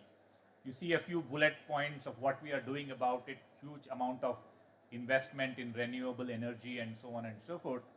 But all of us sitting here know that there's a huge gap that has to go from here to there. Now we can call it a gap between status and ambition. We can call it a gap in TRLs, because this is really about what we want to do at the conception stage versus where you want to be at scale. Or it could simply be the gap in thinking. And this is where I thought, I will spend much of my time talking about the challenges that are there in going through this gap. I think gaps are always interesting places to be at. The other way I would word it is, scientists love being at interfaces, because all the actions, I work in surfactants, surfactants love to be at the interfaces, and so do scientists. Because real good science and real good contributions come when you're either addressing gaps or are at interfaces. So I think the key gaps that I want to call out that we need to bridge is, of course, technology development. And 4 areas of my particular interest, and maybe an interest of the larger chemical industry per se, is about, one is energy. How do you get renewable energy? Need not just be solar and wind. Renewable energy can also come from biomass, something that hasn't been looked at with as much interest. Renewable chemicals, that's something that have started to think about. How do we make chemicals starting from biomass? Very similar to pyrolysis, but except that the feedstock is in plastic, feedstock is biomass. Circular chemistries, how do we ensure that every chemical that we are talking about has a start, has an end point, but also has a recycling loop, that it gets back to the starting point. And of course, much has been spoken about CCS. CCS is relevant in certain industries, especially maybe in energy, where storage is a good option. It's a carbon removal technology, which is, I think, a good starting point. But I think where we really need to graduate to is CCU, which is about taking sure that the carbon is circular. You can't keep storing carbon under the ground. But I think the biggest challenge, though, is scale and viability. We talked about TRL 5 to 7. I think if we make a fair assessment, I would say academics are always at TRL 1 to 3. Dr. Ashish Lele said CSIR has TRL 5. I think the concept of TRL is also expanded with respect to our ambition, right? What we used to call TRL 5 today is TRL 3. Because frankly, operating a 1 TPD plant is a challenge by itself. But 1 TPD is typically 1,000th or 10,000th to the scale at which chemicals operates. So it's a long way in terms of, coming to an operational environment which would be at least more like 100 TPD or 50 TPD plants is where you would probably be more like TRL 5. So there's a big gap that we need to address, and this gap has to be addressed, like Rajan said this morning, coming from both ends. It can't be saying that, academia and including CSIR at TRL 1 to 3, and we saying we need at 9 to 10. It's a gap that we need to bridge. And that's something I think the more we are aware of, the more often we talk about this gap, the more likely that we are likely to bridge this. I think the bigger gap that I see is in agility. I was just speaking again with Ashish this morning. What used to be, long-term projects of 5 years are now long-term in 2 years. And a typical project is about 6 to 8 months in industry. And if you are spending about 6 months on an MOU signing to get the draft technology right, it's unlikely we will make any progress. One of the parties will get frustrated and walk away. This is something my two colleagues from industry spoke about. There's absolutely no time to waste on agreements, because at the end of the day, there has to be mutual trust to move forward. Because if we keep going on onto semantics, we are unlikely to bridge this gap. The final one is about viability gap, and I think nobody spoke about it, but there's a huge funding that is required to go across this viability gap. The expectation is that on this end, academia or maybe even CSIR expects return on investment in terms of licensing fee, but you only get licensing fee when something gets to market. The problem is we keep haggling about licensing fee at a point where it's nowhere near where it's likely to see the market. At the same time, industry is not going to invest on things that's not likely to get to the market. So therefore, we can keep haggling about licenses forever, but unless you really put some product in the market, you're talking about a moot point really. So that's another one. I think the funding will come. I really liked Ashish's idea, and in fact, we had spoken earlier in the year in a completely different context on one of the events that I hosted at IIT Palakkad, where exactly this was. How do we create vehicles, and I think Rajan spoke about it, that bring parties in a trustworthy relationship where you can kind of bring funding which sees a conversion to real business and real money. Otherwise, we can nobody is going to put money into things that are not likely to scale. And the last one, I'm not really an expert on policy, but I think I would expect, and I think this is something that Narayan also covered, there is an inherent trust gap, if I would say, between industry and governments.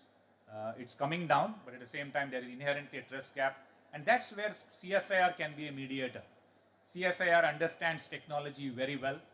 We in industry understand the technology in our scope very well. We, of course, don't have the breadth of understanding like a CSIR would have. I think it is about bringing the technologies to the government and making them see that, well, this is what the world is doing. If we don't do, we will miss the bus. We were just talking about semiconductors some time back. I said we missed the bus when I was doing my postdoc. We haven't really caught the bus. I'm not very sure we will catch the bus at this age.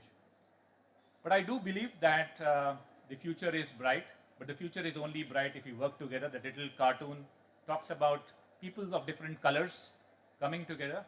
That's, in my sense, a representation of industry and CSIR. And like the minister said, bringing together men and women, and whatever diversity you need to bring to bridge that gap. So with that, I will end my thoughts, and very happy for this opportunity to speak to all of you. Thank you.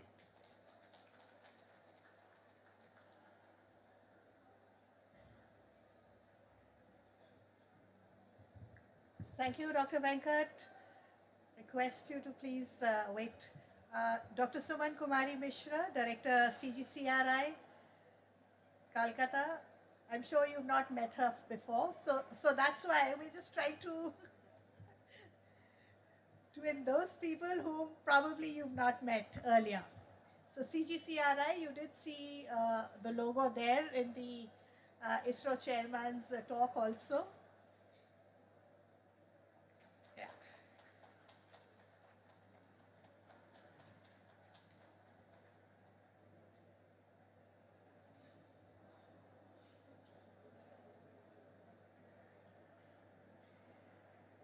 Thank you. Thank you once again, Dr. Venkat Raghavan. I now call upon Dr. Ganesh Das, Chief Collaboration and Innovation, Tata Power, and he's going to speak on CSIR industry collaboration, challenges and opportunities. So over to you, sir.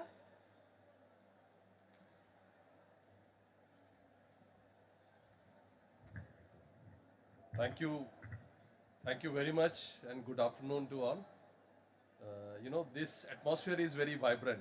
I have seen this kind of a setup for the conferences across the world, where you have exhibition on one side and interactive sessions like this on set. It is all very good. So we'll share some of the expectations. It's more from the point of view of how we can actually do together, academia and industry. And we had Mr. Venkatraghavan, Dr. Venkatraghavan speak about it in some form, and I'm sure since morning we have been discussing about that. So we'll share some experience. You know, I also draw this experience from the fact that in my about 36 years of my career, I have actually spent about 4 years running an incubation center, which was a Government of India Mission Innovation Incubation Center called the Clean Energy International Incubation Center, which is housed at Rohini Tata Power Smart Grid Lab. And it was supported by BARAC, Department of Science Technology, and of course the minister was also there. So I've been the founding CEO of that for about 4 years, and we continue to support that on that. So that is also some of the experience wherein we had about 45 startups curated at that incubation center. So with that background and experience and understanding, and of course the understanding of working in this space of innovation for some years, I'm sharing some of the thoughts here. Now, essentially, if you look at the academia and the research organizations, you know, we typically call as a value of death. And this value of death is not that it happens for only the academia or research, it happens for a startup. Typically, a inventor or a discoverer or somebody who has an extraordinary curiosity to come out with a new product or solution often loses his way or her way as they moves to a commercialization stage. You know, we know about the NASA classification of TRLs, and we continue to follow that. I'm not very sure at times when I look at it that whether we should follow that. The technology is the only maturity we need to look at, or market and the entrepreneurship maturity also we have to look at as we move forward. Sometimes we get so bogged down by the TRL definition that we lose sight of what actually is a consumer wants. And one of the reasons why I say that is, what the consumer wants, it's very latent, you know, because consumer is not very educated, they are not very articulate, but in a mind, in their behavior, they know what to do. Let me give you a classical example.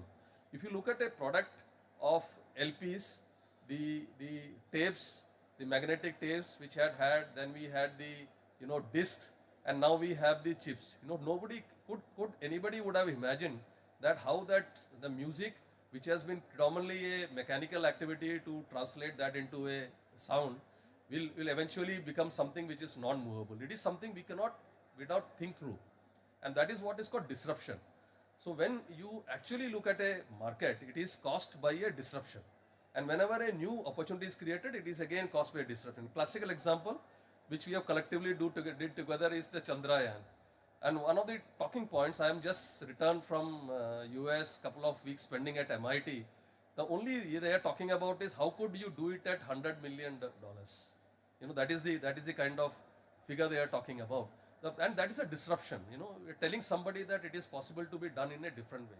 The point I'm trying to make is, when we are looking at letting at an opportunity at a research, it is very important to have a line of sight that what exactly is going to translate into a commercial value.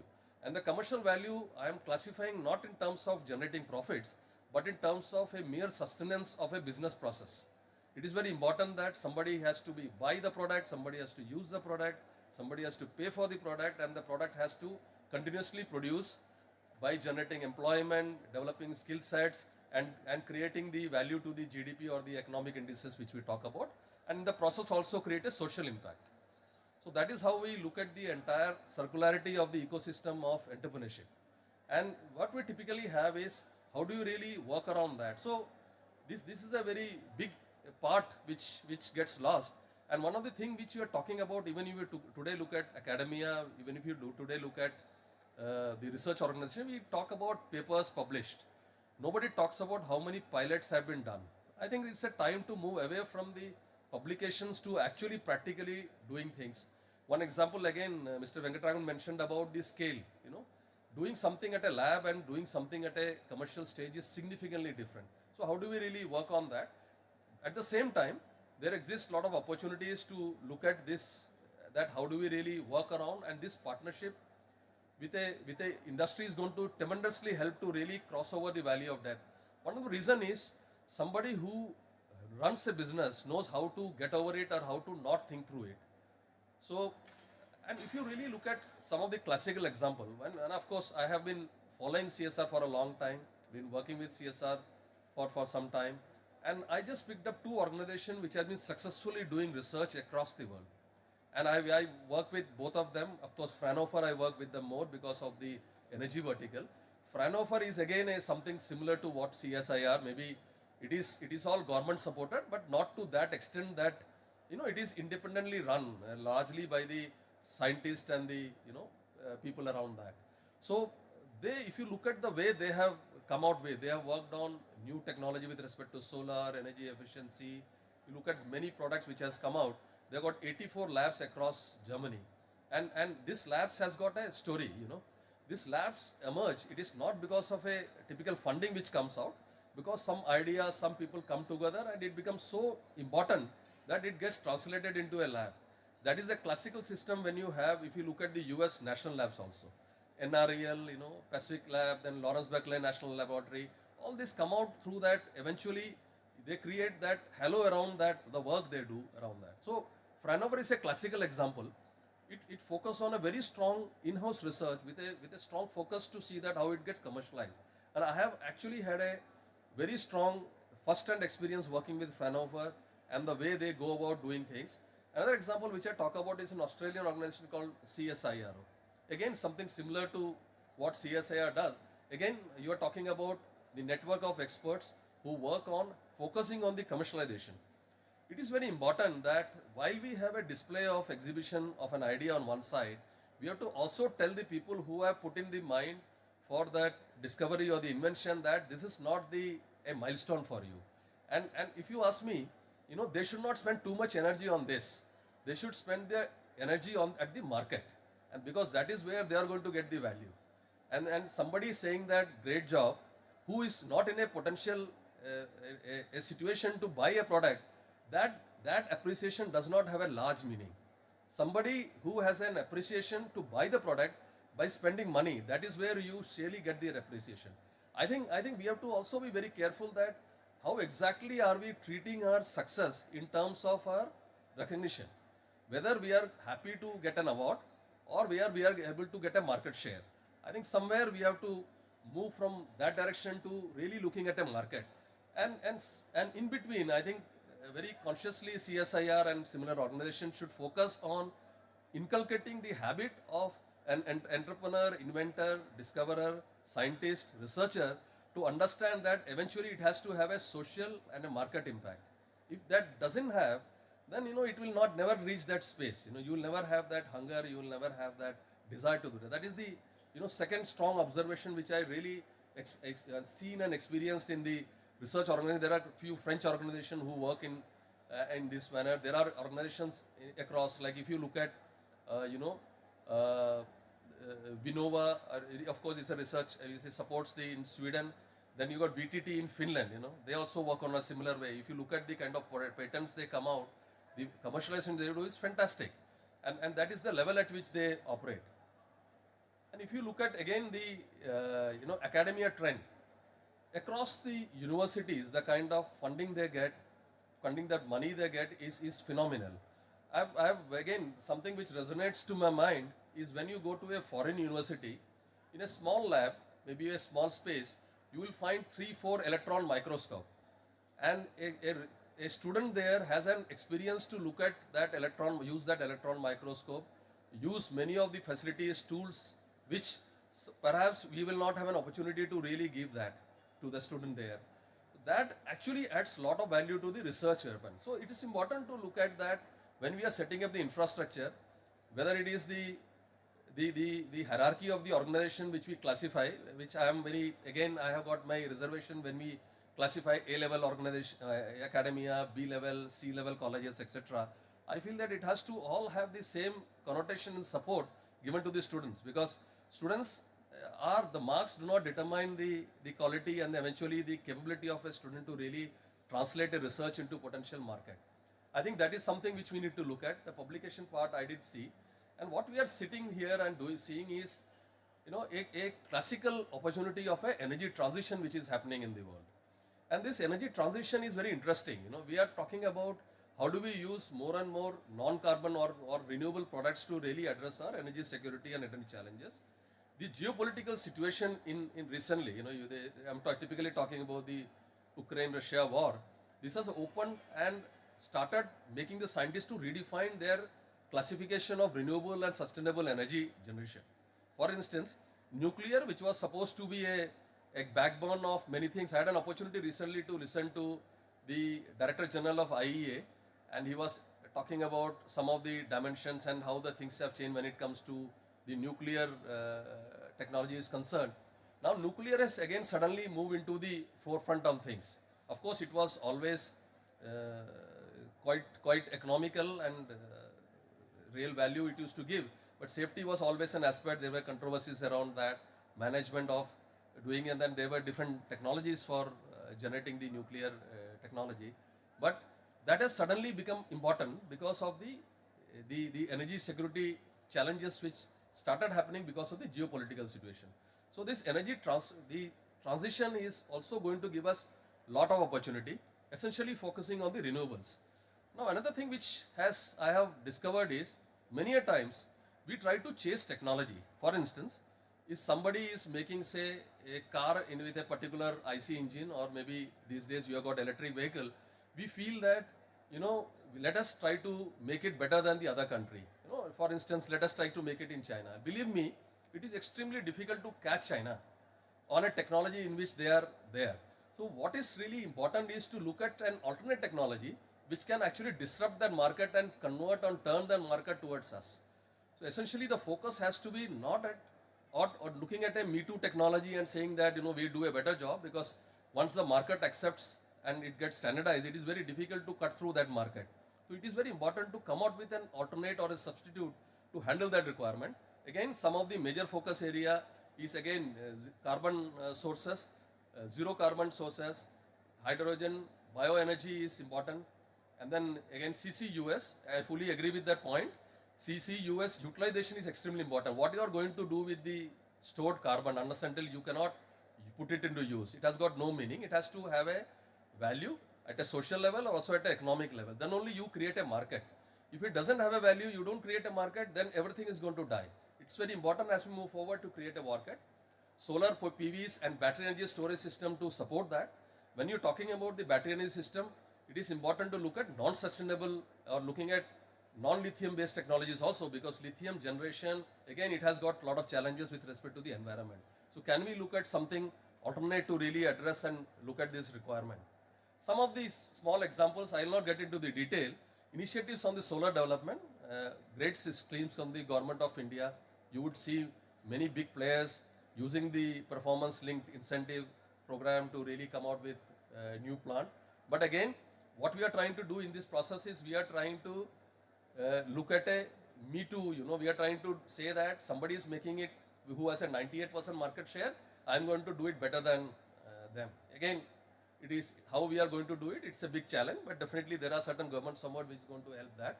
And what actually CSR can do is looking at some of the indigenous PV technologies. How do we really come out with some disruption and actually bring the cost down, make it more sustainable, reducing number of process involved to make a PV module. So all those things is going to make a great important. Again, have a very focused area on this. Hydrogen involvement, green hydrogen. We always measure a lot of opportunities when it comes to India. Definitely there exists an opportunity, but how do we really make it? How do we really put it into production? How do we really put it into the entire circulation to make it logistically possible to do it? Those are the things we need to look at. And some of the challenges, of course, is there. The government is very aggressively come out with policies and extending a lot of support. But there exists a lot of opportunity. And here, I believe that CSIR and related organizations can do a very big support. Potential CCUS development, we have a committee already in CCUS which is taking lead to look at new technologies. Now it is very, very important to come out with something very disruptive, because India is there is a lot of opportunity to as a CSU market is also there, and also a lot of usage is also there. Actually, India stands to gain.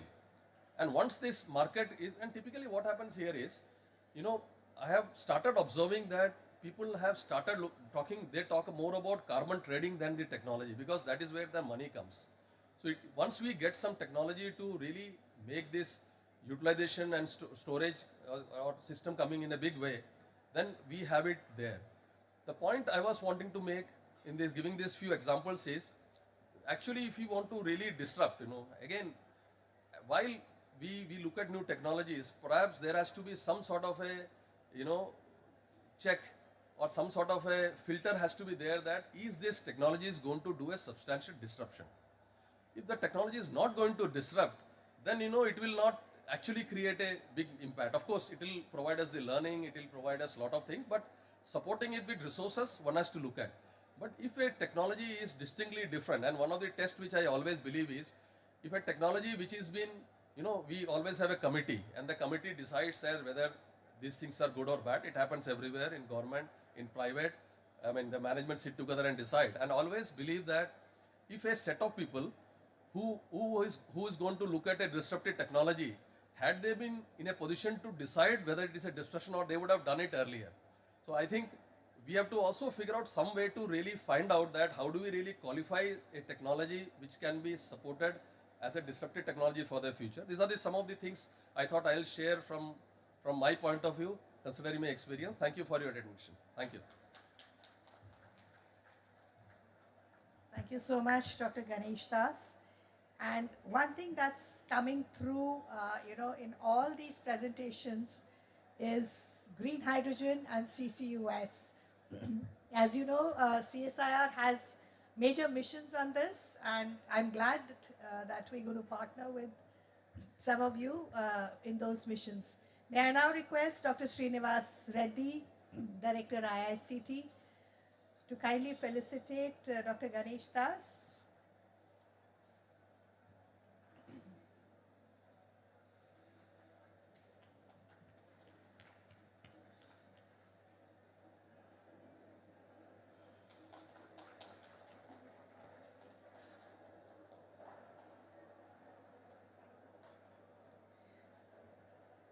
Thank you so much. Our next speaker is Mr. Sandeep Dikshit from Adani Power Limited. He's Vice President and Head Technology and Net Zero Projects. And his title is Strengthening the R&D Stakeholders Network, Business Integration of Research, Development and Deployment of New Technologies. And now it's over to Mr. Sandeep Dikshit. So he's going to speak extempore without any presentations. So over to you.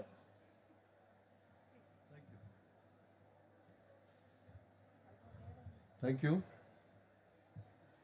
Good afternoon. Hearty congratulations to Central Scientific and Industrial Research Organization for this decade filled with achievement. Incidentally, my association with CSIR is also now a decade old. Our first point of contact was in connection with microalgal based CO2 capture, feasibility of that in thermal power plants. That started in 2014. Gujarat state government wanted to have some trials done in the Kutch area because a lot of wasteland was available. And so we took up this project and went into this one of the unit of thermal power plant, 4,620 megawatt capacity in Mundra. Made some tapping in the flue gas duct after the FGD unit, and some algae ponds were constructed. We cultivated, harvested, and then first phase of this project revealed that in a coal plant, biggest hurdle is contamination of open raceway ponds, because some dust settles on this and the algae yield and all goes down. So further we analyze the biomass, calorific value, etc., its elemental content. It was interesting to note that the calorific value turned out to be around 3,400 kilocalories per kg. But where it was failing was in terms of logistics that was required on hundreds of hectares of land for producing a meaningful biomass which can be used for co-firing in one unit. So that was the first phase of analysis, and now I am very glad that second phase has also now started, in which we are going to compare several strains and both in-house, that is photobiotic reactor as well as open raceway pond with some precautions on pond covering, some translucent sheets, etc. A lot of further research has gone into with the help of CSIR Bhavnagar unit. That was first part. Another interesting project which we tried to investigate with CSIR, one of the labs, that is Tata Institute of Fundamental Research, that was how to convert this CO2 to a value add, because as all the previous speakers have pointed out, CCUS, the S part is not really very strong in India at least. It is, S part is focused in US and Canada and all, because storage feasibility, a lot of other, that is well understood. So in India, the CCUS stops at CCU, and this U part has to be worked backwards. So what do we do with the CO2? We identify certain set of products and go back, see the market value of that, and find out whether the all the harvesting and conversion of CO2 from the flue gas is able to meet this market price or not. So we identified one of the project with TIFR, that was magnesium catalyst based CO2 captured directly from the flue gas without any CO2 capture unit using solvents, which is a big, you can say, a cost element also, and not so environment friendly because of the chemical amine based chemical solvent used.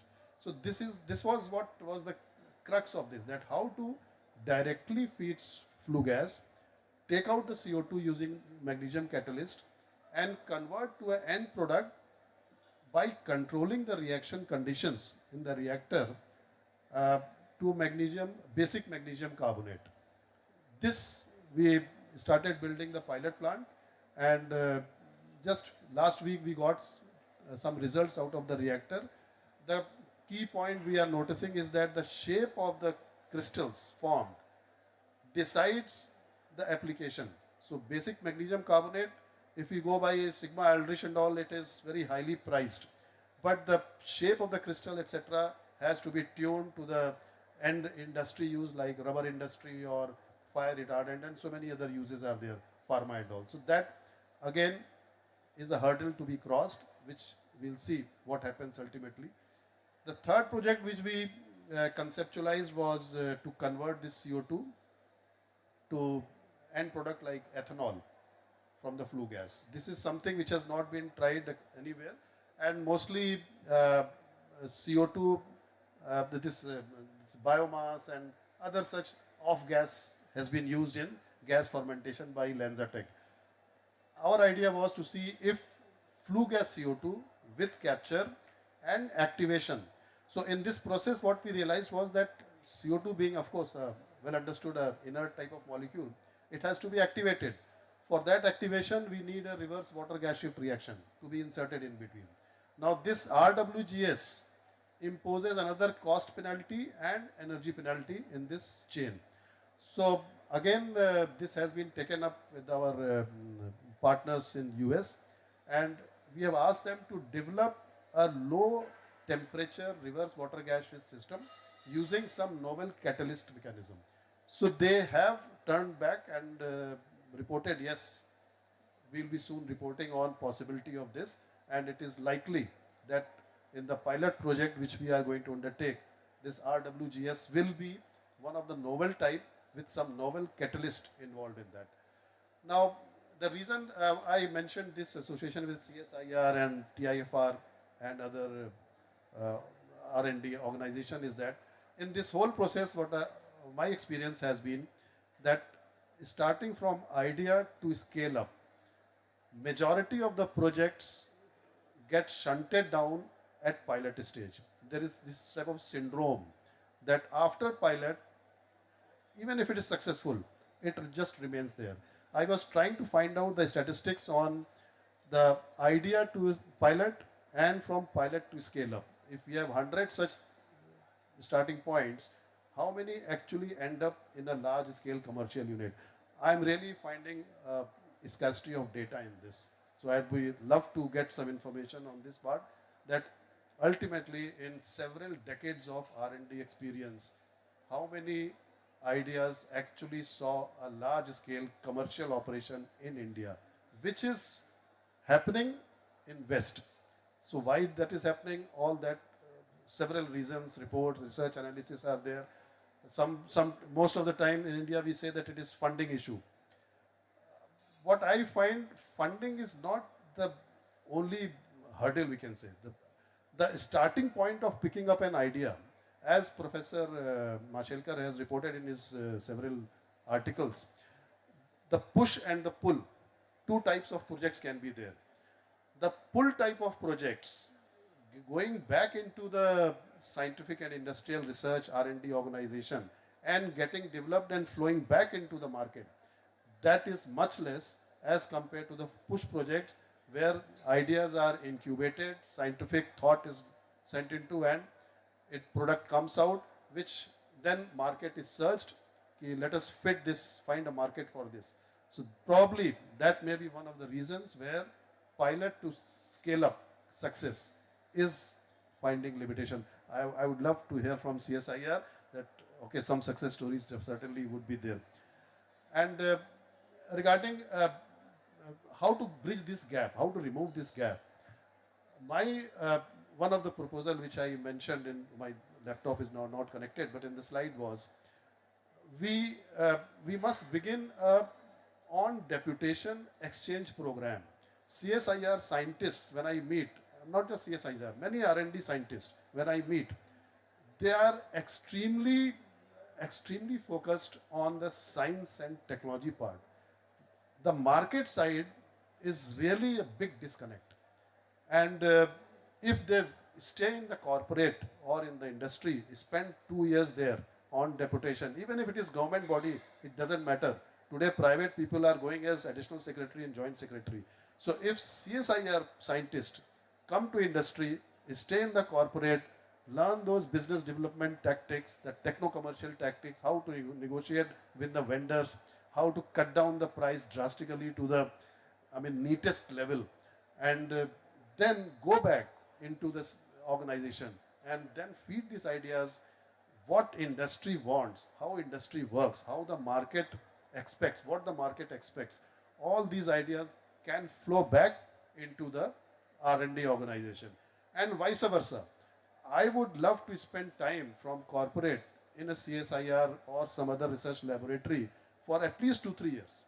See, 1 or 2 days and workshops and conferences, they mean nothing in terms of real solid exchange of ideas and practicing level of skill.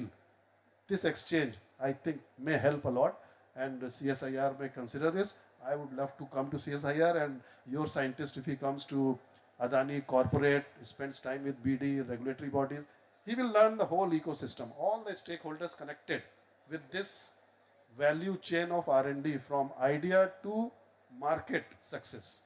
This will find a good convergence if this type of exchange program is initiated.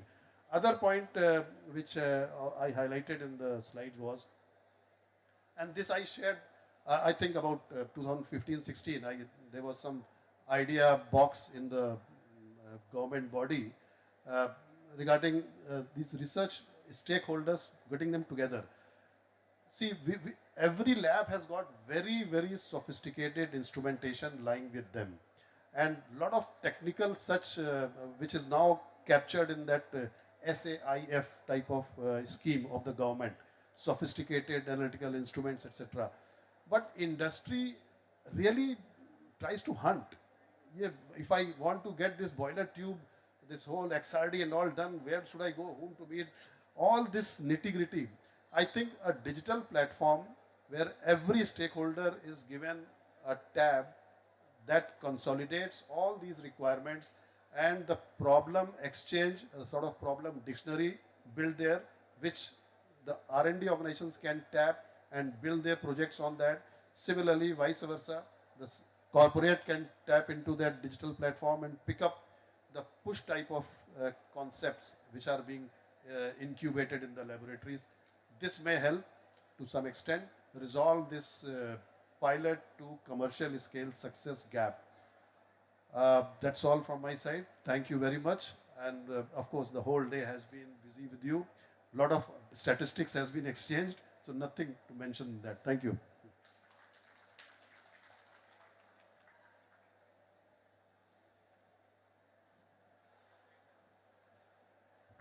Thank you, Dr. Sandeep.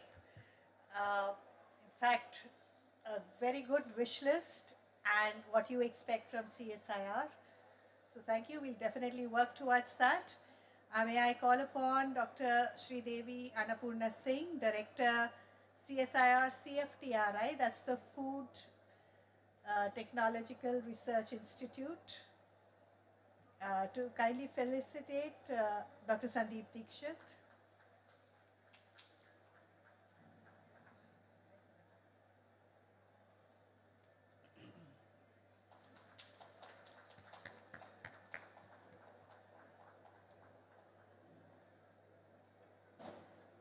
Thank you so much. Last but not the least, we'll hear from the industry consortium itself, the MSME consortium of the PhD Chamber of Commerce. PhD Chamber of Commerce is the MSME consortium.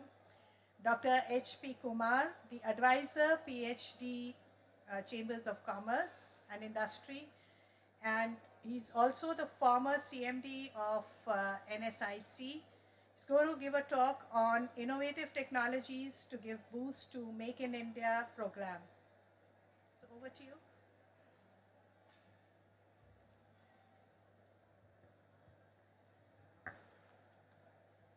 Thank you very much, and good evening to all of you. And also my compliments to you all that after spending 8+ hours since morning, you're still sitting here to hear the last speaker of the day. So thank you very much. I am not going to disappoint you. Give me only 10 minutes. In fact, my colleague Dr. Ranjit Mehta, who is the Executive Director of PhD Chamber, was to speak in this session. But since he got busy in some other engagement and he requested me that I can take up this talk, considering the importance of the session. CSIR and industry meet. I was very excited, in fact, because I know CSIR for quite some time. As chairman of a large government corporation, National Small Industries Corporation, for almost a decade, and having worked with CSIR for quite some time, having the MOU with CSIR, having set up close to 100 incubation centers in the country for employment generation. Of course, they are not technology incubation, but livelihood incubation centers. So I know how important CSR's activities, research and promotional activities could be for the industry. That is how I thought, let me come and express as to what does industry wants. We have been taking a lot of delegations from industry to various countries, and one of the very important needs of the industry, particularly the MSMEs, has been innovative technology, new technology. A lot of people in India, they have achieved substantial growth. You know, almost 98% of the manufacturing sector companies or enterprises are in the MSME space. As OEM suppliers, tier 1 suppliers, secondary suppliers, manufacturers, exporters, almost 45% of the exports comes from the MSMEs, 40% of industrial output comes from the MSMEs, and a large part of employment creation I need not go into, but MSME sector being the second largest employer in the country. So when they look at the global scenario, and when they look at, we have, PhD Chamber has close to 130,000 members, all sort of members, industry, large industry, MSMEs being the maximum number. And one of the major needs that we experience is basically to seek help from institutions through the chamber as to how they can become globally competitive. Because global competition is really now in the globalized world, we can see that the companies which are competitive can only survive. And what can give you the competition?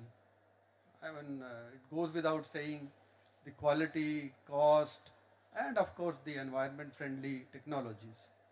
So all the three things require technology upgradation. That is how I was trying to come.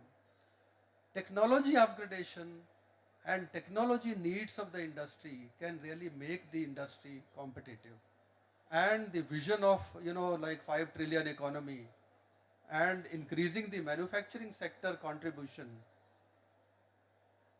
You want to say something?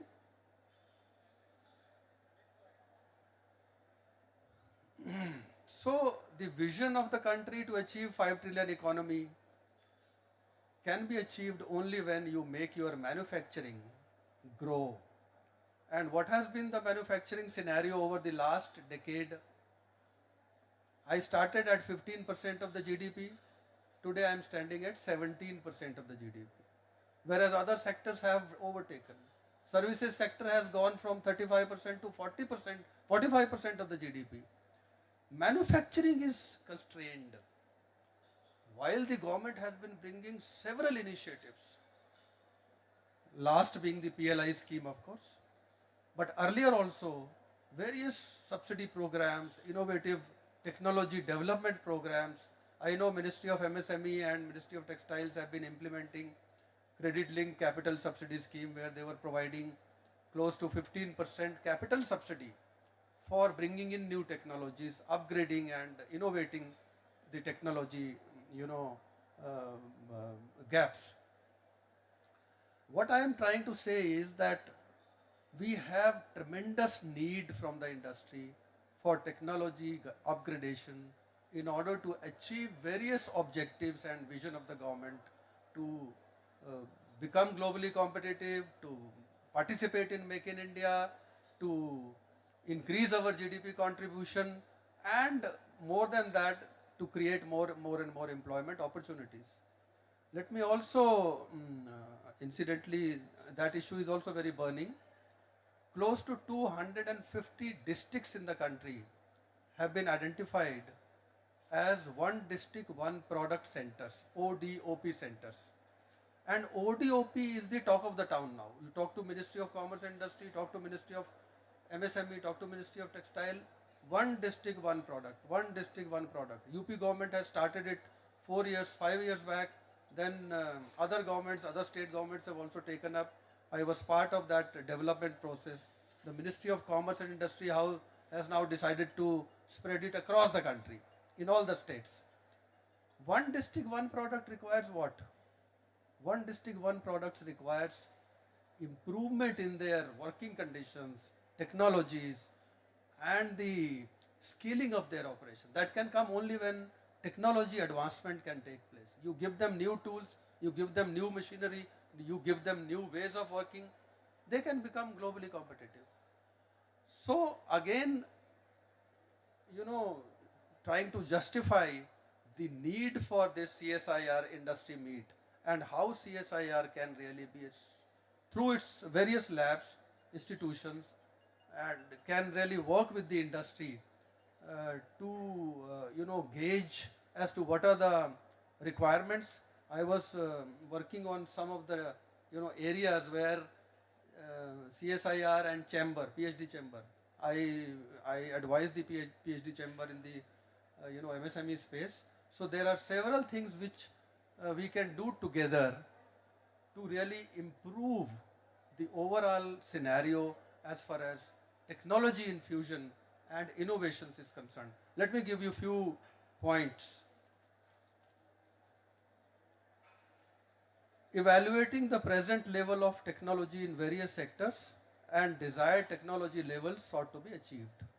First thing is assessment. Various sectors, there are how many sectors in the country? Each sector requires some kind of improvement in the technology infusion.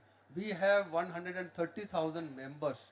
We can connect and assess through a collaborative effort as to what are the requirements, what kind of technology innovations are required. So that is the first thing.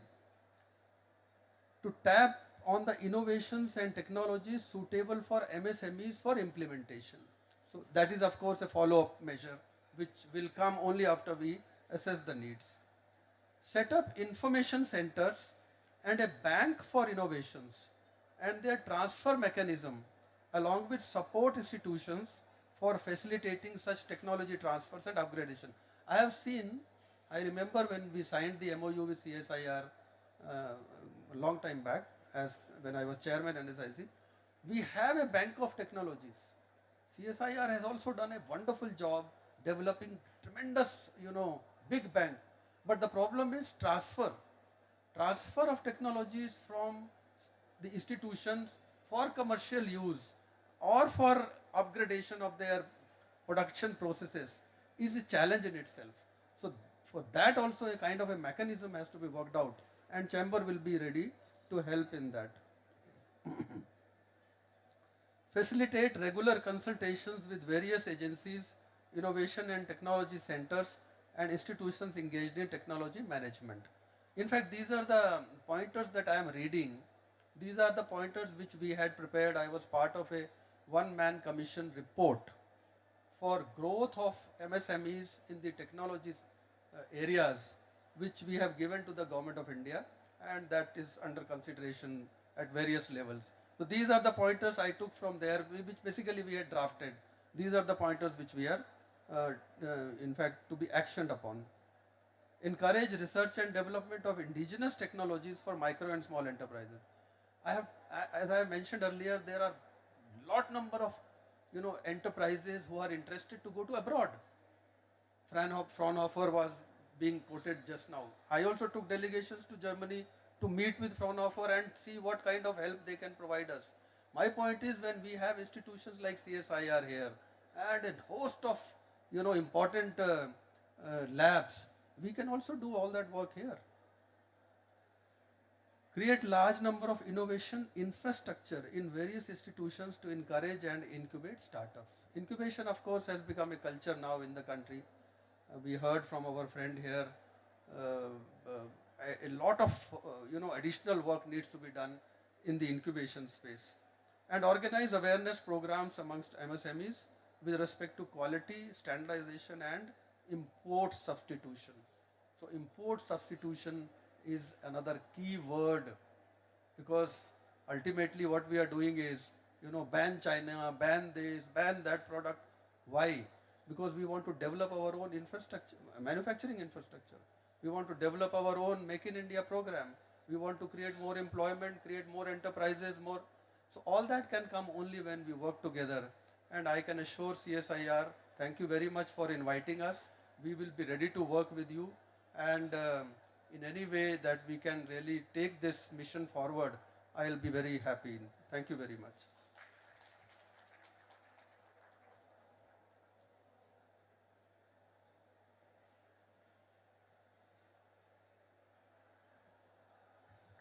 Thank you, Mr. Kumar, and thank you, for agreeing to collaborate with CSIR, and I'm sure we will not disappoint you. May I now call upon Dr. Kannan Srinivasan, Director CSM CRI, Bhavnagar. That's the Central Salt and Marine Chemicals Research Institute, to kindly felicitate Dr. Kumar.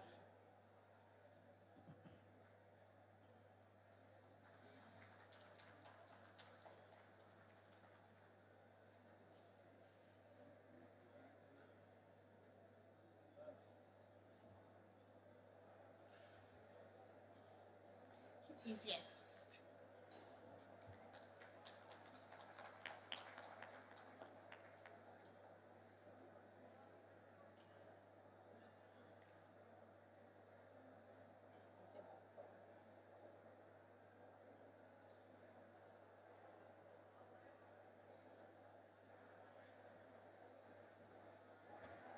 Now it's over to RP Singh. Thank you all very much, and over to RP Singh to give a formal vote of thanks to all those who've been sitting here at least since the morning session. Thank you. Good evening. A very healthy discussion took place today, and we got lot of points from industry. We also acknowledge that there are some systemic problem, as you saw from the presentation of Dr. Ashish Lele. We are ready to introspect and do ourselves better. Some of the suggestions which came during discussion, that some of the bigger company they would like to work with 3-4 labs together on a problem, and in that sense a collaboration between CSIR headquarter and industry would be more fruitful. We are working out a modality in discussion with our finance and other related departments, and soon we will come out how to work at a corporate level with bigger industry. So that plan is our under development, and surely we will take. And this suggestion really came from Dr. Rajan from Godrej. So we are working on that. Mr. Sandeep Jithit talked about the mobility between industry and CSIR. So I would like to say that we did create a scheme in 2009 about the mobility, but somehow we could not pick up. I think there are hesitation in our scientists, and in fact I was discussing with him. He has given some tips how to increase that. So we will work on that. So most of the talks, we have noted the point. We will definitely improve the working between CSIR and industry. So I thank all the industry participants for their talk, discussion. I also extend my very sincere thanks to Dr. Ashish Lele, who piloted from CSIR side this discussion and came out with what are the problems associated in the discussion, in the interaction between industry and CSIR. So definitely we all are geared up and to enhance the collaboration. So I also thank DG CSIR and PSA for inauguration of this event, and sorry, I sincerely thank the TMD and IMD team. Basically, mostly Dr. Prasad was involved, along with of course Dr. Vibha is there, and then my team, Dr. Mahesh, Dipti, and all the members from the IMD and TMD team. So I extend my sincere thanks, and definitely we have taken points, we have taken note, and surely we will work with more rigor with the industry. Thank you. And tomorrow we have our theme presentation, theme-based discussion, which is starting from 9 o'clock. And there also we have industry participant in each theme, and then discussion will be there and panel discussion. So I request you to join tomorrow also and make it successful. So thank you.